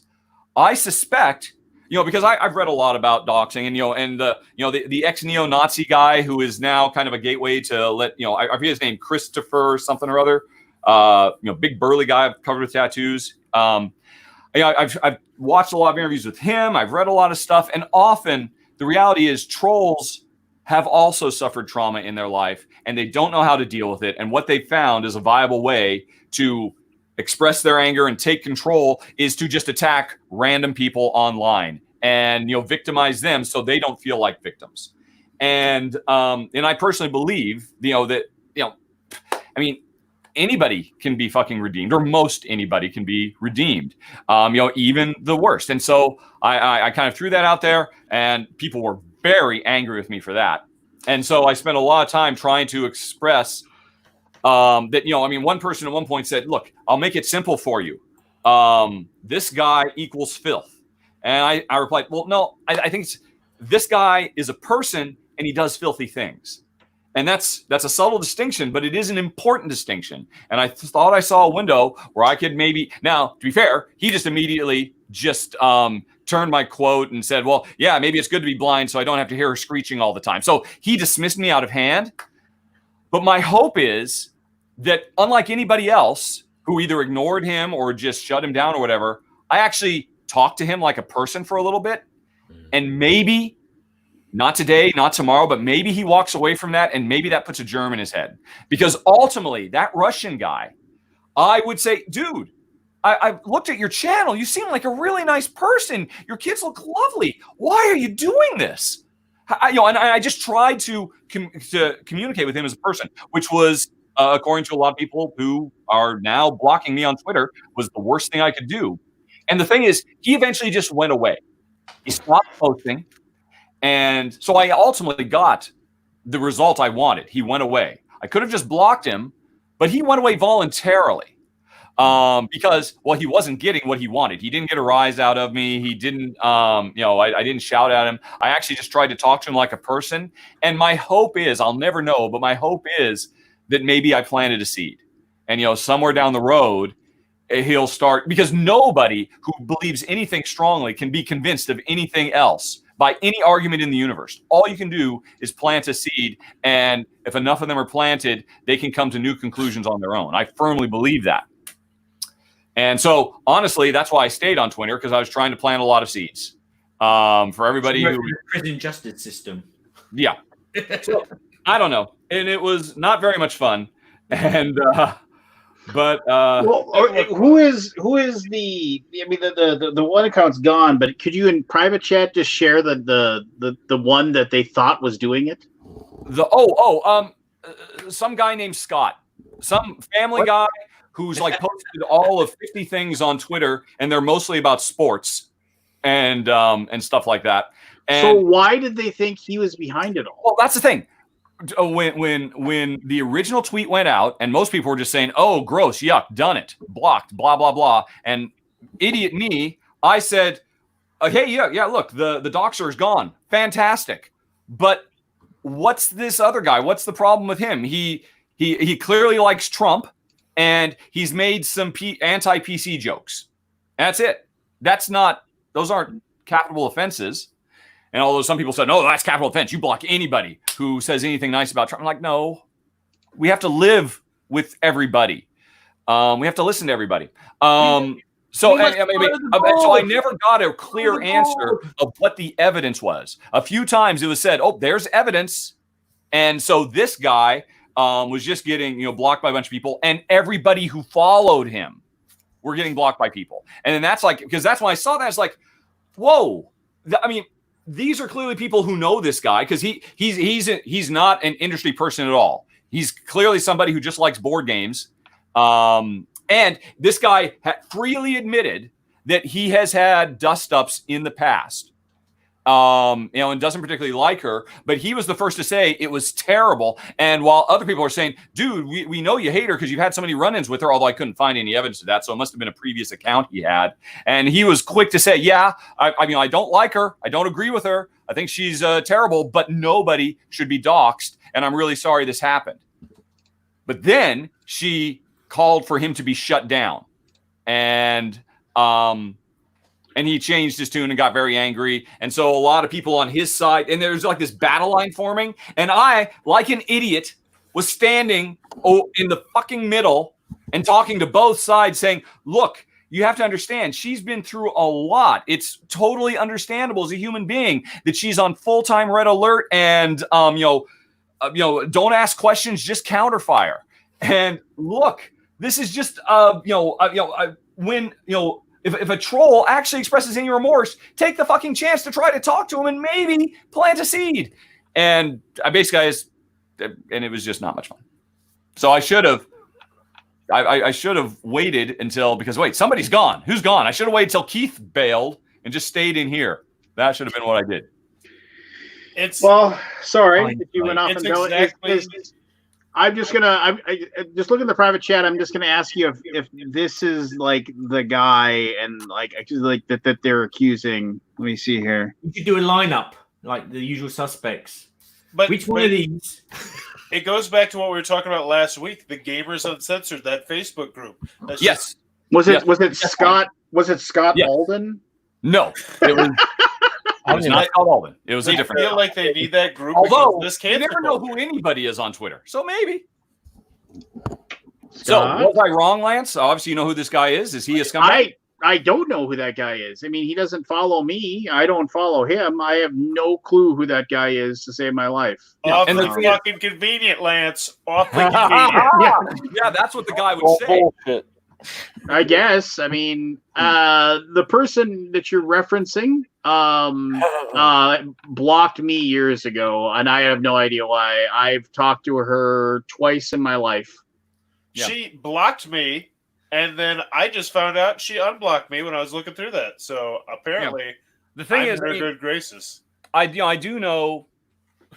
She, like I said, she's got an itchy trigger finger because of all the traumatic experiences she's had. And it's not just her. Obviously, lots of women online are targets.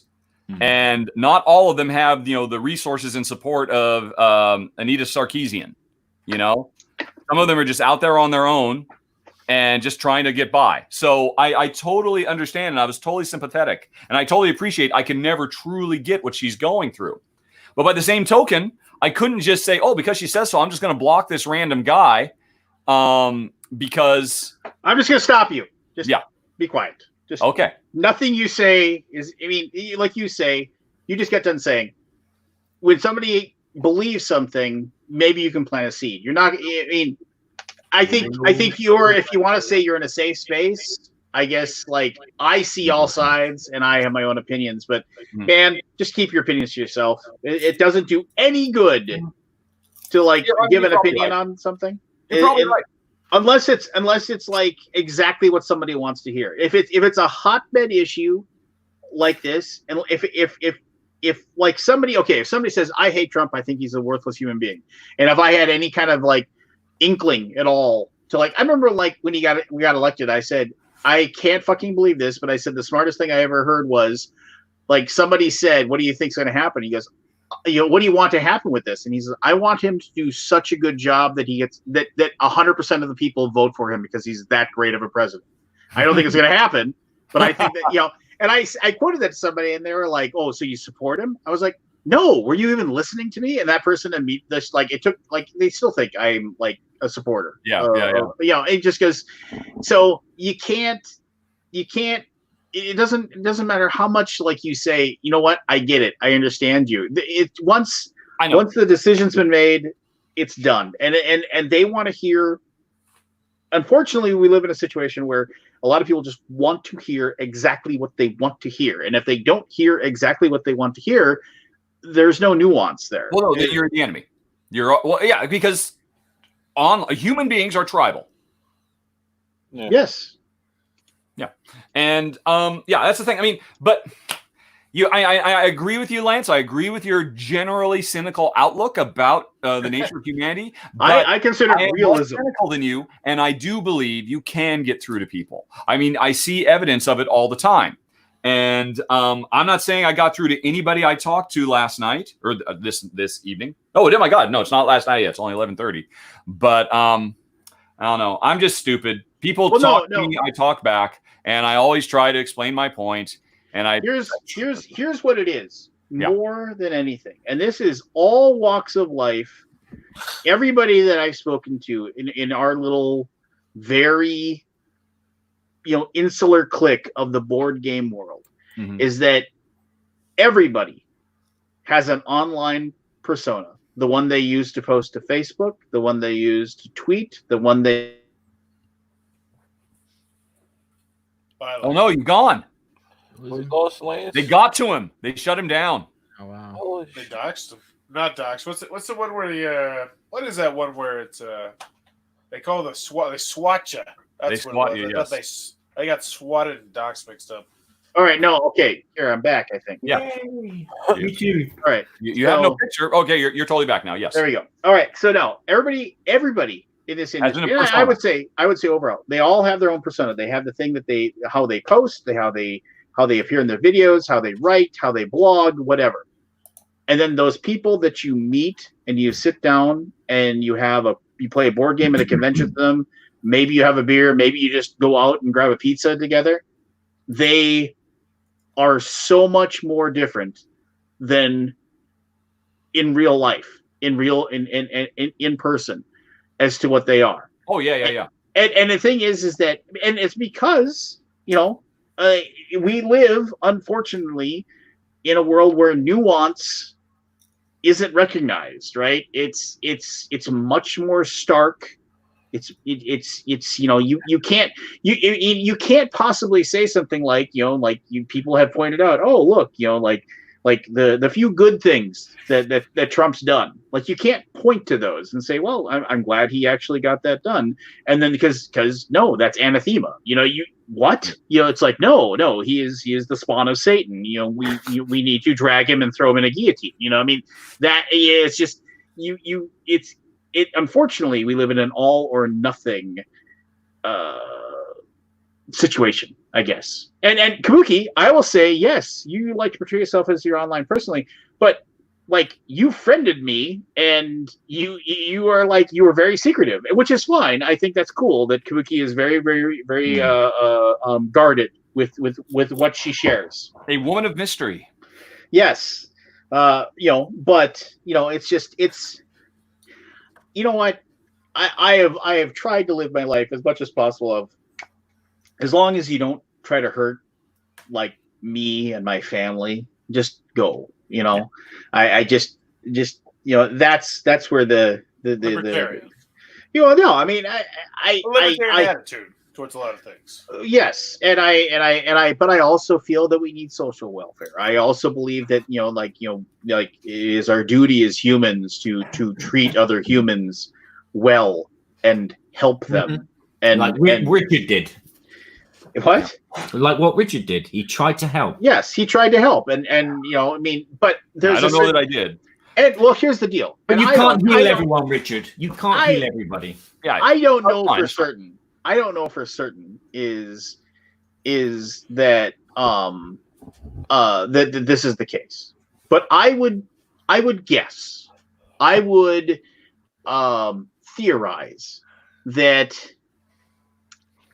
the people that are like, this line in the sand you will not cross, like you are either with us or against us.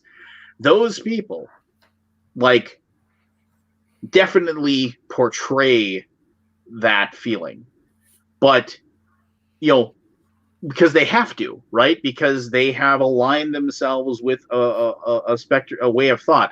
Very few people are really that. Like, you think they're that ride till they die? No, very few people are that ride or die, right? Yeah. I mean, I will point to my father-in-law, who I love dearly, who is a wonderful grandparent to both of my kids, who maybe puts up with me at the very most because he sees me as the as the liberal hippie scum that knocked up his daughter. You know, he is staunch pro-Trump. He is staunch conservative Republican, red state, do or die. You know, I mean, like he's the guy that says things like, you know, why do we put people in prison for life when a 38-cent bullet will do the same trick? You know, it's like, yeah, he's you know, and he's just like, you know, and you know, stay out of my business. I'm not hurting anybody, you know, and he's, you know, and I love him dearly. He like, I actually made him smile once because for Christmas, you know, he's got three granddaughters. I got him a T-shirt that said, "Guns don't kill people. Grandfathers with granddaughters do." And he was so happy. He was like, "That's a really nice shirt." He was like,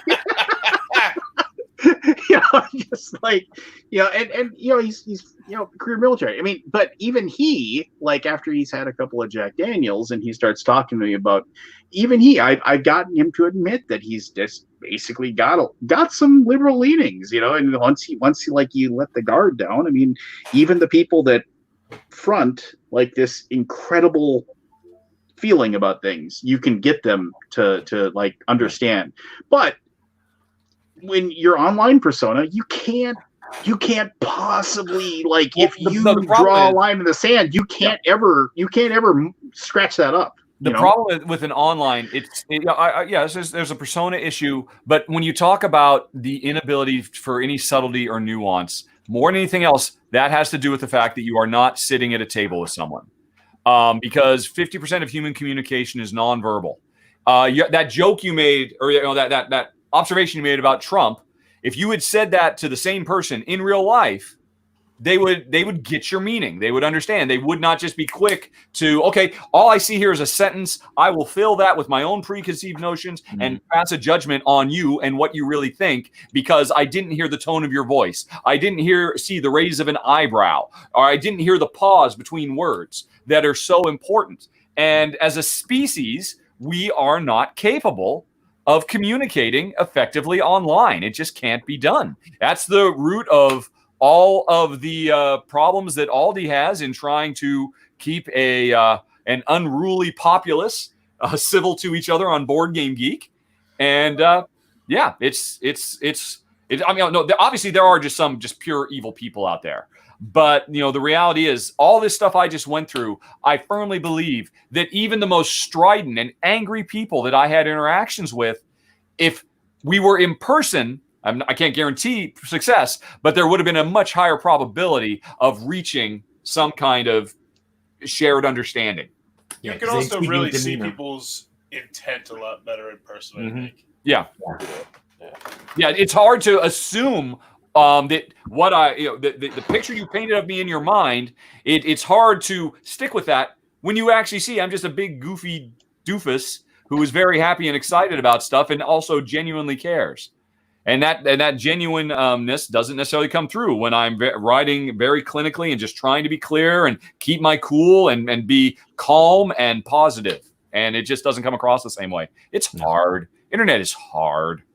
So here's a funny story that you guys might find funny or not. But somebody in one of the board game groups, like one of my an online friend said, "Hey, have you seen this?" And like somebody posted like a picture of me and Tom Bassel next to each other, and they're like, "Are these the same person or whatever?" And so like all these people like were posting these things, and I was like responding to all of them, you know, and just like I was having fun with it. I was like, "Oh, that's cute," you know. It's like, and just sharing some stories, like my personal stories of Tom and just how he's a nice guy and just like, you know, how much like I have a lot of respect for him and stuff like that.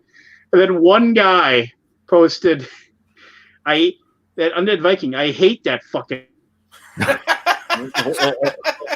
or something, and he's the sham wow of board game reviewers. And I was like, and I actually responded to him. I said, "Thank you very much." Blocked. That. I was just like, oh, that's too bad. I'm pretty sure you and I could have been best buds, but no. And then I had a good laugh. I was like, if I moved cardboard like ShamWow sold shitty fucking towels, I I'd be making so much money. Yeah. I've But been no. streaming the last week, and I've got my first sort of hate post. So. That's Oh all. yeah. Those are great. Oh, you're in the club. Oh really? You're in the game now, son.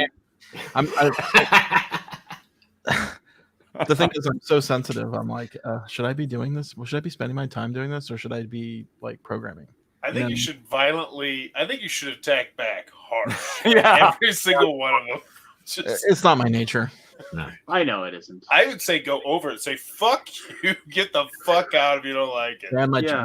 channel. Yeah. See, and if you had been on Twitter this evening, I would have pointed out that is perhaps not the most constructive and useful response. And I would have said it like that and forced saying that I'm a nut. Matthew Monin, who works for me, Octavian. Oh, okay. Oh God, he is the worst job. He has the worst job, but he has a perfect. But he what? It's basically like, thank you, can I have another? And that's sort of what I'm trying to learn how to do it, right? Like, thank you, can I have another? Thank you, give me another. You know?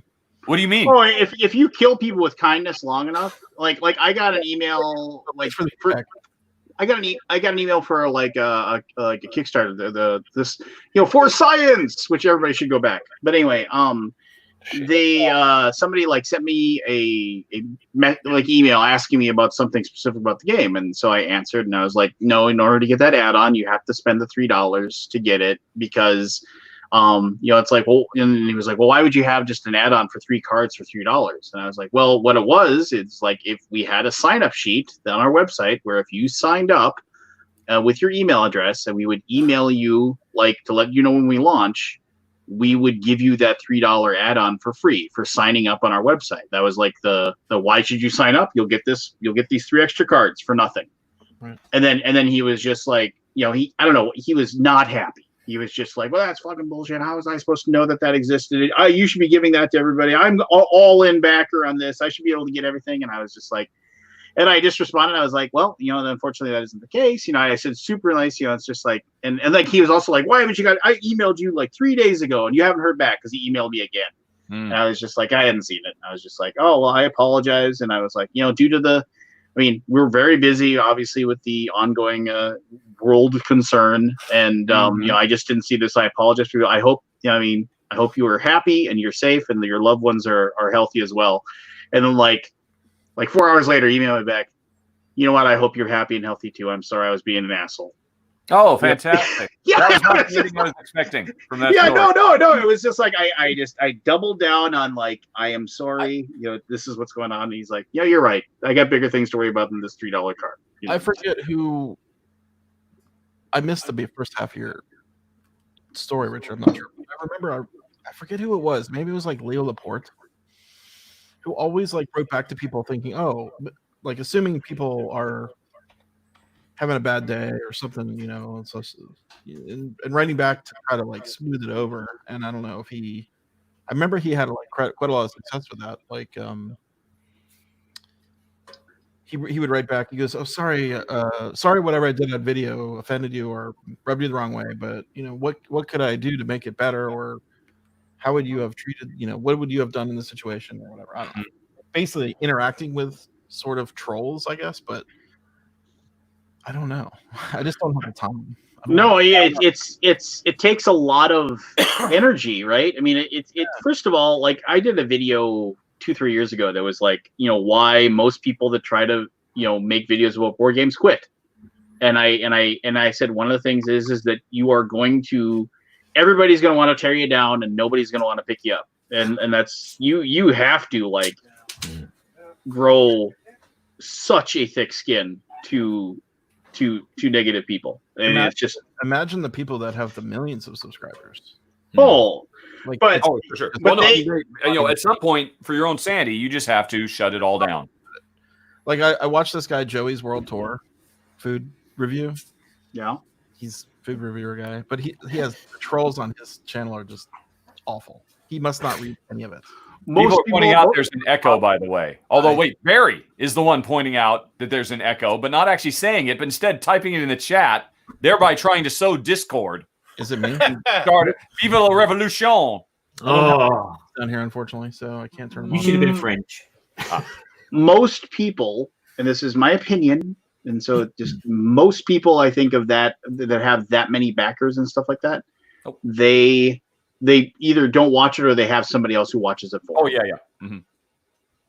I mean, it's just social media is not focusing on negative, but just focusing on positive, right? Like, why take the time? Yeah. Like I said, I watch my son watch the videos he watches, and I'm just like, good God, just like how many followers do they have? Good God, you're just like Every time we roll out a feature on BGG, I have to like basically check out for a week. Yeah, you just have to go away from that thread that inevitably just goes off the rails. Yeah. And as often as not, I go into that thread and try to bring civility and calmness and remind everybody that we're all board game geeks and we all love board games and we should come together for the things we love. And shut the fuck up. Yeah. That's why I wait a week before I start my threads. with my sock puppets. And Scott should be back in about now.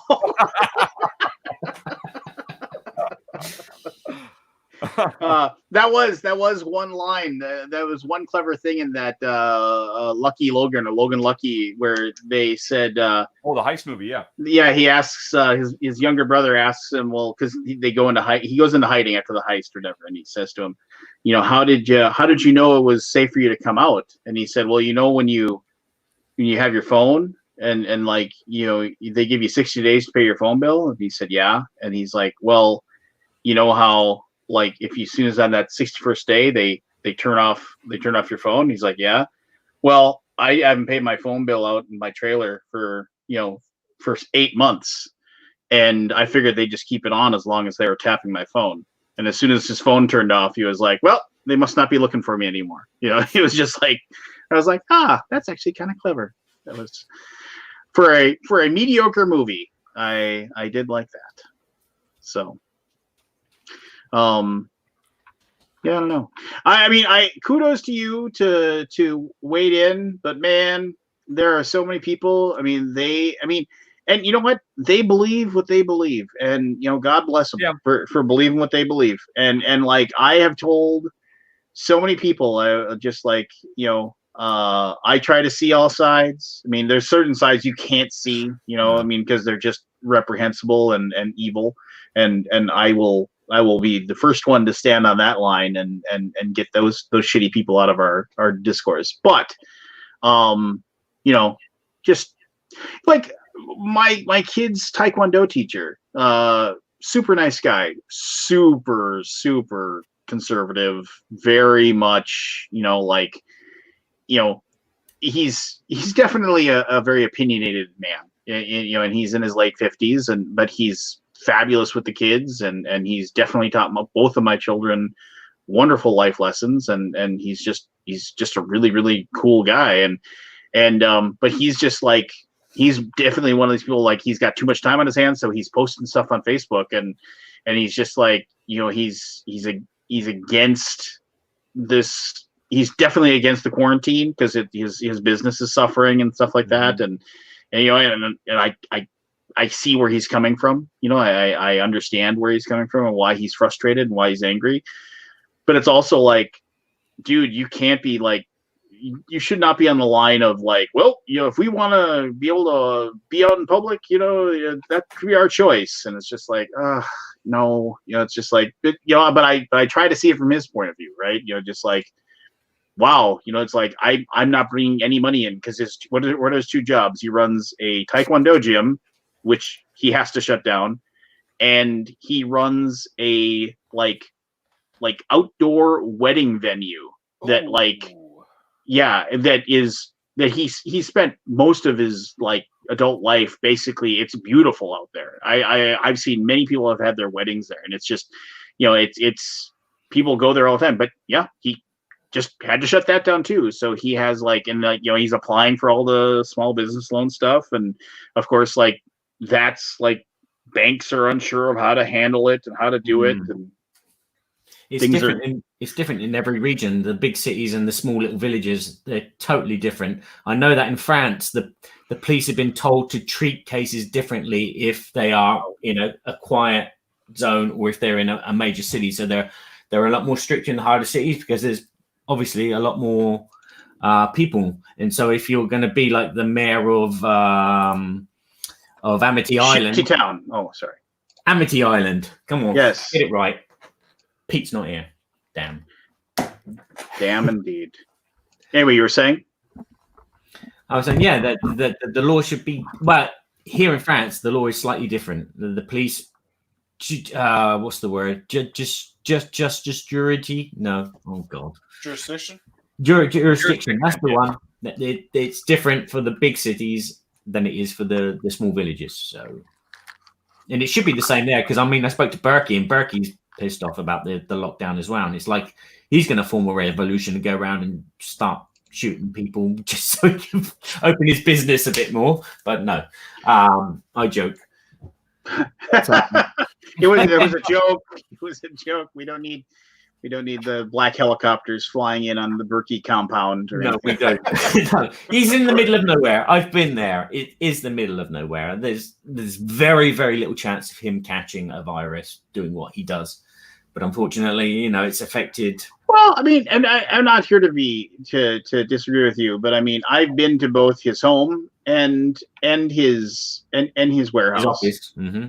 Yeah, and I mean, and they're not like completely shut off from the rest of the world. I mean, they are.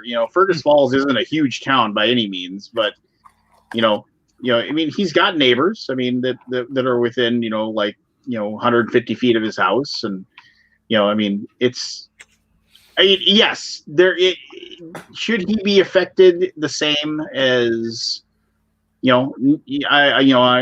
will be the first one to argue that maybe but how do you I mean, the people I see that are getting pissed off are like, why can't I go to work when like I go to Menards and there's like Menards is a home, like it's a Lowe's, or it's basically a regional Lowe's kind of thing. Mm-hmm.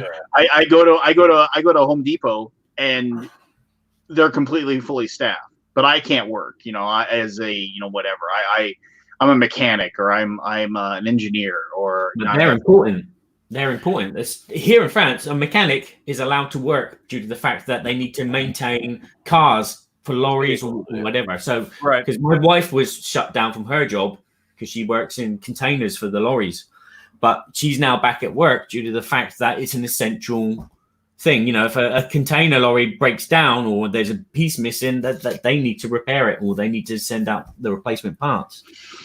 So it's something that's going to change over time. I think that's what you'll find in the States as well. It's be like everything's shut down, but all of a sudden little things start opening up, and you'll find little loopholes and possibilities. I mean, a lot of people have last week started to go back to work here in France. It was strange. It was like 2-3 weeks of everybody's at home, and now people are gradually going back because there is a little avenue. They now have PPE, so they can go to work with the PPE and work in a confined space. So it's something which is going to gradually reopen. It's not going to Trump's not going to cut a ribbon and that's it. Everyone's back to work. Yay! No, it's going to be a gradual thing. And I think businesses that are interested in opening up are going to find ways to open back up gradually. It's like restaurants are doing deliveries, or just standing outside their store taking doing the takeouts.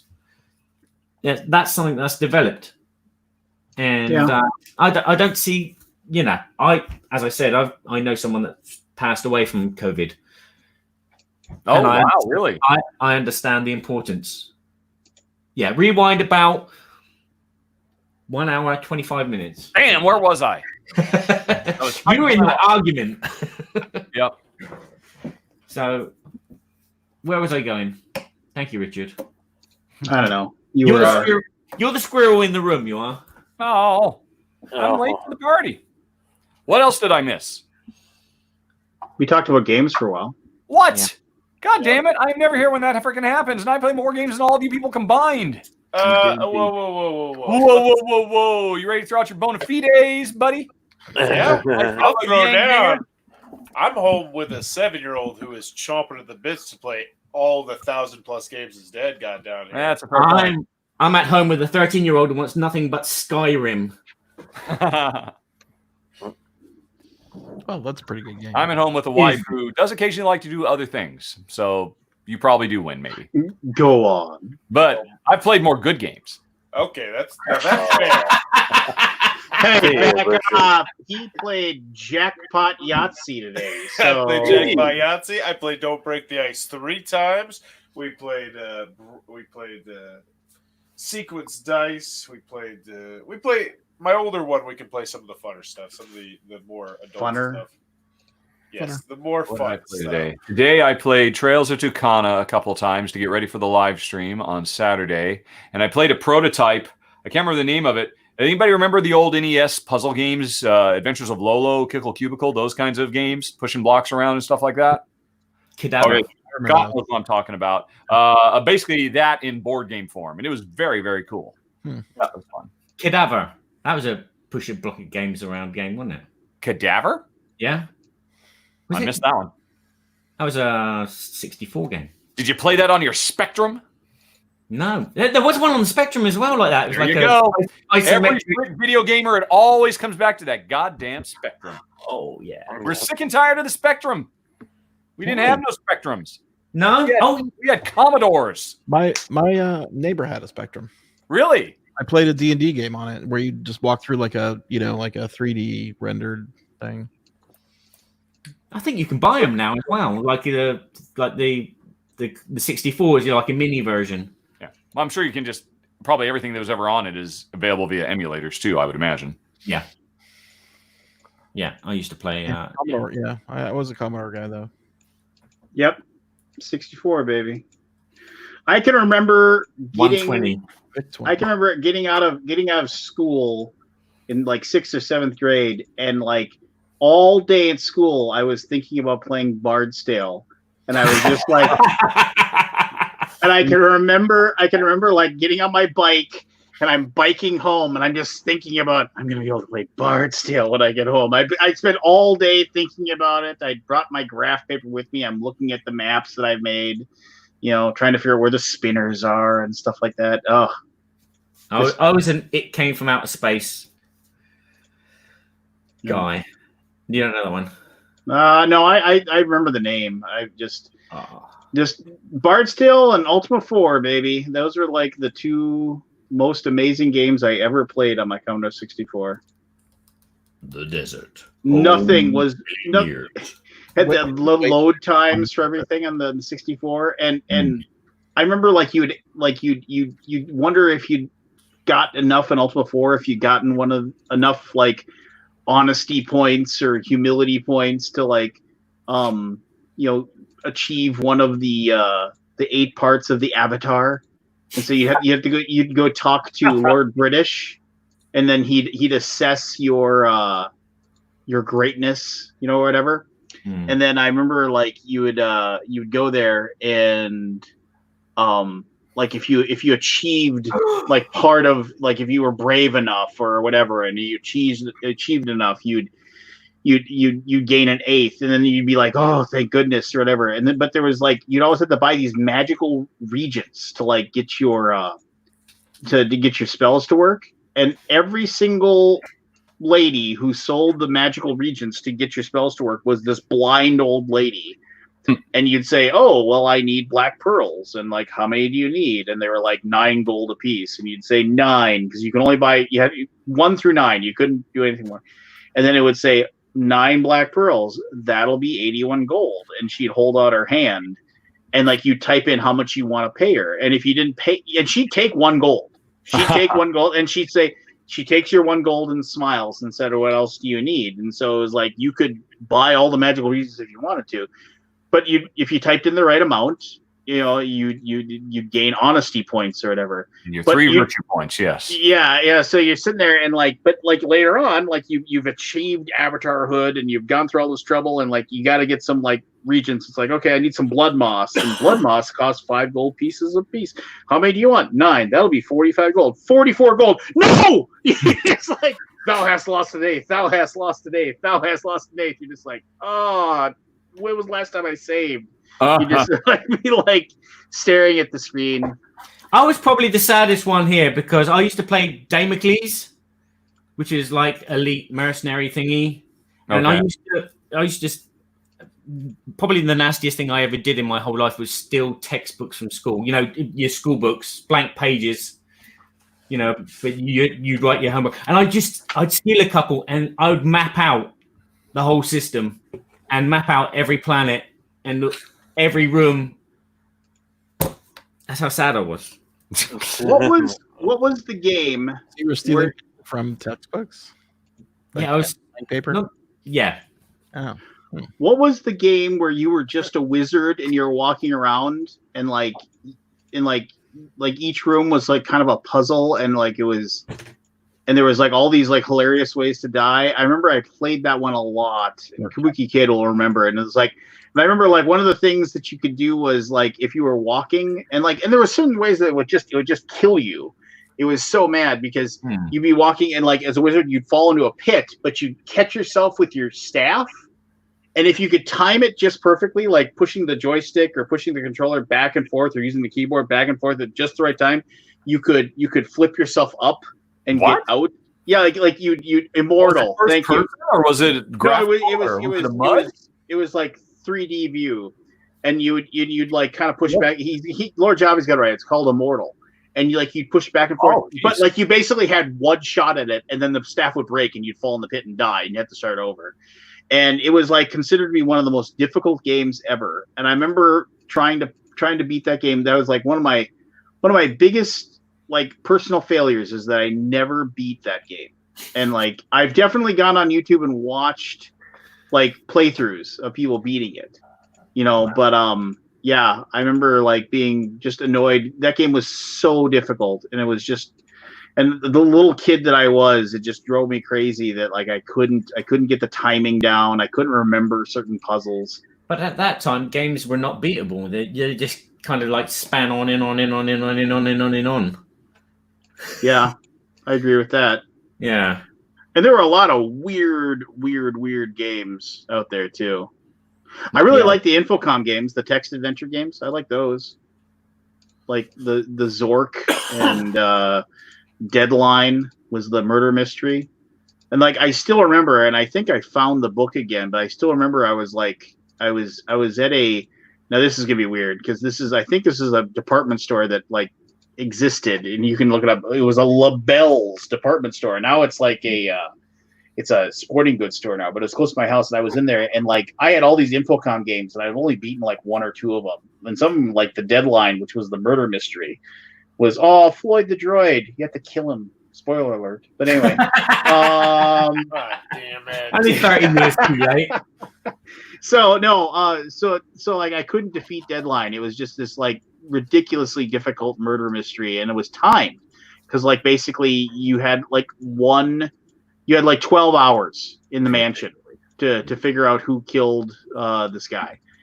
And I remember I was at LaBelle's, and I walked by and I saw in this glass case by the computer games was this book that somebody had written that was like basically the walkthroughs for all the Infocom games. And I was just like, oh my God, I gotta buy it. And I remember it was like $7.99 or something like that. And I begged my mom to like drive back there and buy it. And thankfully she did. And I was finally able to beat Deadline because that game was, because like literally, okay, so it's stupid, but like there's this, I'd gotten a lot of the stuff done. Like I figured out that the guy, like, you know, like, cause it's a locked room mystery, right? They find the guy dead in his study, but the doors are locked, you know, and everything. So they can't find him. And you have to basically, there's like this like half hour where you have to be in this room at this exact right time to see this person open up this secret door that that's in the guy's study. Like his son knows where he has this like secret door, like in like moving like the bookcase, there's a button or whatever, and it opens up this door. But to get him to go do that, you have to find evidence that he wrote a new will before he died. And you have to show that to his son, and his son sees that and he gets super worried that like, and so after the reading of the will, he leaves the room because they read the will at the place. He leaves the room and he runs up to the study, and you have to like actually like be like in this like room off to the side of it and see him open up this thing, and then you actually have to give him a few minutes and like to actually open up the safe that his dad has in the secret room as well.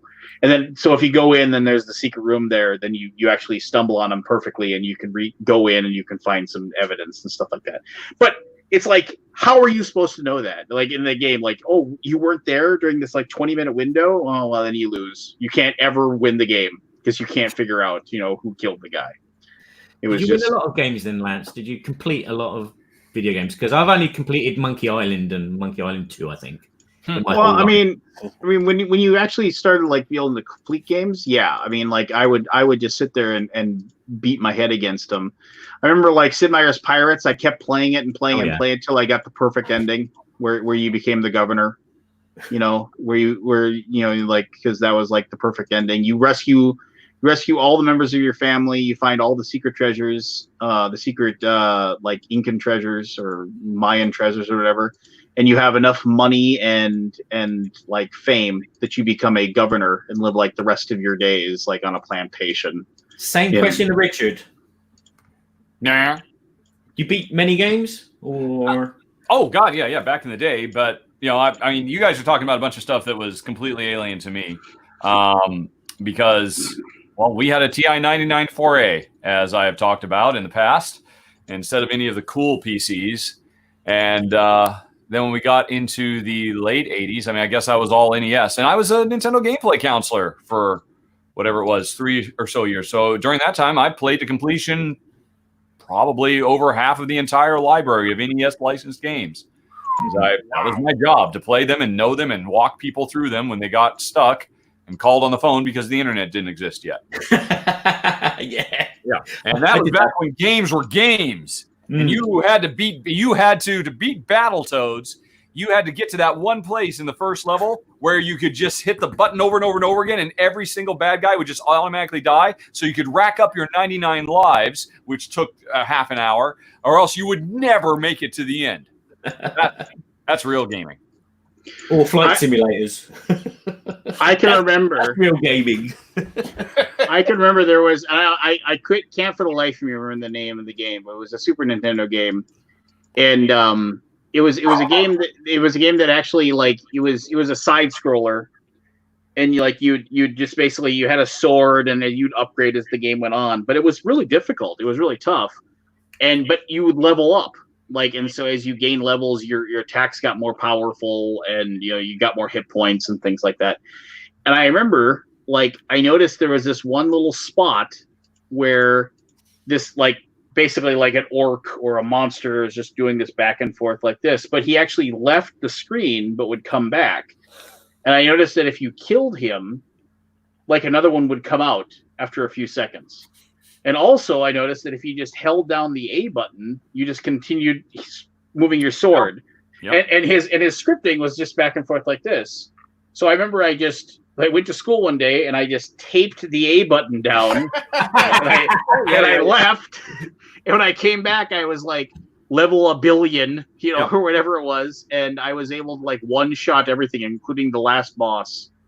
Just I am Mephistopheles. I will... I am the hero of the nation because I killed that orc for 3 experience points at a time. I take down a button as well for Oblivion, so you can get the athletics ability. Yep. Yeah, I remember that. Rubber bands. Yeah. The Oblivion where you'd stealth. Yeah. You could stealth in that one in the very first room, the very first cell, and because the guard would look for you, and you get stealth 99. Yeah. All kinds of weird, stupid bugs like that, which, I'd always be like, if you're going to go to that much trouble, just, there's so many, every single game out there has basically a learner, a game that basically you can run on top of the game you're playing and you alt tab out and you can just give yourself whatever you want. Why bother with the process of cheat room? Yeah. I mean, I mean, there are some games that you absolutely like. I mean, I remember when I get the character editor for Oblivion, and I would be like, "What happens if I give myself maximum jump, or even like 3 times maximum jump?" And you're just like Hulk going across. Just boing, boing. That was fun. I like that. Yeah, I don't know. When is the next super cool Skyrim game coming out? 2023. Blurg. All things Bethesda are evil. Amazon. Yeah, they are now. Alexa. Why? Oh, wait a minute. Time out. Why is Bethesda evil? Have I never talked about that? Go ahead. Bethesda Softworks basically tried to run us out of business while we were. Oh yeah, you did tell me about this. Yeah. They did everything they could to avoid getting out of having to pay us milestones, so that we would literally run out of income. And their CEO had said, "Oh, well, if that happens, don't worry. We'll just take over your financial requirements for paying your." And so they we weren't the only ones. They were there were a lot of independent developers who were all under the same had the same problems with them. Because if you were not internal, if you were not Skyrim or Fallout or Todd Howard based game, you were it was just awful. And then and Brink could have been one of the biggest shooters in quite a while. I mean, going into our launch for Brink, we had hundreds of awards. We had people who would wait hours at video game conventions to get to play for 15 minutes, and then we get right back in line and go again. There was so much hype for it. And honestly, I think the game's really good. But on launch day, we discovered that during the entire test period, their Bethesda's test department did no actual testing of the game. They were doing some kind of weird new system where it was all procedural testing. And so we had no idea that our server code was going to be able to be up to snuff. And it was a multiplayer online shooter, and it was choppy and buggy. And we had it patched within a week, but it was too late. Well, I would just like to say war never changes. I would just like to it's say, an invisible enemy. I watched that What Happened video, and it didn't say any of that. So No, it did not. And I'm still fucking pissed off that guy didn't talk to me since he talked to me about the goddamn Bubsy video. He fucking talked to every single person except for me, and I'm the only one who doesn't still fucking work there. So I can actually tell the truth. Aha. I mean, and to be fair, Brink was certainly not a perfect game. There were plenty of mistakes. I made probably the single biggest mistake I ever made as a video game designer on that game. And it hurt the game too. But we would have survived all of that if Bethesda just hadn't been dicks. What was that? Oh, our whole thing about the game was that you could play it offline, but it emulated the experience of playing online with other players. So we had really good AI bots who could replicate, and it was impossible to tell, are we playing with humans right now, or are we playing with AIs replicated? They passed the Turing test, and as a result, since it was a team-based shooter, when team-based shooters weren't that as popular as they are now, the bots, if you didn't know what you were doing, they would just go on without you and do the job and win the map without you. And that's fine. I mean, that's what will happen the first time you're a newbie playing. I mean, and that was a good thing. That was part of the design, because we're trying to get you into online play. And there was a press day that a bunch of press came out to play the game at our offices, and Bethesda marketing asked, "Hey, this whole thing where the game will play itself without you if you just stand still, could you please not let that happen? Because we really want the press to see that, look, I mean, here's all the cool things you can do, but the bots keep doing it." And and so okay, fine, we'll tune the bots down so they're not quite so Johnny on the spot to get things done, so that the player, when you're playing single player, will have to do it themselves. And I forgot to have that code undone, and we shipped with it. Because for the following 6 months after that press day, we were all hands on deck just trying to deal with multiplayer stuff. And it just slipped between the cracks. And so a very, very common complaint about Brink's AIs, it's the worst AI ever, because your teammates will always just stand around and wait for you to do everything. They'll never help you. They'll never support you. It's like, yeah, because there's one fucking press day we had where we were, it just sucked. Again, that was another thing we had fixed within a week, but it was too late. Too late. What happened? What happened? I would happily tell these stories. Well, I probably shouldn't tell the Bethesda stories, because for all I know, Vlatko is still its CEO. and you don't fuck with Blatko. Everybody knows that. Yep. You don't fuck with the Jesus. Yeah. Who? The Jesus. The Jesus from Did anybody watch the sequel written and directed by the Jesus himself, John? Did that actually happen?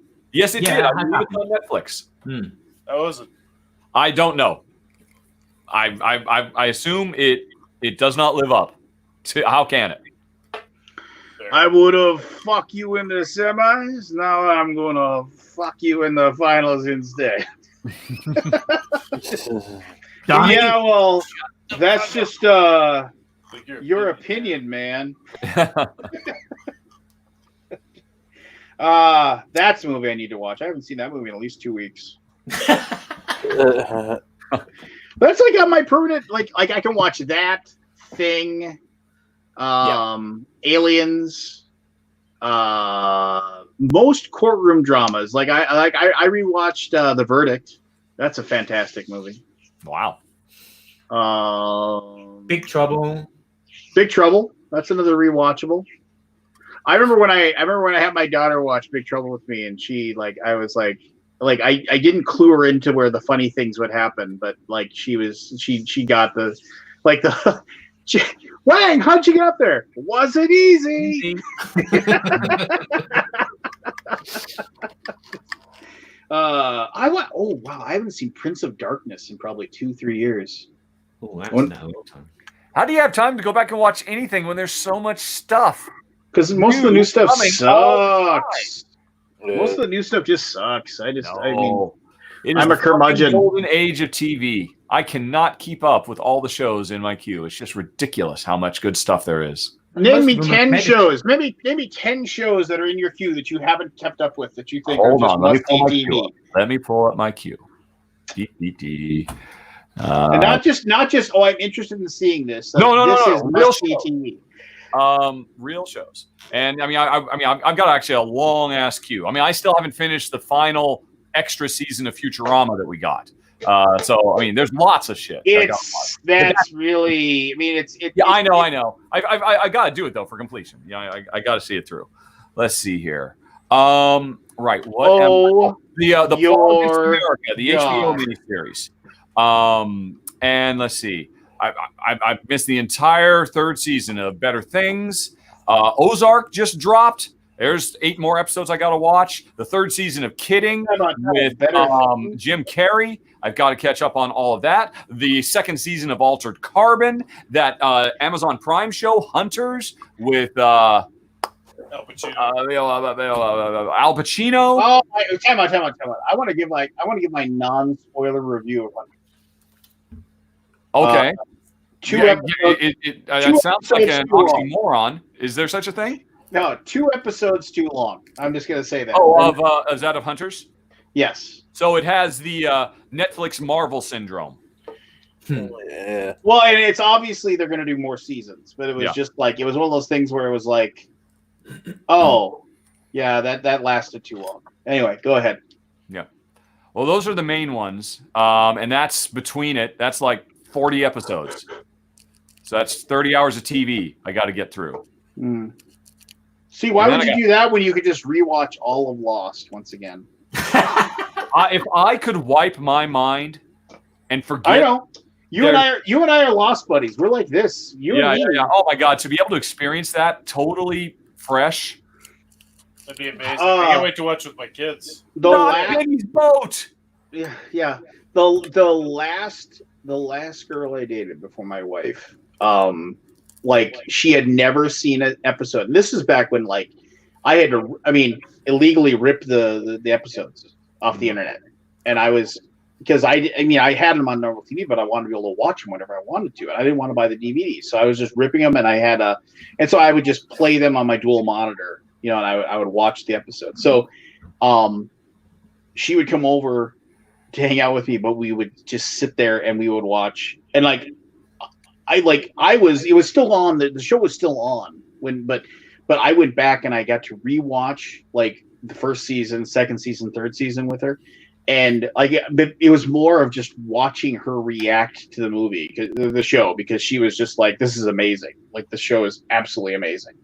And I was just like, yeah, I mean, yeah, this is fantastic storytelling. You know, it's good stuff. I didn't know. I mean, yeah, I mean, the lock reveal. Oh my gosh. Just, I mean, yeah.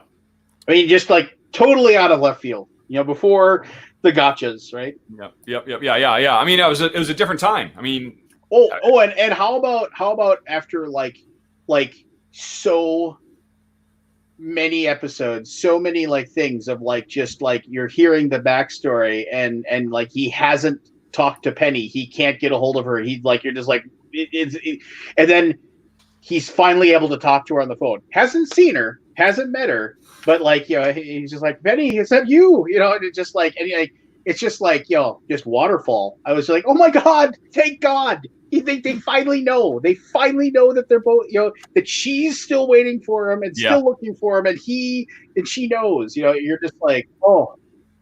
I mean, you're giving me goosebumps thinking about it. Yeah, it's just draining. It's just draining. Yep. Where are you going there, Baza? I'm gonna put some shorts and a t-shirt on and go out and catch some sun. Well, screw you. Once they went back in time and lost, that was good. That was like, I mean, it was, yeah, it's kind of like, I don't know. I probably give it too much of a like a pass. All right. Just because of my love for it. They're dropping like flies. I will say this. Somebody just said something. Did you ever play the Interstate 76 game up for the computer? Any of you? Yeah. The one thing I just don't want to lie. That was the post-apocalypse. You drive around in a Dodge Charger, I think. Yeah, and then like, but you could play. But it was like a 70s, like action flick thing. Yeah, like yeah. exploitation flicks, but it was yes. But Car Wars basically, cars shooting each other. But the best part about playing that was playing arenas and fighting each other, and like knowing that you've got the person almost dead, and then so stop using your big guns and just start using your driving by and shooting your handgun out the window, because that was one of your attacks. Like when you're down to nothing, you can shoot your handgun out the window just to get that final tick, because if you killed them like that, their car would slowly, but you'd hear the because you shot them, and their body would like slump forward and hit the horn.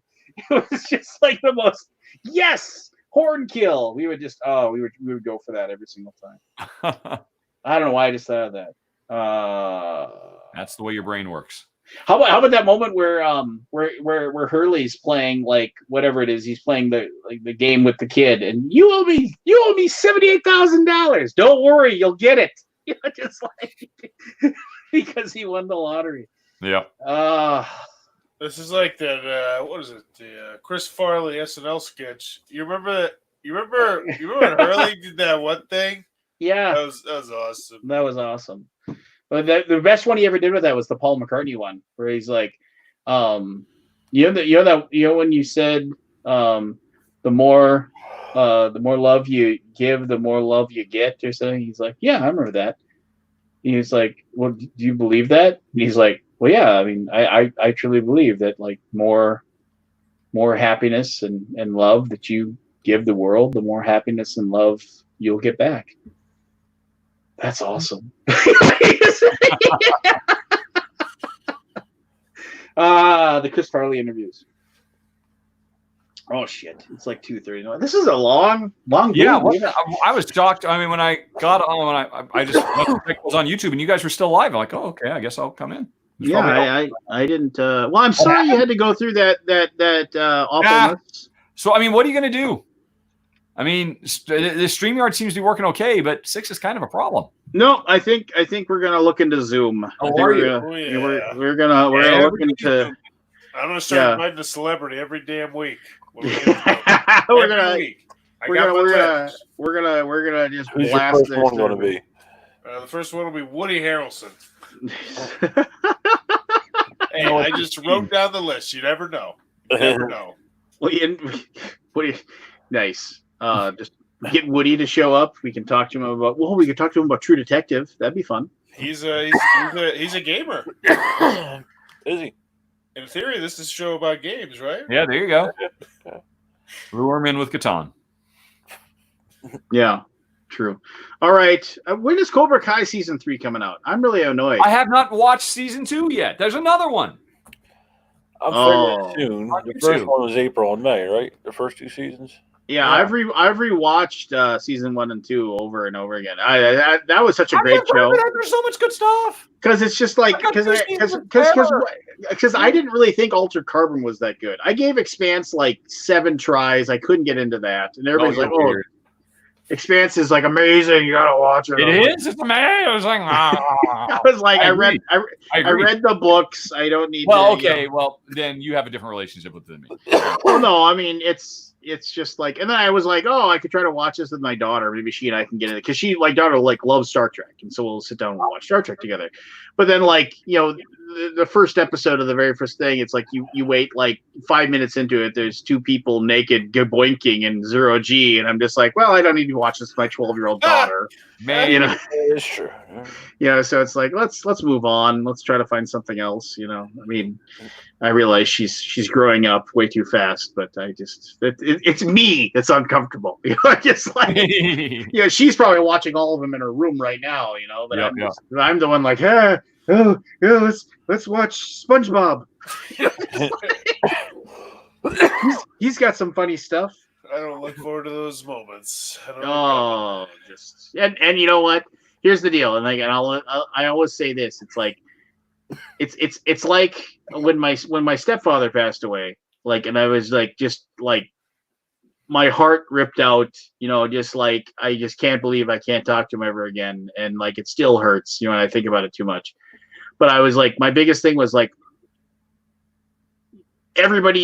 almost everybody has to deal with this, right? Almost everybody has to say goodbye to a parent, and it's just like, why isn't there something why haven't we figured out how to lessen like how horrible this feels, right? And I realize it's just nothing you can say. It's the same thing too.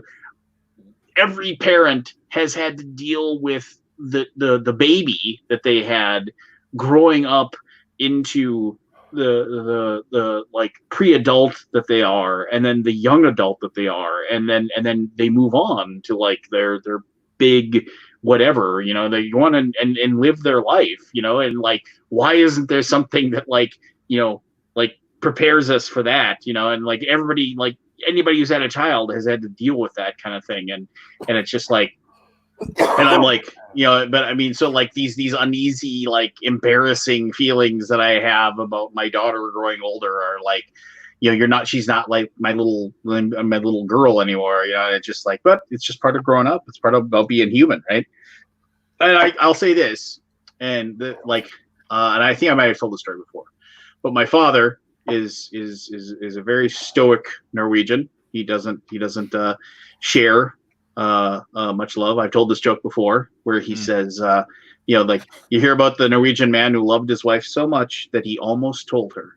And my dad thinks that's a very funny joke. But I mean, my kids were getting ready to do their first Taekwondo tournament. I was super scared for them, and I had to like walk out of the room and like calm myself down. And my dad like popped his head out in the hallway. He's like, "What's going on?" And I was like, "I'm just really worried for my kids." And he said, "Well, get used to it, because I still get worried about you every day of my life." And that was my 73-year-old father, and that's like the most like affection like he's ever like like a handful of times in my life. And I was like, okay, it was exactly what he needed to tell me at that time. It's like, it's not going to get any easier, so you need to get in here and you need to watch your kids and get over the fact that they're going to be fighting people, just like in front of you, and like kicking and punching other kids. And it's true. That like there's no source book for life. People can buy those whatever it is. What is those things where self-help books or whatever? Parenting I don't know. for dummies. What? Parenting for dummies. parenting for dummies. Just keep them alive till they're 18, and then let them go. Yeah, I don't know. Anyway, it's late. We should go to bed. Is everybody staying quarantined though? Everybody's being good. How's your mom doing? I didn't ask you that, Richard. Oh, she is fine. She is doing fine. Yeah. We're all very good here, and still nothing has really changed other than she's had to cancel or had canceled some medical appointments that she would have gone and normally done. We just did a shopping run yesterday, so we've got like another month's worth of stuff of anything we were getting low on. So yeah, we're just going to continue to pretty much live our lives exactly the way we were 2 months ago. Just not well, even less contact with the outside world. Yeah, I mean, the only thing we're missing out on is probably once a month, Red Robin would send me a, hey, buy one, get one free burger. I'm like, okay, we'll go get some Red Robin burgers and a shake. That'll be awesome. And we haven't been doing that. That's about it. Well, yeah. Yeah, just it's, yeah, but that's, and Forrest, your family's all happy and healthy? We're good. We're healthy. Boys are loving having me home. They're loving what? Have me home. Dad's school. I homeschool. Oh, yeah. Yeah. We talked about the American Revolution for about 35 minutes last night. I watched this really cool video from the Oversimplified series, and I would pause it every couple minutes and talk about it because history's one of my passions. No. And my 7-year-old's really enjoying it. 4-year-old's just like, what the hell? I don't know what the hell you're talking about. But 7-year-old, I think I'm planting a seed there on really enjoying history. Yeah, those oversimplified videos like do a really good job of like, implanting the seeds or whatever of interest about those things to dive deeper into them. So yeah, they're good stuff. All right, we should go to bed or else we'll start talking. Bye, everybody. Thanks. See you next week. All right. If you'll have. Hang out, Richard, for a second. All right.